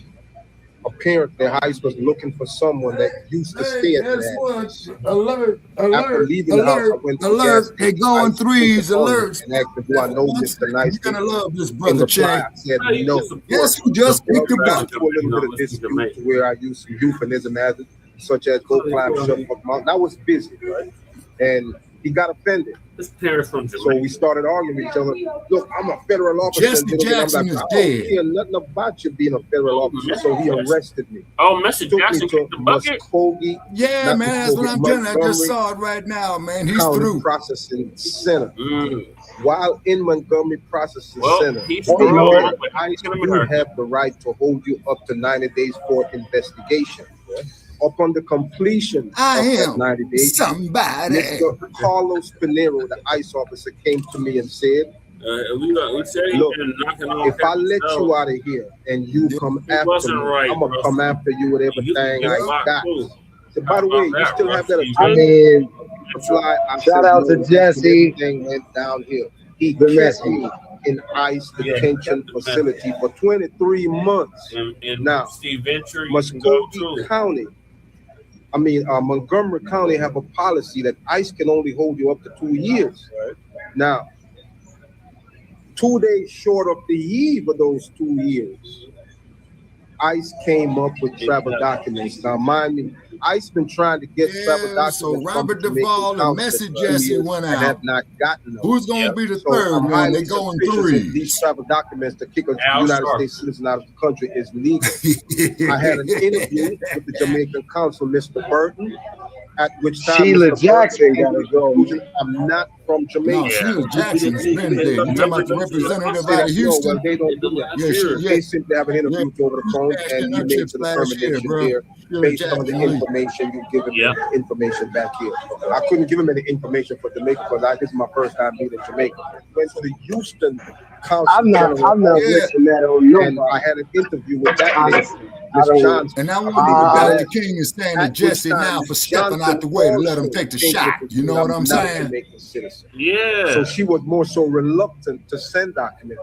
She is now over the Miami office. Yeah, so Dr. King should be whooping his ass for all travel eternity. documents to kick me out the country is highly questionable, seeing that they've been trying for 2 years to get those documents. And up on the eve of me being released, all of a sudden the documents popped up. They say this is your first time. Okay, This is my first Roxanne, time. who you referring to? Relatives? Ma'am, I don't have no Jamaican relatives. I don't interact Like I with said, this is my first time here. I love the Highlands. I I have a love the very hills. low tolerance. My God, this reminds me of California. Yeah. But like I said, I'm an Israelite. I'm also a minister. All things happen according to the purpose of God. I also have vision being in a country preaching the gospel. So maybe this is it. You said you wanted to find a church. Yes, I'm a Jew. I'm looking for a Jewish organization or any church to start my ministry. And it's going to be a doozy because I'm touched by God Almighty. Said you'll be going to Reddit. A friend put you up. Yeah, a friend gave me a place in Reddit to stay for a couple of days. So, where you looking at for that? Where you looking at? I don't know. Whatever the Lord have, the Lord have that man prepared for me. I just came out here, and I thank God for that because a lot of folks come out here, they ain't got no place to stay. But the good Lord have this man right here. Say, hey, you can come stay. I also explained my situation to the ICE officer here. Yeah, go to the ICE officer on the plane, and their response was, "Hey, if your story is true, and the Jamaican government determined that you're not a Jamaican citizen, we will take you, put you back on the plane." Unfortunately, they left before I finished the interview. Someone needs to know what Donald Trump is doing to Black Americans in America. I'm not the first. I'm not the first. I won't be the last. There's also another individual that was in ICE. The reason why we Black people here, Cat, because we own this shit. Now, if you got some money you want to drop on this, man, then you can come up here and say whatever what the fuck you want. 10,000, 15,000. Look, I don't have 10,000. Even if I had 10,000, man, you ain't gonna get our shit tore down. It's not that big of a deal. The law is the law. The documents prove fingerprints don't lie. You and I can really like this. You and I would never have the same biometric fingerprint. And my biometric is not Mr. Nice, which I already showed that to you. So that in itself tell you that something very, very shady is going on. Then who's this laws 1988? Who cares about Black people in America? We have bigger problems. Okay, motherfucker, who's we? And step to the plate. Sabadi. My name is Who's Cam. we? Reported May 26, 2025. The group of 65. So let me tell you about my life story. I came to the U.S. back in 1990 when I was 8 years old. Parlez-vous français, oui. Fairbanks, Alaska. And I moved to Texas, and I catch me an aggravated assault. Down there, Governor Bull. Governor Bull. Where's that? With that, I was probably 20 years old at that time, and I wasn't a U.S. citizen yet. So my green card got revoked. By 2008, I got released from prison. And Laos 1988. What are the bigger I was problems? already on case to Laos. At that time, Laos wouldn't accept anybody back. So send them the I was link. in ICE for 6 months. Send They the never buster a released me link. See if you dare click. So I got I'm checked not in with trying to ICE be every year. stereotyping people, but that dude looked like he's dealing in meth. Right. Till 2025. I started a family. I had 4 kids. I have a wife. I have a house. I have a job. I stayed with the company, Benny Key, for 15 years with the company. When ICE detained me, when I go check in 2025 in February, when ICE detained me, What about all the ice you got caught with? What's up, guys? It's Philly Dom. I'm out here with, what's your name? Let me get your name. Maurice and Belize. How y'all doing? Thank you for tuning back in. And today I would like to talk about my first day in Haiti. My first day in Haiti, y'all, was a shock, but I'm gonna take y'all back a little bit outside of just my first day in Haiti. I was released in February 26th from TDC. Once released, I was transferred to an immigration facility. Once there, I had to just come with the reality. He's drunk off that Kirk juice and Epstein jerky. Very well be deported. Ignore the snow roach clown. A country where I had nobody, good, my family, everybody was gonna be away from me. I would literally be starting a whole new life. Went to court. Of course, the inevitable happened, and here I stand. I met many other women that went through the same thing. So immigration is a whole nother subject, but it's a sad subject too, because so many people were affected by this. Y'all, my first day here was a shock, okay? Here I am coming to a country that I know no one. I had family members that still left in Haiti, yet I had never met them, didn't know how they looked. I grew up in Houston, Texas. So Houston is my home. That's what I considered home. The day I got here, I didn't even know how or where I was going, okay? I ended up getting in contact with my biological mother. I never met my biological mother, y'all. Wow. So at the age of 36, I was finally meeting the person who had me for the first time. And this was through her bearing a sign with my name, and that's how I knew. And it was difficult too, because when you deported into this country, they take you through so many changes. So I ended up being one of the last ones picked up. So I had broke down, y'all. I was emotionally disconnected anyways on the plane. I knew exactly when we hit Haiti territories, because the smell was different. Yeah, it just felt different, and it could have been me consciously knowing that I was not wanting to come face to face with my fears. Okay, so once I get there, I'm waiting all day, y'all. I called home to my sister in the States, and I'm breaking down, literally letting her know. And at the 5-hour mark, brother Chad, I'm gonna have to hang it up, man. I got some ripping and running to do. Mentally, in every way. I just couldn't understand that. Most of all, that day, if going to prison, when I went to prison, I thought I was mad with God, but no. I felt so abandoned by God that day. I felt so alone. I felt like I was in a country full of people, yet I had nobody. I was there by myself. So when I call home, they're calling back to Haiti, asking for somebody to pick me up, because they wouldn't release me unless someone signed for me. Now everybody's gone. Even the officers there are concerned about me, because they can see that I don't know nothing and I'm not familiar with the country. Make a long story short, I finally run into my biological mother. And y'all, the ride home, it was like everyone was pretty happy to see me, because I found out I had 2 brothers, a sister, and I was not happy. Yep, she got the patient praise. Like sleep emotionally, mentally. I was so disconnected, you know. I really fell into a whole depression stage where I didn't even understand myself, okay? It took me a few days. The ride home was such a blur. I remember like on the way coming out of the airport, it was a pile of trash. People sleep on the trash, y'all. I just couldn't believe it. You know, my heart broke. That in downtown Los Angeles. Mind you, this is my first day, y'all, being free after 13 years, which, you know, that's a long time. Even if I would have went home to the States, wherever I would have went, it would have been a transition. But now I felt like I was on a whole nother planet. This was stuff I was not even used to before my incarceration. I had not seen this. So yeah, they put her on the track. The ride home, I remember seeing like the street, the crowdedness, there's so many people, y'all. I just really like closed my eyes and I blacked out. I mean, for days, y'all, I was depressed. I didn't want to eat. I remember crying so much. I cried and I cried. And then I'm like, okay, so are you gonna keep crying? One day I just woke up. I'm like, are you gonna keep crying? Or are you gonna be a big girl and you're gonna deal with this like you've dealt with everything else you face? Which is what brought me to wanting to share my life in Haiti with people. Because I really never thought that life could get like this. Because here I was taking so much for granted. I always felt like, you know, life is life, you know. I made reckless decisions. I didn't think about my future.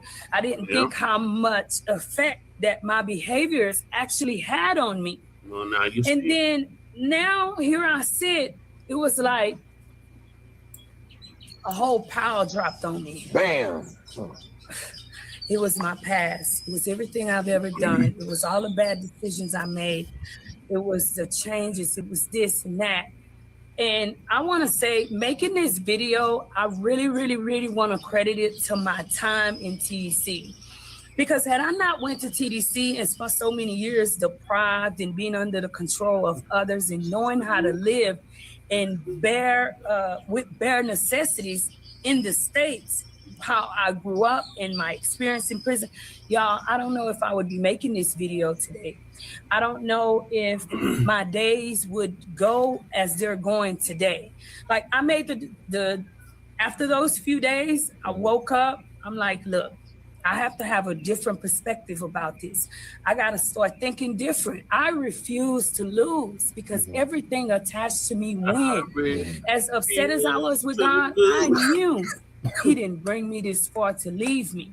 So now I had to utilize my tools. I had to use my brains. I had to, you know, lean on Him more than my own understanding, because my own understanding, I was not getting anywhere.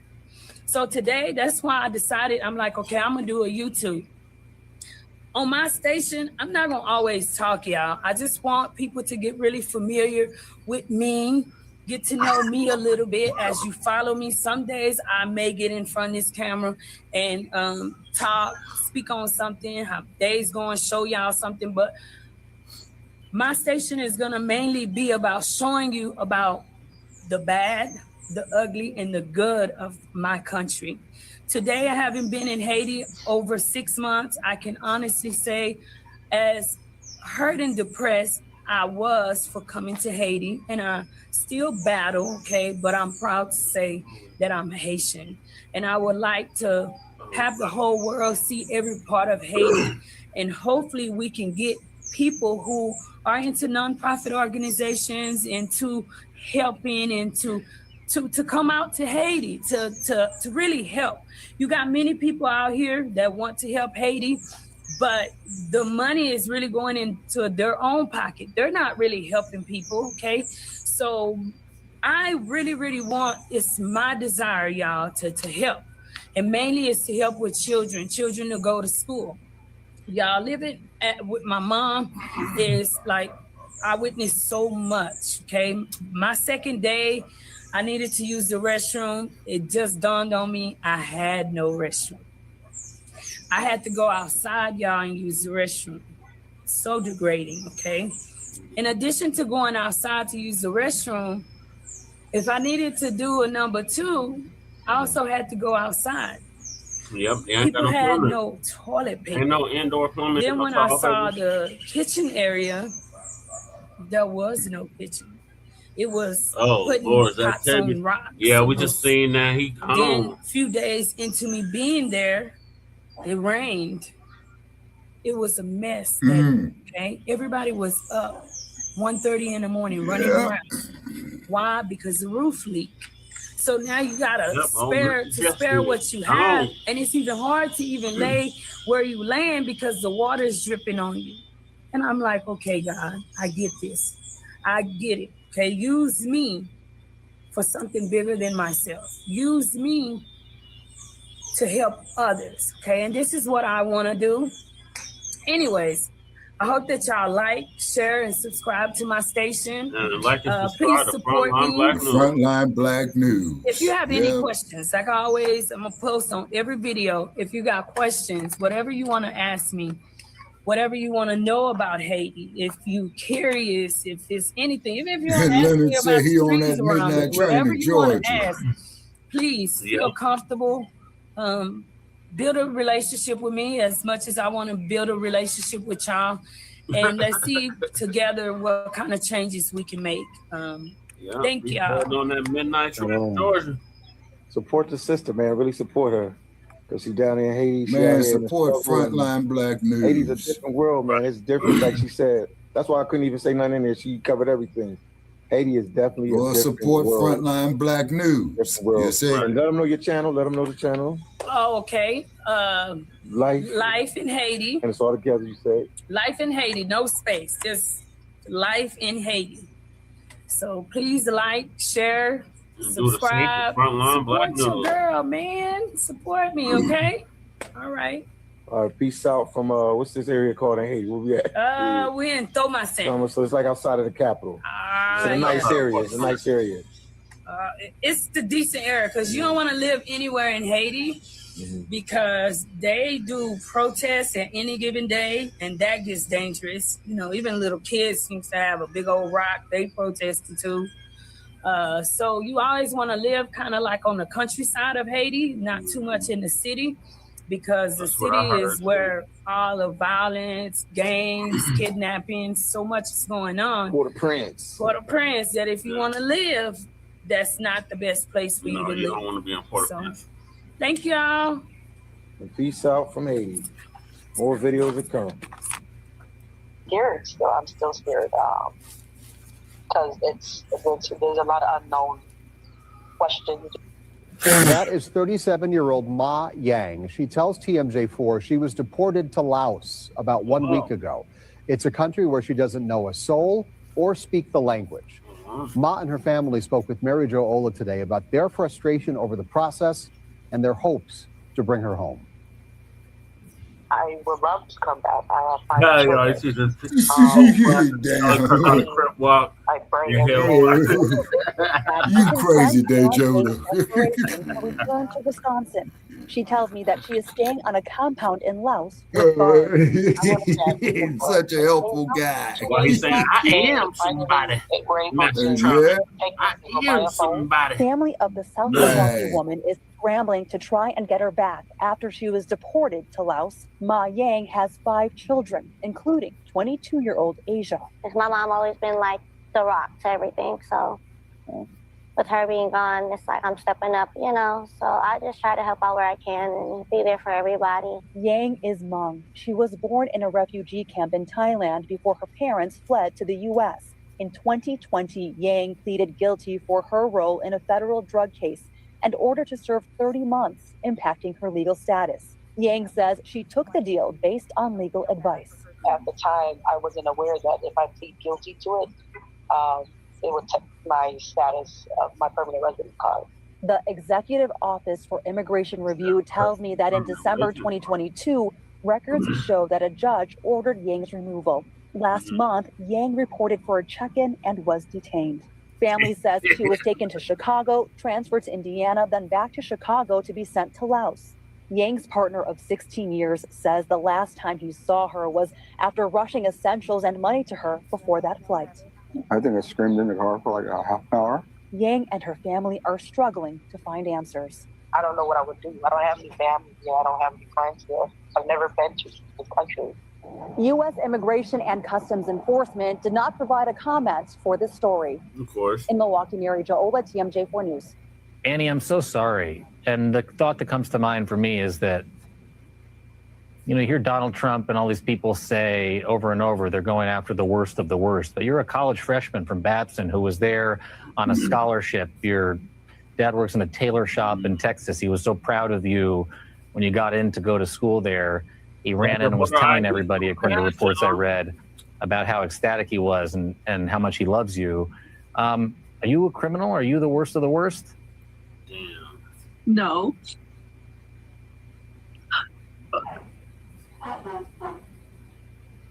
What's it like for you to hear people like you described in that way, as being the worst of the worst, as being a criminal? I mean, people are always gonna talk, say their opinion, but they don't know what we go through. For example, like many people like me, many undocumented people who are getting themselves ready to go to college. Yeah. It's really difficult for us because we try to find the best that we can to be able to fulfill our dreams, and people saying like we're criminals, it's just not right. What do you want Donald Trump to know? If the president is watching this interview and he sees that his Department of Homeland Security just picked up a college freshman from Babson who was studying business and, wanted to have a bright future ahead of her in the United States, what do you want the president to know?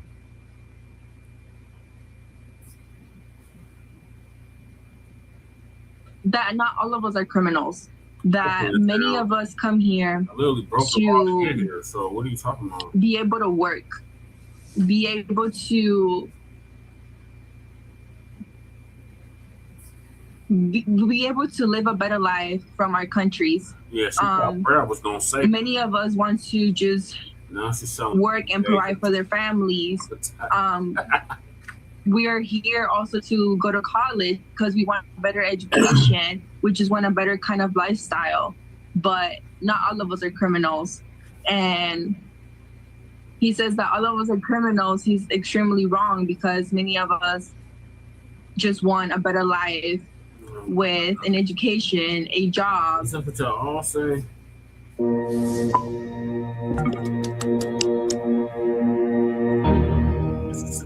See, they have deported so many African men to Nigeria, to Africa, because of the kind of marriage where they find themselves into. They have sent so many African men into the streets because of the kind of wife where they marry. See, African men, you guys should understand that once you have decided to marry a wife in the Western world, you have agreed to the terms and conditions of marriage in this Western world. Exactly. Remove African terms and conditions for your mind. Here, women rule the world here. I know say most African men don't want to hear this, but the thing is just the truth. Women, they rule the world. It takes only a very mature woman, woman that is emotionally mature, mentally mature, psychologically mature, or socially mature to manage the privilege that they enjoy here in their marriages. This only take a mature woman to manage a man where they misbehave for this country in marriage. You understand? And those mature women are few. Those mature women, they are just few. So as a man, as a young man, planning to marry, planning to bring your wife from Africa to this place, behave yourself. No, they carry African mentality. I'm the man, come here. Oh God, they go stamp on you, they will trample on you. You understand? They will trample on you. So yeah, the marriage, they don't get a man is the head of the family. They don't do that one here. Everything is equal. You don't understand? As a matter of fact, most cases women have the right to chase their husbands away from the house if they misbehave. So if you are planning to bring your wife or you are already married and you are in the Western world, behave yourself. Last week they deported one Nigerian man from America to Niger because of infidelity. Just last week, they deported, and the most interesting thing is that it was this man that trained his wife in the university for masters.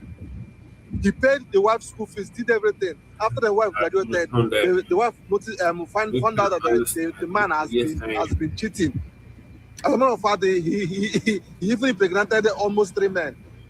You go report and they deport him because he's independent. So guys, if you're a man and a word is enough for the wise, use your tongue and count your teeth. Peace and love. Help me and share this video. People want to know how I got deported. Growing up in the USA, excuse me, that was gross. You feel like you belong in the USA. I thought the USA was home. I had my work permit, I had my DACA, I had my visa. Another DACA kid. Somebody tried to harm my dad, so after the DACA, we applied for visa U. Me being underage, my mom, his wife, were able to apply with him, and they granted us the visa U. So, I hate talking about this because I messed up. Growing up in a country you're not from, in the environment that I was in, I grew up in Racine, Wisconsin, in Milwaukee. Excuse my hair. Giannis, shout out Giannis. I was 30 minutes from Milwaukee, about hour and a half from Chicago. I was in the middle of a bad place. We went there with the clothes on our backs when I was 3, and the environment kind of influenced me. I had a drug problem. In 2022, I lost a child. My girlfriend at the time was 8 months pregnant, and I lost a child with her. And it put me in a dark place where I started using more, but I got caught. I pled out to a possession fighting my case, and I was facing 5 years for some pills. First charge ever. So they blessed me fighting the case. Out of the 5, they gave me 3.5 withheld sentence. A withheld sentence means if you mess up, you get put back in front of that judge, and that judge gets to re-sentence you. I walked on probation, and I messed up probation because somebody close to me decided to call the police, lie, caught new charges, fought those charges, beat those charges. But the allegations alone were enough to cause revocation. I got revoked, which caused me to get put in front of a judge again. The same judge that gave me the 3.5 with Angelica said, so junkie easy. I was incarcerated in prison for a year. I went out the door April 29th. Mind you, while I was locked up, I got closer to God. I buried the old person I used to be. God says, deny yourself daily, die daily. So I buried Oscar. I buried him a long time ago. I'm no longer the same person. If you knew me 6 months, if you knew me a year ago, you don't know me now. I'm not who I used to be. I'm far from that person. We were at the door April 29th. You got clean? There was a white man at the gate as they were opening the gates. My people were on the other side waiting for me in the car. I seen them. He flipped the back. He likes the Chiva Holmes. Yeah. He said, you're technically undocumented. Your visa U expired while you were incarcerated. You applied for residency. We denied you. Come with us. Got in the car. I sat with immigration for 2 months. The conditions were terrible. The temperature, the water temperature we were showering was 110 degrees. I know because a maintenance man walked in and I overheard him. They think you don't speak English until what the fuck? We're showering in 110 degree weather. Somebody fix this shit. The food was crappy. The food in prison is way better. It's the lesser of two evils. It's a lot cheaper. Spent a lot of money 2 months being locked up with immigration. On the cause and the food alone. I fought for a bond. They denied my bond. My lawyer said, you have a chance to beat your case, but you're gonna be incarcerated for another 6 to 12 months. Mind you, I just did 14 months, 12 incarcerated in the prison system, 2 with ICE custody.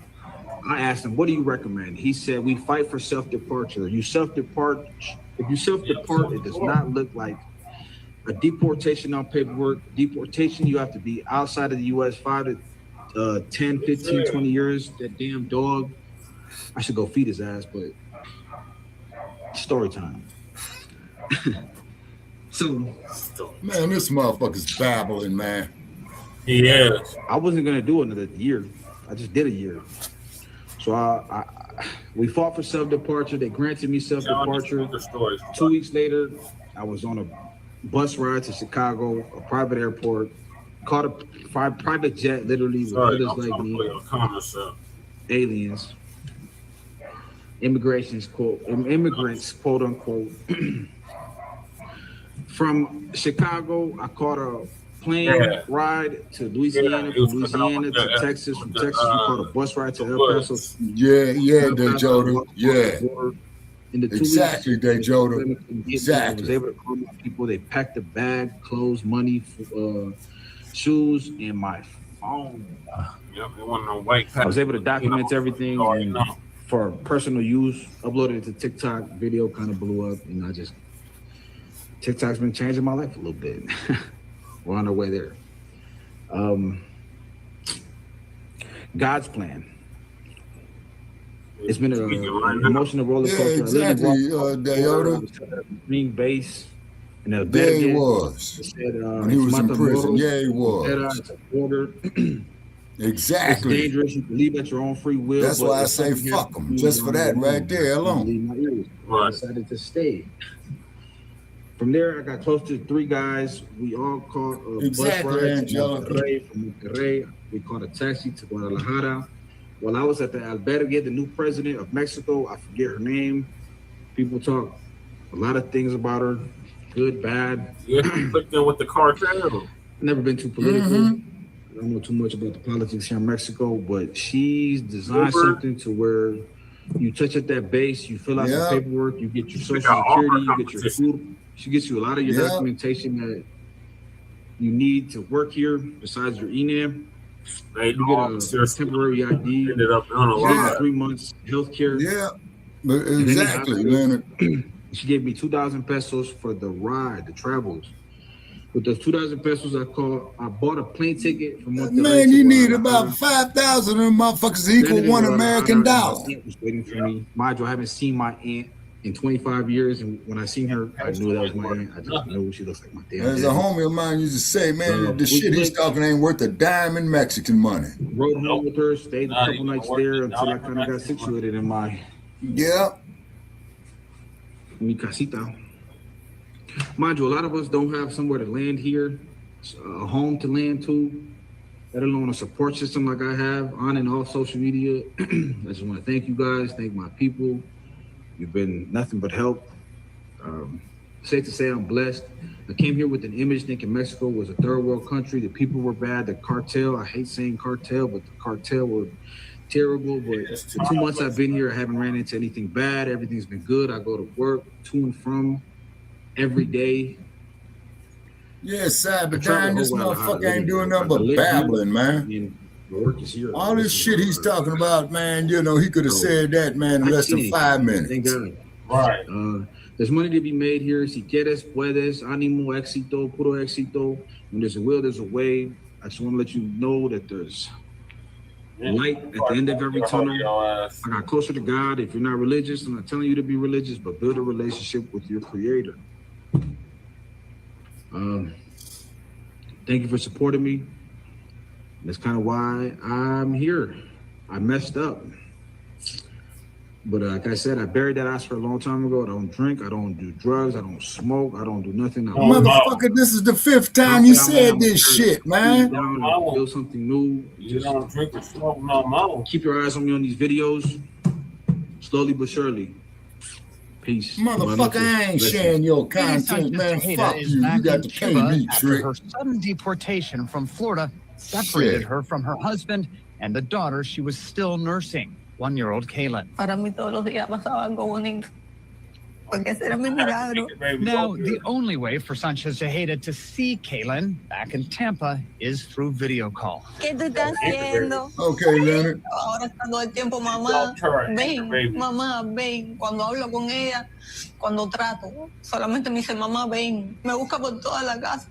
Right. Tuve que grabarle mi voz con canciones para dormirle porque no duerme, está despierta hasta altas horas de la madrugada, ya no sabe qué van a hacer con ella. Sanchez Tejeda talked to us in a Scripps News collaboration with the independent media outlet Belly of the Beast in Havana. She had built a life in the U.S., where she lived since 2019. Though undocumented, she was permitted to stay in the country on the condition that she check in every year with Immigration and Customs Enforcement.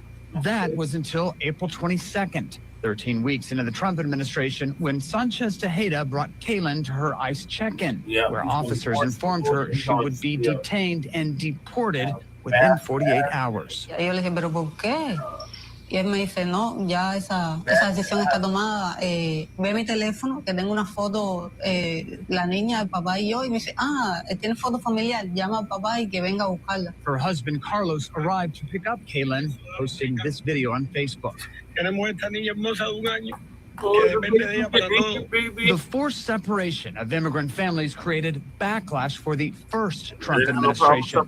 Now the criticism is focused on U.S.-born children being deported with their undocumented parents, something that Trump border czar Tom Homan insists is voluntary. When a parent says, I want my 2-year-old baby to go with me, we made that happen. But in this case, Sanchez Tejeda says ICE did not give her the choice to be deported with her daughter, instead ordering the girl to stay with her father, a U.S. citizen. Mi esposo dice que él en la puerta oye a mi grito.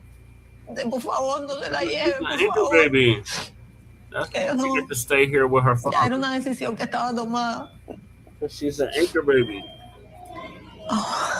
2 days later, Sanchez Tejeda was flown handcuffed without her 1-year-old daughter to Cuba. Homan has said undocumented immigrants who have children in the U.S. are responsible for their own fate. If you choose to have a U.S. citizen child, knowing you're in this country legally, you put yourself in that position. You put your family in that position. Sanchez Tejeda's attorney is now fighting to bring her back to the States on a humanitarian visa to be with her husband and baby Kaylin, who they say suffers from seizures. And most likely, whatever medical treatment she's going to need, Cuba would not be able to provide it. Unfortunately, we're seeing a lot of people that have been separated. We're going to traumatize children. We're going to traumatize a U.S. citizen husband, a mother. We are creating chaos. Kaylin, besito, mamá. In Cuba, Sanchez Tejeda can only wait in a place that no longer feels like home, missing the life she built and missing her baby. Aquí no tengo vida. Mi vida está allá en Tampa. Yo respiro por esa niña que está en Tampa. Aquí yo no tengo nada. La petición de nosotros es simple, que nos permitan reunir a nuestra familia nuevamente, a que podamos estar juntos los tres nuevamente. Separated by 330 miles and the shifting tides of politics. When we reached out to ICE to ask about the deportation, we did not hear back. Meanwhile, a Florida congresswoman is pressing the Trump administration to approve that application for a humanitarian visa so that Sanchez Tejeda can come back to the United States. But so far, Trump administration has not been responsive to that request. Holly. Oh, what a heartbreaking story. So, Patrick, okay, question. If she had been working, had family was checking in with ICE as required, why was she targeted for deportation? Well, she had that deportation order on her record. It had been there for several years. She was here under something called supervision, so she could stay here with that deportation order so long as she checked in with ICE. But one way to look at this is it might have actually been remarkable had she not been reported, had she shown up to that ICE meeting with that deportation order and they said, you know what, we're going to allow you to stay. But of course, this set up a really difficult situation because either she gets deported and goes with her 1-year-old baby girl who has those seizures that she's dealing with, or as happened, she stays in the United States with her father, who is a U.S. citizen, but then mom gets deported and is no longer with her baby, who she was nursing at the time. So equally difficult decisions, and they went with that last one. Holly. Agonizing decisions. Scripps News investigative correspondent Patrick Terpstra, thanks so much. What an incredible story. Thank you for bringing it to us. Sure. I got deported to Mexico because of ICE. This is my new house in Mexico. There's no McDonald's. There's nothing here. There's no KFC. There's no Grinch meal in this dirty fucking country. Isn't that your country?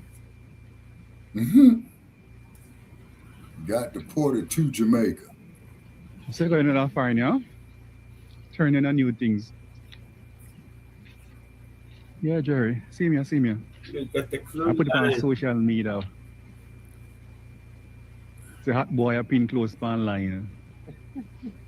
Look where them fall from me washing machine. No washing. BSD and clothespin. Hey, he must learn yeah, so guys, so his system set up. It's not normal. But hey, he might come. See? He might come.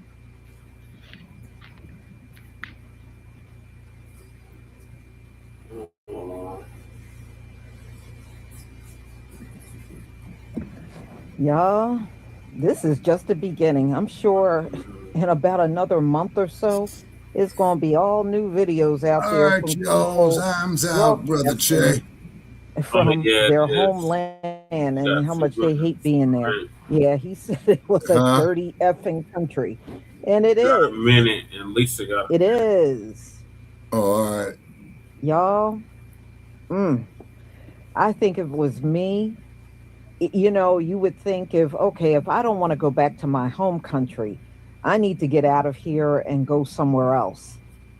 Boy, but when ICE catch up to you, you're going home whether you like it or not. Yep. And they don't care if you know no one there. That's irrelevant. Right. You're going home. Mm-hmm. And all that, only for criminals. Nah, we seen how Trump operates. They grab any and everybody. Mm-hmm. And you can tell by the way they round people up. They're not interested in no criminals. They go to schools. They go to churches, places of business, grabbing random people just on the street, out and about. They're not looking for no criminal. They just told that to the public. But other than that, they don't do that. They grab whoever they can get their hands on, period. So y'all, I'm going to go ahead and conclude. I want to thank Auntie. Okay, thank you, Lisa. All right, Shabaka, what do you got to say on your way out? Okay, on my way out, you know, hey, keep up the faith, keep on doing what we're doing, donate to Frontline Black News, you know what I'm saying? We're trying to expand the platform. So far, we got a little bit of momentum. You see what I'm saying? And let's keep the momentum going on. And then, of course, I appreciate the people who got the wrenches. And so when the idiots, you know, come up there, we just simply say, oops, upside their head. And they can go up there and go look at Bozo the Clown, man, in Romper Room and shit, you know? Right. All right, Leonard Dejota, yeah, peace and blessings to you too, sir, you know. Okay, ladies and gentlemen, so this is Shabaka Sankor for Frontline Black News and Shabaka's Black Experience Enhanced. Yeah, signing off for a brand new episode. Yeah, exactly. It's Huey P. Newton's birthday, Shabaka. Yes, sir. That is absolutely correct. Dr. Newton would have been, 1942, 2026. I believe Dr. Newton would have been going off in his early 80s. Yeah. You'll say? Yeah, he would have. Yeah, actually, he would have been 84 if I got my math right, you know. Yeah. Also, too, to the family of Jesse Jackson. Oh, Lord. You have my condolences, but then again, at the same time, you don't have my condolences because Messy Jesse was very messy. Yeah, he was. Coming out with that Rainbow Coalition shit, talking about we got to love everybody and all that. Yes, Cyberdyne, yeah. Oh, absolutely, Angelica. Okay. Yeah, and then the thing is that I will never forget that bullshit that he did up there at Watt Stacks 1972. I may be poor, I may be black, but I am somebody. Nigga, you ain't nobody if you ain't got no money or anything making you some money. Right. See, you know, and then too, then you saw what agenda took over of the quote-unquote Rainbow Coalition. You see what I mean? Yeah, so we'll talk about him in tomorrow or today, Shabaka. And then we'll talk about Huey Person. Yes, sir. Okay, folks, I'm out. Thank you for having me and what have you, you know, and those of you with the wrenches on them trolls, keep up the good work. You know what I'm saying? All right. All right. Good night, Japa. Thank you for joining. All right. Thank you for having me. Okay. All right, so I got one more video for y'all because I'm going to get to the Unhoused neighbor news. And that is illegal immigrant death ring explodes across Minnesota amid ICE operations. Okay, what's going on, everybody? We are here. We are live. Thank you all for joining me today. If you haven't already, please make sure you hit the like button, subscribe to the channel if you're new to the channel, share this video on your social media platforms, and please do not forget, most importantly, to follow me on Telegram at TD Media Group to help circumvent social media censorship and shadow banning. With the introduction out the way, let's get into today's stream. I have a very good show for you guys today, very informative one. If I do say so myself, I wanted to take a moment today in the midst of all of the foolishness that's in mainstream media to take a moment to talk about and expose and explain a little bit of what's happening in this country concerning all of these illegal immigrant death rings that are exploding across the country from state to state to state to state, right? Now, before we dive deep into that, what I want to do first is that I want to play this quick clip here as we allow some more people to come into the stream. So if you don't mind, let's take a moment to listen to this very powerful clip here as we once again wait for more people to get into the stream. So check this out. DHS has pulled an illegal alien out of Zeeland, Michigan, convicted of exploiting a minor. This guy.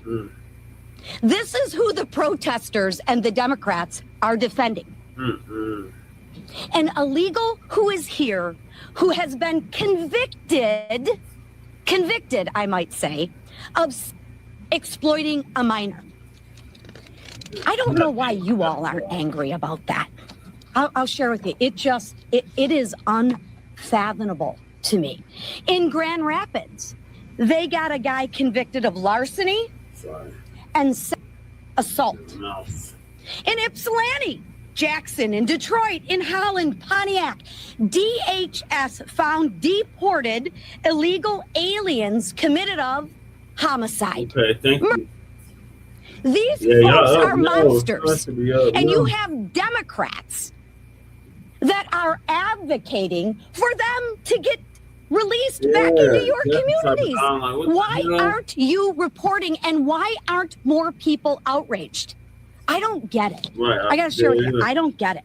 These folks are monsters. They're criminals. They assault young women, minors. And you know what the Democrats want to do? Let's release them into your communities. And let's celebrate the criminals. Let's villainize the ICE agents and celebrate the people who are raping your children. Yeah. Now, as opposed to stories like this going out, right, across, mainstream media, as opposed to that, what they are doing is this here, right? People like me and many others online are doing a great work of exposing everything she's talking about. But instead, what you have is mainstream media doing nonsense like this, okay? DHS spends day and night fighting bogus nonsense stories like this. Toddler hospitalized with respiratory failure was returned to ICE detention and denied prescribed medication, lawsuit says. Now, I'm not gonna, read the response here from Homeland Security just for the sake of time. I will take a moment right now to full screen it. So if you'd like, you can pause this and read it for yourself, what they had to say. But once again, this is a daily, regular thing where DHS, ICE, they're just fighting back lies all day, every day. And one of the biggest lies that has been circulating throughout the internet via mainstream media right now is this here, right? Check this out. Many of you are familiar with this nonsense, bogus story already. We're going to unpack it in just a moment, but as you can see here, less than 14% of those arrested by ICE in Trump's first year back in office had a violent criminal record, documents show. So once again, while nonsense like this is circulating They're doing this all in defense of what? In defense of folks like this. Chilean bling ring suspect convicted in Hennepin County. Dozens of other agencies nationwide investigate burglaries. Twin Cities Police Department estimate more than 60 homes have been hit across a dozen metro cities by burglaries targeting high-end homes with sophisticated tools. This is in Minnesota, ladies and gentlemen. So while you have DNC lunatics all across Minnesota protesting, rioting in the name of these people here that are stealing from you, violating women and children, taking your lives, so on and so forth, while they're out here protesting these folks, essentially they're advocating for these criminals to roam free, to continue on doing what they're doing and targeting you, because apparently they are non-violent criminals who should not be deported. Let's go into this very quickly, and we're going to unpack so many more stories like this. That's what I want to know before you get a permanent vacation. In a nice Eden Prairie neighborhood, highlighted by a walking path, the home of Sarah and James Sasher was burglarized on January 9th. They took jewelry, the Sashers said, mainly gold and watches and things like that. They really knew what they were doing. The Sashers didn't realize it at the time, but they had fallen victim to what Metro Police Department now believes is a complex burglary ring involving South American suspects that has targeted 60 plus homes across 12 Minnesota cities using sophisticated surveillance and tools like Wi-Fi and cell phone jammers. And the Sashers knew it wasn't an average smash and grab when they saw the burglars, how the burglars entered. It was not a broken window. It was a cut window, the Sashers said. They cut the window somehow, pulled it out, and set it inside, right inside the house. One of the things that people have to realize concerning these illegal immigrant theft rings is that this isn't your typical kind of dusty home invasion. Most of the times, these are highly sophisticated theft rings, highly sophisticated burglaries, right? They're not just recklessly breaking windows, entering in recklessly, not knowing whether or not the people that the home that they're breaking into, whether or not the people are home or not. That's not what's happening with these South American theft rings here. They're watching you closely. They're throwing air tags on your car. They're monitoring everywhere you go throughout the course of maybe a week, 2 weeks, even a month, to make sure that by the time they hit your home, you're not there. And when they do it quickly, get what they need, in and out, wham, bam, thank you, ma'am, before you even know what happens. And by the time you get home from dinner, maybe going to the gym or even at work, you come home and you find all of your stuff is gone, right? Everything's gone. Everything's gone. And most importantly, this isn't a Minnesota thing, right? This isn't exclusive to Minnesota. It's not exclusive to Minneapolis. This is going on across the country.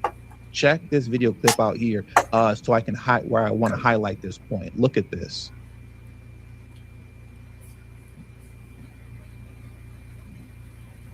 Crime spree. 2 Chilean men charged with brazen home burglaries in Delafield and now Mequon. Investigators think that they're part of a larger crime ring using sophisticated tactics, targeting people right here in Wisconsin. 12 News' Emily Pofall leading us off tonight in Mequon. And Emily, all of these break-ins kind of have the same MO. Yeah, that's right. And a dozen burglaries in Mequon alone. The thieves target large houses with wooded backyards. They sneak in by breaking glass. And like a victim I spoke to today describes, they often take jewelry and designer bags, but leave behind other expensive items like electronics.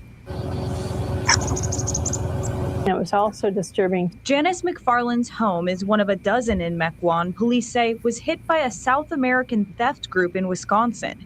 The group follows a formula, targeting large houses with wooded backyards and always striking when nobody's home. Within 48 hours of our leaving the country, our house is robbed.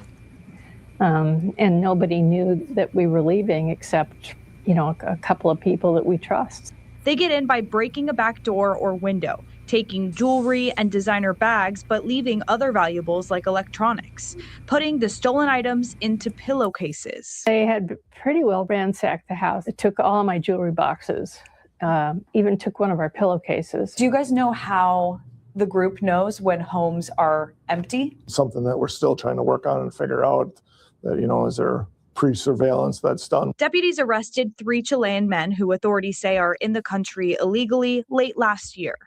Leandro Pino Uribe and Herbert Rojas Silva and Luciano Silva Cifuentes are charged with breaking into a home in Waukesha County. Rojas. They all came in under the Biden administration. I just have to make sure to throw that in there so you guys know and understand that. All 3 of them came in under Biden. You can thank the Democrats for the smash and grab jobs and the home break-ins that are occurring across the country. This year, Leandro Pino Uribe and Herbert Rojas Silva and Luciano Silva Cifuentes are charged with breaking into a home in Waukesha County. Rojas Silva and Silva Cifuentes are now also charged with breaking into 3 Mequon homes, including McFarland's. Cell data shows the group traveled back and forth between Florida, Wisconsin, and Minnesota. Data also linked the group's phones to break-ins in Fox Point, De Pere, and Middleton. During the arrest, deputies found tools used to break glass and radios capable of disrupting home surveillance systems. When Biden opened the border, this is quite literally what they came here to do. When they say I came here to work hard, yes, I came here to work hard, breaking into multiple homes across the country. Because this is a common theme that you're going to see here also when I get into other articles and other videos, is that these guys don't just stay and reside in one location. As you can see here, the 3 that were just discussed here that were let in because of Biden, who rolled out the red carpet for them, they hit up homes in Wisconsin, then they went to Minnesota and hit up homes, and then they went down to Florida and hit up homes, okay? They're on a cross-country tour hitting up homes all over the country, thanks to Democrats. And the same DNC lunatics want to keep them here, not just simply because they're illegal immigrants and we need the votes, but they're hiding behind, or I should say they're throwing up this idea that because they're non-violent offenders, Trump shouldn't be going after them. Holman shouldn't be deporting them. That's completely ludicrous. Before I carry on, I want to thank Darlene M for becoming a channel member. Thank you so much, Darlene. I appreciate the support. All the support that I get on this channel is much needed and much appreciated. So thank you for becoming a channel member. Now, what I want to do next, though, before we unpack more of these theft rings, is that I want to pivot back over to this here, right? We have to talk about this 14% of illegal immigrants being deported only being non-violent, right? Let me go back to this article. Let me bring this down and pull this up, because this has been a big story over the last 24 hours. And this is just a deliberate misrepresentation of facts by CBS News. Less than 14% of those arrested by ICE in Trump's first year back in office had violent criminal records, document shows. Now, most people who see this and most people who read this, they don't even recognize the portion that says violent criminal records. That part mentally gets omitted when they read something like this. And instead it reads less than 14% of those arrested by ICE in Trump's first year back in office had criminal records, document shows. Like their mind doesn't even process the fact that it said violent. They're just assuming that they don't have criminal records at all, despite the fact that that doesn't even matter. It doesn't even matter. But if you would just take the time, right, to do a little bit of reading versus just passing by and sharing headlines, then you'd see this, right? You just scroll down, and in the same article where they are misrepresenting the facts, the same article, they then tell you the truth. Look at this. The statistics show ICE had dramatically increased arrests since Mr. Trump's return to office. Nearly 60% of ICE arrests over the past year had criminal charges or convictions, the documents indicate. Do you see how wicked these people are? They manipulate you with the headline, leading you to believe that only 14% of those arrested had criminal records. Only 14%. But then when you read it, you see it's 60%. But then they hide behind this idea, well, 14% of them, only 14% of them had violent criminal records only. And now they're actually running with that as if that matters. This is crazy. I want to play this video clip here from Idiot Jeffries, okay? You know, Timu Obama, Dollar Store, Dollar General Obama. And just listen to how he's not only running with this nonsense that 14% of those arrested have violent criminal records, as if that does, excuse me, he's running with this nonsense that only less than 14% of those arrested by ICE have criminal records. He's running with this, but he's also gaslighting too. And he's going to say that essentially the rest of those that are being arrested and being targeted are American citizens. I kid you not. I kid you not. Listen to this here.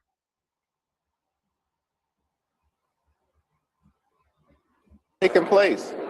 They're targeting American citizens. Let me take it from the top. And if you haven't already, please hit the like button. I'd really appreciate that. These people, Katie, they promised that immigration enforcement was going to target violent felons who are here illegally. That's not what's taking place. They're targeting American citizens, law-abiding immigrant families, and American communities. I want to play that one more time. This is ludicrous. That's what he's saying is ludicrous. These people, Katie, they promised that immigration enforcement was going to target violent felons who are here illegally. That's not what's taking place. That's exactly what's taking place. No one said that that would only be, it would exclusively be violent offenders. No one ever said that. Trump never said that, right? He never once said that. The statement that he's making is foolishness. They're targeting American citizens, law-abiding immigrant families, and American communities. Breaking into homes. American citizens, law-abiding immigrant families are not being targeted and are not being bothered at all whatsoever, unless you just happen to be a DNC lunatic that's, you know, obstructing, impeding, and not following a lawful order, and then violently resisting arrest. And then next thing you know, they're saying, say your name. You know, next thing you know, you turn into like Renee Good or, you know, Alex Petty or something like that, right? But at the end of the day, that's on you. That's on you. But in terms of as far as what he's saying, this is all nonsense. Right. And I want to take a quick moment here to play what Caroline Levitt had to say in response, not in response directly to Idiot Jeffries here, but just in general, you know, concerning this nonsense that, oh my God, less than 14% of those arrested by Trump had violent criminal records, as if it doesn't matter that those who are non-violent are being arrested, right? Check this out here. Look at this.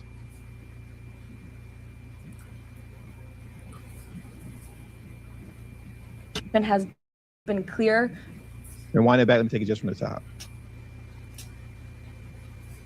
Number one, the Trump administration has been clear from day one that any illegal alien present in this country is subject to deportation. However, the priority, of course, is going after the convicted criminals, the worst of the worst, the murderers, the pedophiles, the rapists in this country.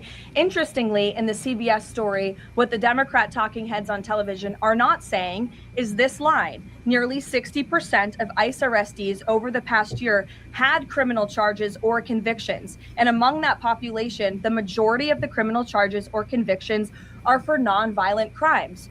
Oh, well, what are nonviolent crimes, you ask? This has coincided with what DHS has been saying all along, that approximately 70% of illegal aliens arrested under President Trump have pending criminal charges and or prior convictions. And these so-called non-violent crimes, drug trafficking, distribution of child burglary, fraud, DUI, embezzlement, solicitation of a minor, and human smuggling, just to name a few. Those are the non-violent offenses, right? That Democrats are dismissing. They're just dismissing that stuff as if, you know, that doesn't matter. That's in the Epstein They're dismissing it files. as if these aren't actually, you know, they're dismissing them as if these are victimless crimes simply because they're non-violent in nature. This is foolishness. You gotta say, So just because a crime is not violent in nature doesn't mean that crime is victimless.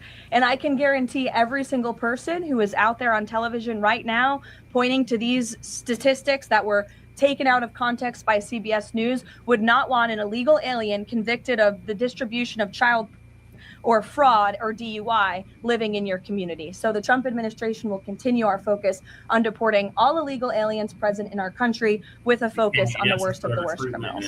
Thank you.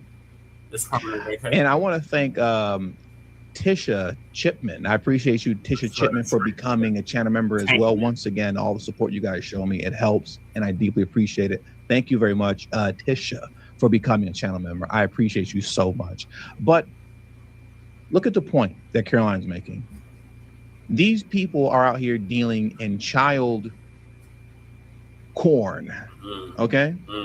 And that's just something you're supposed to dismiss. They're dealing with that, and they're participating in that, and they're violating women and children. You know what I mean by the word violate, R-A-P-E, right? They're doing all these things, and you're just supposed to look at that and go,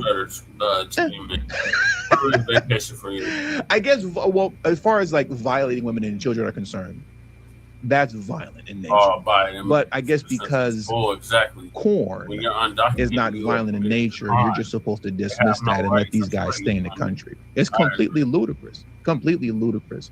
Yeah. I want you to take a look at this here. Oh, that's on his end. I want to play this clip because clearly the only thing that matters is propaganda.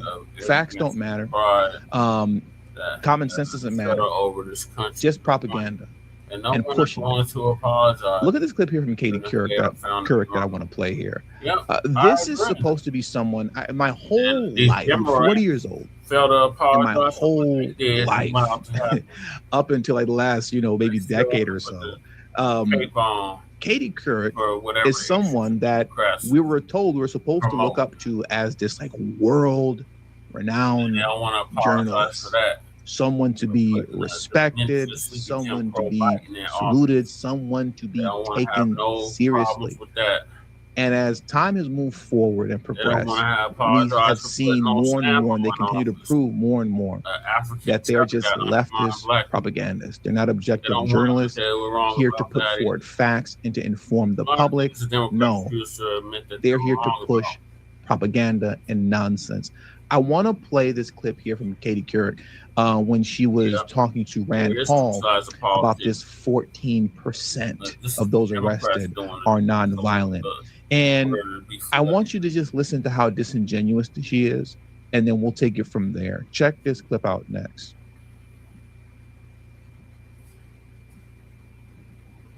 14%. Let me take it from the top. And action. Less than 14% of nearly 400,000 immigrants arrested by ICE in President Trump's first year back in the White House had charges or convictions for violent criminal offenses, according to an internal Department of Homeland Security document obtained by CBS News. So isn't all this talk about ridding the country of violent criminals a massive overstatement? If less than 14%, again, of the 400,000 immigrants being arrested are had charges or convictions for violent criminal offenses. We don't have to listen to what Rand Paul had to say. because I don't want to take up too much time. But for the most part, by and large, Rand Paul is on the right side of things concerning this issue here, which is, thank goodness for that, because a lot of times, too many times he's on the wrong side of things also. Rand Paul can be extremely annoying at times, but at least this time he's on, the right side of things, and he's speaking from the perspective that I am concerning the situation. But once again, I wanted to play this specifically to show you how, number one, these are not reputable journalists. You want to go out? That should be respected. They're just propagandists. And number two, if you let Katie Couric tell it, what I'm doing here is racist, xenophobic, hateful, all the above. You're black, TD. For highlighting, pointing out, and exposing these theft rings that are happening across the country that are nonviolent in nature. And because they're nonviolent in nature, it means that these illegal immigrants that are participating in this, who came to this country to do this, should stay here. They should never have been arrested by ICE. They should have been allowed to stay here and commit crime over and over and over and over and over again, endlessly, I guess eventually until they commit a violent crime. Then I guess it's somewhat okay a little bit to possibly arrest them, right? Look at this here. This foolishness is what Katie Couric has absolutely no problem with permeating throughout the country like a virus. Check this clip out. Venezuelan nationals are in custody connected to an ATM tampering scheme. Now, according to state police, the suspects used a method called jackpotting, where thieves hack into ATMs and drain them of cash. LSP says they caught the group on surveillance video at an essential credit union in Baton Rouge before tracking them in St. Martin Parish. Authorities believe the group is linked to ATM thefts across the country and has links to organizations in Venezuela, Mexico, and Spain. What? They are international. All the way to Spain? I want to play that last part one more time. Just that last kind of 10 seconds, maybe 15 seconds, I'll say. At an essential credit union in Baton Rouge before tracking them in St. Martin Parish. Authorities believe the group is linked to ATM thefts across the country and has links to organizations in Venezuela, Mexico, and Spain. They're hitting ATMs all across the country, okay? Or I should say all across the world, let alone the country. But if I let these lunatics tell it, this is nonviolent, so they shouldn't be arrested. And they should be allowed to stay. And to highlight this is some sort of racism. And to deport them is xenophobic. These Democrats are lunatics, ladies and gentlemen. These people are completely insane. I agree, TD. And I can keep going. And I will keep going. Okay, check this clip out next. I mean, we're gonna be here. I was gonna say we're gonna be here for a while, but we're not actually. I'm already 28 minutes in. We're gonna cap this off in about 5 minutes, so we're not gonna be here for a while. But I could be if I wanted to. And check this out here. Say security cameras captured the suspect stealing 500,000 pounds of clothing right out of donation bins. You thought you've seen everything. Could you believe people would steal from a clothing bin and that they figure out a way to make money? Did you see how, let me full screen it so you could, he pushed him inside of the clothing bin. They're stealing clothes out of the clothing bin and selling it. Look at how crazy this is. Let me just mute this really quick. Look at this. I'd be terrified to even participate in something like that. I'd be scared that I wouldn't be able to get out. Look at this. Look, he goes inside and he pushed him. This is insanity. This is complete insanity. Yes, Darlene, it is unbelievable. This is beyond unbelievable. But no, let's not talk about this in mainstream media press. Let's make up nonsense stories that are against Trump and against ICE and any and everything coming out of the Trump administration. But this stuff, no, let's not talk about this. This is racist and xenophobic. Unbelievable. Anyway, let's carry on. Let me play some more of this. It's just ludicrous. You thought you've seen everything. Could you believe people would steal from a clothing bin and that they figure out a way to make money. Suffolk County officials say a disgraceful scene was played out hundreds of times over the last year. Thieves shoving their entire body into donation bins, then emptying them of clothing intended for people in need. 14 vans and storage facilities, then hundreds of thousands of pounds of stolen clothing was sold to exporters. The runners had specific routes and worked long hours, both overnight while everyone else was sleeping, and even sometimes brazenly during the day, including sometimes while church was in session. 16 people are charged, including juveniles, with selling more than 500,000 pounds of clothing worth $200,000. This news report leaves out a big detail that at least some of these guys were here illegally. And shockingly, but not really, is that lax criminal laws once again played a part here. Some of these individuals were arrested multiple times only to be released due to New York's lax bail laws, even where they are foreign nationals and could flee the United States for their home country.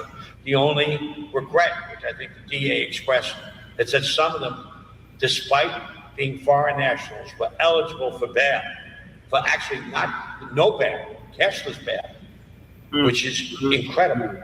I mean, it talks about the need to change some of our state legislation. There should be consequences when you steal from the most neediest. And that consequence should be immediate deportation. Immediate deportation. But once again, as you heard, this is in New York. So who's protecting them? Mamdani. Mamdani is protecting these guys. Get a receipt. Mamdani is doing everything that he can to block Tom Homan and the gang from deporting these guys. Remember, when our man Eric Adams was mayor, he put in place an agreement and made it law so that ICE could go into the prisons to remove these guys from out of New York City and out of the country. He had a deal where ICE was operating at Rikers Island and a handful of other jails and police stations, so on and so forth. Mamdani came in and reversed all of that.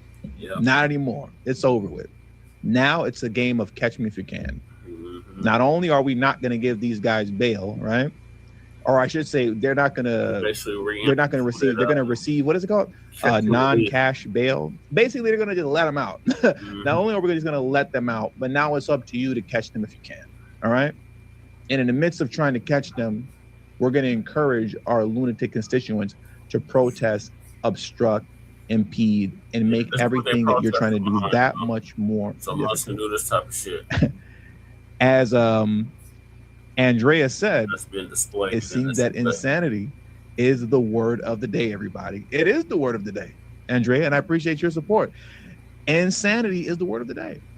What we have been witnessing today, what we've been watching and listening to and reading is pure insanity. It's insanity. And it doesn't stop. Like I said, I can just keep doing this. I can keep going, even though I need to stop already because I got to pick my son up from school. But I'm going to keep going just a little bit longer. Okay?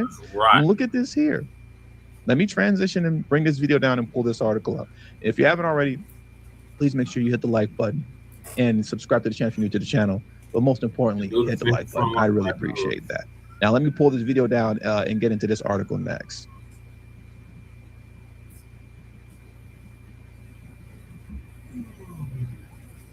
Definitely the last topic. Aha. Look at this here. Brothers accused of using air tags in multi-burglary scheme targeting Asian business owners, sheriff said. In similar cases across the U.S., Wi-Fi jammers are also used in burglaries. I told you guys, these people, when they came here we know during the Biden administration, they came here not simply with the purpose of solely committing crime, but they're doing it in a very sophisticated way. Let's jump into this article very quickly because I have quite a few articles that we're going to have to speed through. But check this out here. 2 Colombian nationals recently authorized to work in the United States. I'm going to read that one more time. 2 Colombian nationals recently authorized to work in the United States, face burglary charges in connection with a theft operation targeting Asian businesses across multiple states. Do you see the common theme here? That it's always across multiple states. They're never just located in one state and they stay there and they do their thing. All over the They state hop. They go from state to state to state to state to state to state doing this. Juan Sebastian Moyano, 20 years old, and his brother Juan Camilo Moyano, 18, both face burglary charges in Flagler County. They were given work visas in 2024 and came here to do burglary, which was apparently their business, said Flagler County Sheriff Rick Stolley. Biden gave these guys worker permits to burglarize your homes and burglarize your businesses. And now Democrats are fighting to keep them here so that they can keep doing this. Once again, insanity, complete insanity. Jacksonville police arrested the brothers at a West Side home on a Flagler County warrant. Flagler detectives said the two men had been identified as suspects in a 2023 home burglary. They've been doing this for years. According to investigators, the men are also linked to similar burglaries in St. Johns County and Tallahassee. Okay, it doesn't end here, folks. Like I said, we got to get through these articles. This is an issue spreading like a virus across the country. Operation Van Diesel. All right, Operation Van Diesel bust fuel theft ring spanning through multiple Florida counties. Let's go through this article very quickly here. A 6-month investigation called Operation Van Diesel led to the arrest of 8 men who traveled across county lines in Florida and used minivans to steal more than 185,000 gallons of diesel that caused $650,000 in retail losses. According to the Hillsborough County Sheriff's Office, the case began in March of 2025 following a trend in fuel thefts in Hillsborough County. The investigation spanned the state from Orlando, Jacksonville, and other parts of the Sunshine State. The investigation uncovered that the suspects would use modified Dodge and Chrysler minivans that were equipped with 500-gallon tanks, pumps, and hidden compartments. These guys are sophisticated. That's the word of the day also, sophisticated. They stay sophisticated. They didn't just come here to do ragtag smash and grab jobs. They came here knowing exactly what to do and how to do it in a highly sophisticated way. But I digress. The suspects would then cut through floorboards to siphon diesel fuel from underground gas station tanks. In minutes, hundreds of gallons of fuel would be stolen. The stolen fuel was taken to trucking yards and resold at a discount rate. I'm sure some of you guys that use diesel in Florida, you wish you ran into them. I'm not mad at you. I get this is wrong, but I know you wish that you ran into them, you know, if your car takes diesel. Because when I watched the news clip about this, I think they were selling this stuff at like, I don't know, like $2 a gallon, something like that. Anyways, further investigations found that they were over, further investigation found that there were over 350 thefts uncovered in multiple counties, which caused approximately $650,000 in losses at T-Rack Track. What? At T-Race Track? I guess that's a gas station in Florida, T-Race Track, and Speedway 7-Eleven gas stations. Now, what this article doesn't tell you is this, and I'm going to play this video clip here. And as I'm playing the video clip, please make sure you hit the like button, right? But look at this here. This is what the article doesn't tell you. 36 separate incidents across 46 stores and multiple brands, totaling more than 55,000 gallons. of stolen diesel, a loss of over $200,000. Okay. The Organized Crime Task Force has taken 10 of the 11 suspects into custody. 4 have warrants for previous diesel fuel thefts. All of them are expected to be brought back to Hillsborough County to face RICO charges. Florida. Investigators are still looking for one suspect. They say 7 of the total suspects are in the country illegally. Thank you, Democrats. Yep, Thank you, Democrats Joe Biden. And as we bring this stream to a close, like that, because I really got to leave now. My son's going to kill me. I'm always late. Check this out here. We're going to head on over to Arizona very quickly. And I went down a little rabbit hole here in Arizona as well. But just to highlight, this is everywhere, man. It's all across the country. Scottsdale police announced arrest of South American theft group members. Okay. And once again, the important thing to highlight is that they are also accused of burglaries in California, Oregon, and Washington. This particular group here of South America, that are a part of this South American theft ring in Arizona, they're not necessarily from Arizona. That's not where they reside per se, but that's just the place they decided to hit next after hitting California, Oregon, and Washington. State to state. This is what they do. And when I was reading this article, they made reference to dinner time burglaries and that this was separate from the dinner time burglaries. And I said, well, what in the world are the dinner time burglaries, you know?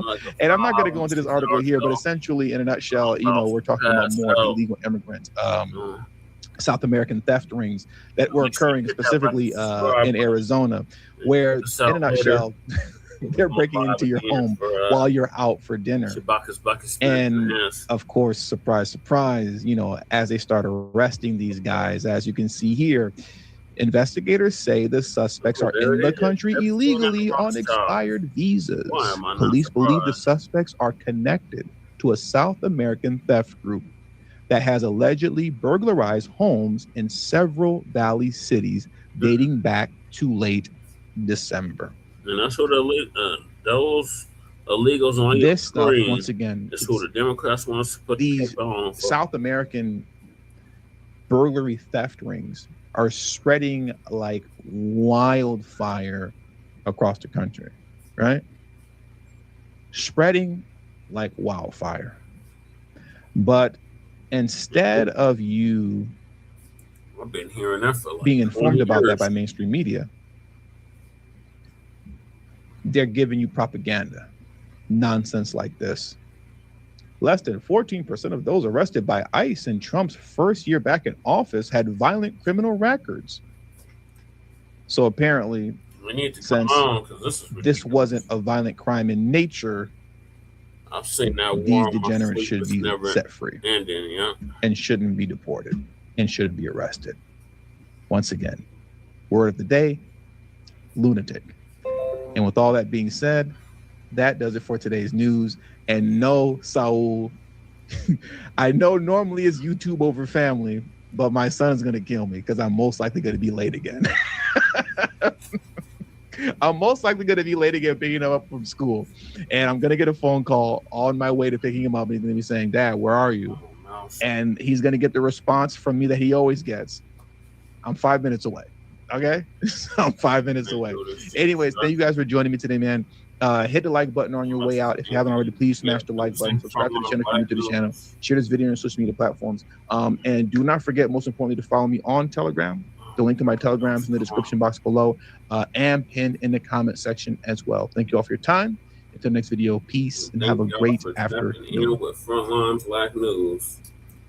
All right, so that's going to conclude this season 6, episode 13 of the Frontline Black News. Join us later on for Shabaka's Black Experience Enhanced special PvP Newton edition. Shout out to the original Black Panther Party for self-defense, not to be confused with the Black Lion Party or any other madness. Something. Go start soon. Yes, you. Because God doesn't want anyone to perish, but there will be a last time you'll hear Yeah, and he will appear. All right, thank you, Leonard. Thank you for tapping in. Oh, you're welcome, Auntie Stella. Make sure you hit that like and subscribe button and check us out later on. Peace and blessings. Yes, thank you for coming through, Sister Angelica Leonard. Make sure you share this out. All right, so appreciate everybody that tapped in. I'll be here all night naming everybody. But see if we can try to do it. Sister Angelica Lena, thank you for tapping in. Leonard A. Judah, thank you for tapping in. Brother Cyberdon, appreciate you coming through as well. Make sure you subscribe. Who else is in the building or was in the building? Some chick named Star, appreciate you coming through, sister. You got the tail end of it, but definitely listen to the playback. Who else? Leanne 123, appreciate you tapping in. Sister Yolanda Jenkins Wilson, appreciate you coming through. Make sure you subscribe. Let's see. A whole bunch of people. Let me scroll for a minute. Y'all was coming heavy with them comments. Zach Tavius Prime, appreciate you coming through. Oh, the specialist, appreciate you coming through. Family, make sure you hit that like and subscribe button.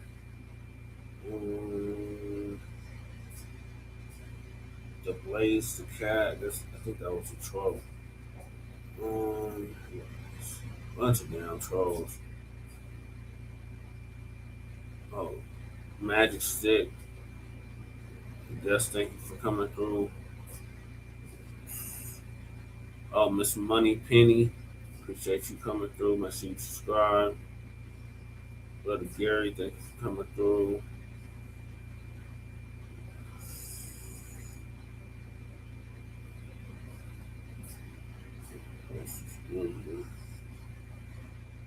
I think Mac and Twin came through. They're always coming through. Appreciate them. They've been our day ones. Young Riaz, appreciate you coming through. Sister April Showers, appreciate you coming through.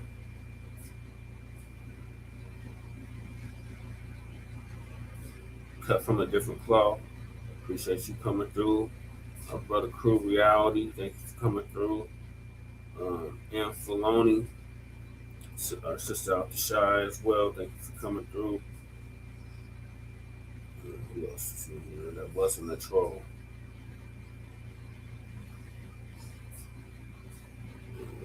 Gang of trolls.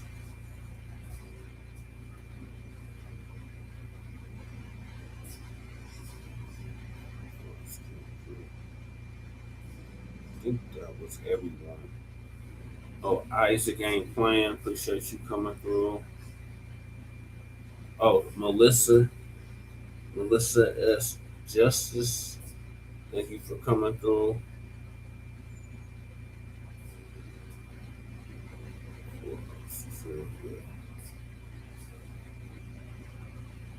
Oh, Sister Nabi, appreciate you coming through. Martin, appreciate you coming through. Cool Keezy, appreciate you joining us. Shabaka, thank you for joining us as well.